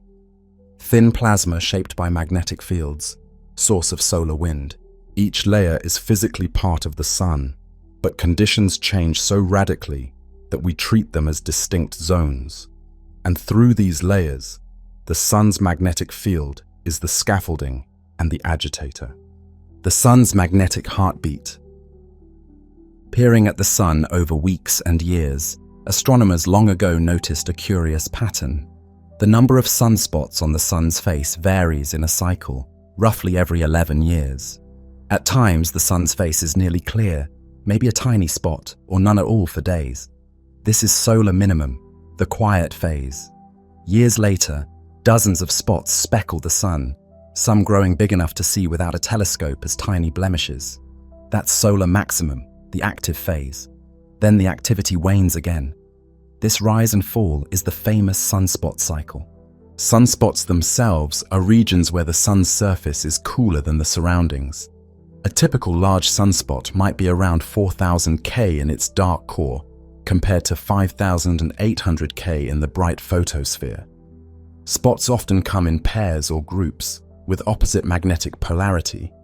Essentially, they are like north and south magnetic poles, poking through the photosphere. One spot will have magnetic field coming out. and the other nearby with field going in, connected by loops of magnetism above. Counting sunspots by eye and later by camera, people realized they follow this quasi-11th year oscillation. Around 1850, Rudolf Wolf pieced together historical records and came up with a sunspot number index that revealed this cycle. Today, we're in cycle 25. For perspective, cycle 24 peaked around 2014 with a modest number of spots, and then an extended quiet period occurred around 2018-2019. Now cycle 25 is ramping up, likely to peak around 2025 or 2026 with a moderate number of spots. The sunspot cycle is not perfectly regular. Some cycles are 9 years, some 14, but average have on 11. Also, the amplitude varies. Some cycles in the 20th century were very strong, while some in the 19th were weaker. The 17th century Maunder minimum was an extreme case. Very few sunspots were recorded from about 1645 to 1715, a period that coincided with cooler climate in Europe. There's evidence from carbon in tree rings that other grand minima occurred in the past. So the sun's cycle itself modulates on longer timescales. What causes the cycle? The root is the sun's magnetic dynamo, the mechanism by which the sun generates its magnetic field. The sun rotates and has huge convective motions in its outer layers, plus likely a shear layer at the base of the convection zone. The interplay of these motions stretches and twists magnetic field lines inside the sun. Roughly every 11 years, the field gets so twisted that it resets. The sun's global magnetic polarity flips. It then takes another 11 years to flip back, so the full magnetic cycle is 22 years. Sunspots are a direct manifestation of this magnetic cycle. Early in a cycle, the first spots of the new cycle appear at mid-high solar latitudes. They often come in with reversed polarity compared to last cycle's spots. As the cycle progresses toward maximum, spots appear in greater numbers and at lower latitudes. Near the peak, you might see spots even 5,010 degrees from the equator. After maximum, as the cycle decays, spots get scarcer and cluster near the equator.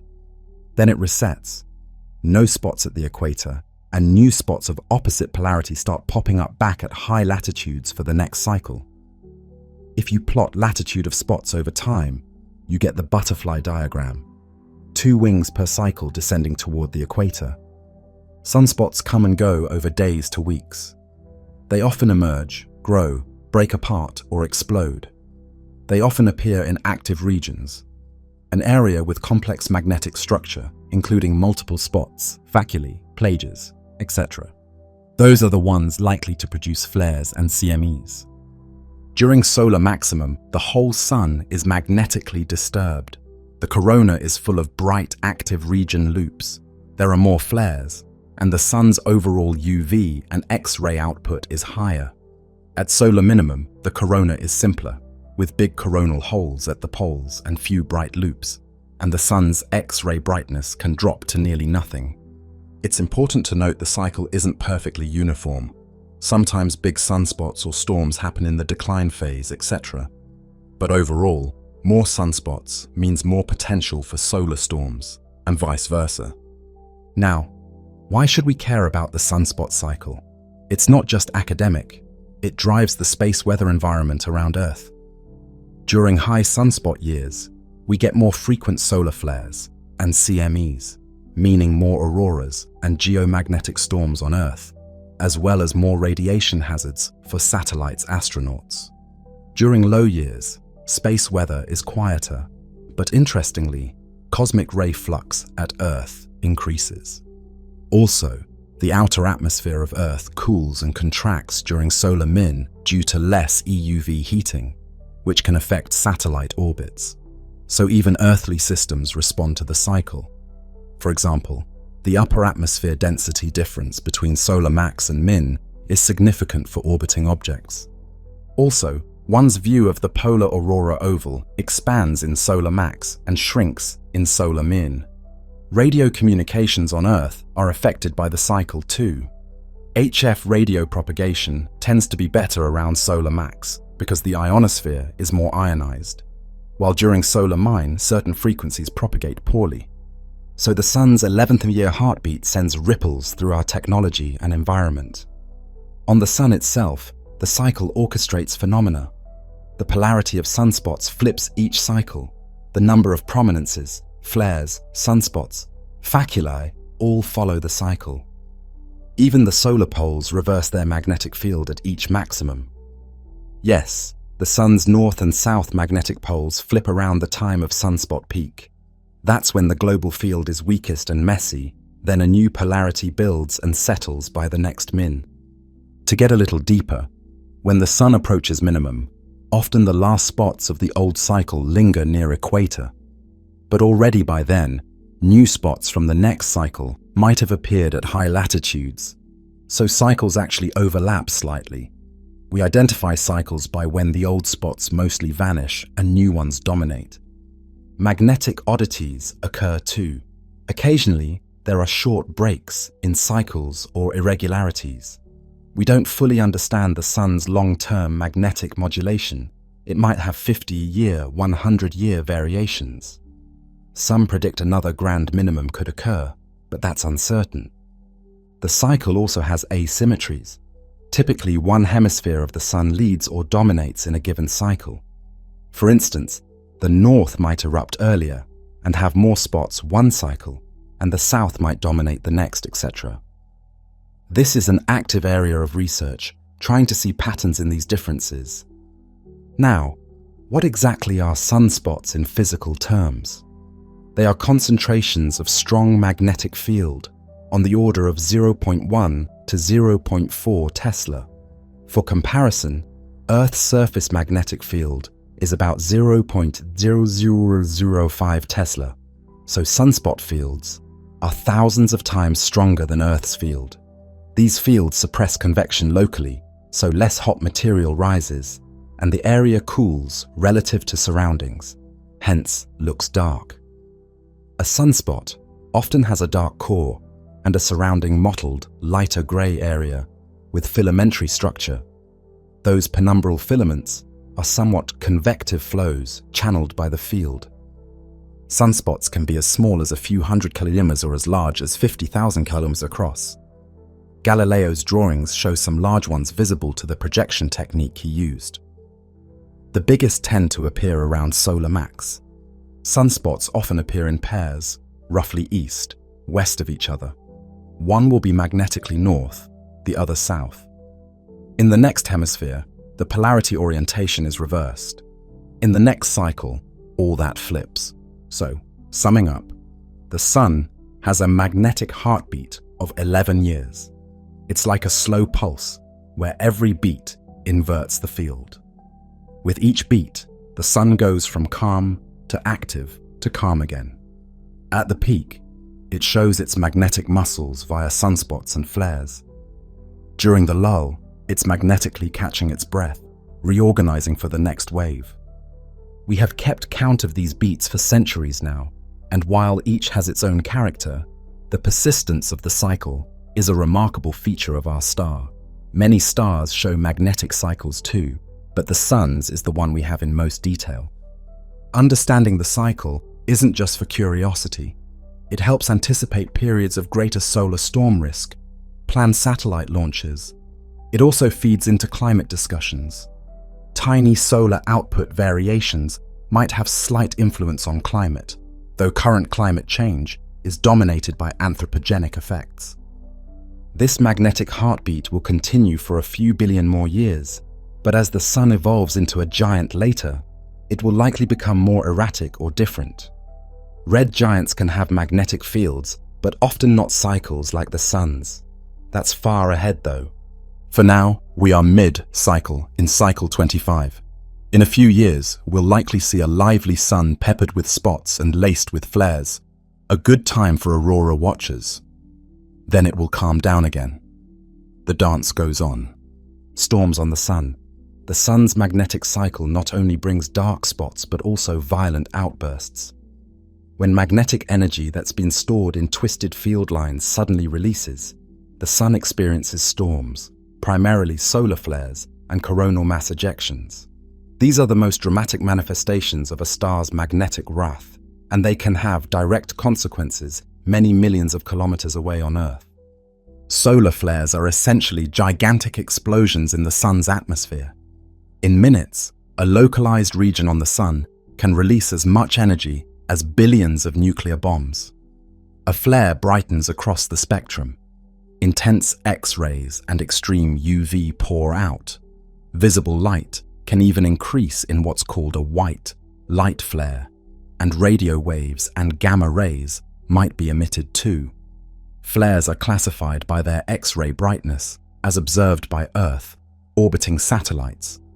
The classes are A, B, C, M, X, each a step up by factor of 10. A is very small, B small, C moderate, M medium, large, X large. Within each letter class, they use a numeric scale from 1 to 9. For example, an X2 flare is twice as strong as X1 and 4 times as strong as an M5. The biggest flares recorded by modern instruments were about X28 in 2003. The Carrington event flare in 1859 is inferred to be perhaps X-class in the 30s, though direct measurement didn't exist. What triggers a flare? Magnetic reconnection is the key. Imagine magnetic field lines arching out of a sunspot pair like loops. If these lines become stressed and tangled enough, they can snap and reconnect in a lower energy configuration, like a rubber band breaking. When that happens, all the energy that was stored in the twist of the magnetic field is suddenly released as heat, light, motion, and particle acceleration. The plasma in that region gets superheated. Electrons are hurled to near light speed, spiraling along field lines, and protons and heavier ions are likewise accelerated. In images, a flare often appears as a bright flash or set of ribbons in H, alpha, or UV on the solar disk. Then you see post-flare loops, graceful glowing arcs in the aftermath as the hot plasma cools and settles in magnetic loops. Flares can happen without a CME, especially smaller ones, but big flares often coincide with a CME. Coronal mass ejections are colossal eruptions of solar plasma and magnetic field into space. Think of it as the sun belching out a piece of its atmosphere. A CME typically involves a twisted flux rope of magnetic field that suddenly ejects, carrying with it billions of tons of coronal gas. CMEs travel at speeds from a few hundred km/s to up to 2 to 500 pounds/km/s for really fast ones. At Earth's distance, that's about 1 to 3 days of travel. We often see CMEs with coronagraphs, a halo or a bright loop structure expanding away from the sun. If a CME is coming toward Earth, we might see a halo CME. Many strong flares have an associated CME, but not all. And you can have a CME without a big flare if a region's field slowly destabilizes and erupts without a sudden flash. Now, when these storms occur, what do they do to Earth? This brings us to space weather effects. Electromagnetic radiation from a flare, X-rays, and UV arrive in 8 minutes at Earth. They ionize the upper atmosphere. This can cause radio blackouts for HF communications. GPS signals can be degraded.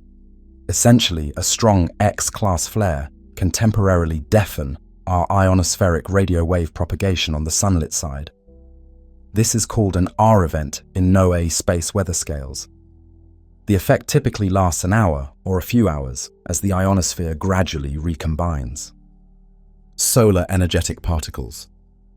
Some flares accelerate particles, mainly protons, to near relativistic speeds. These proton storms can arrive in tens of minutes to hours after the flare. These particles pose a radiation hazard. They are deflected by Earth's magnetic field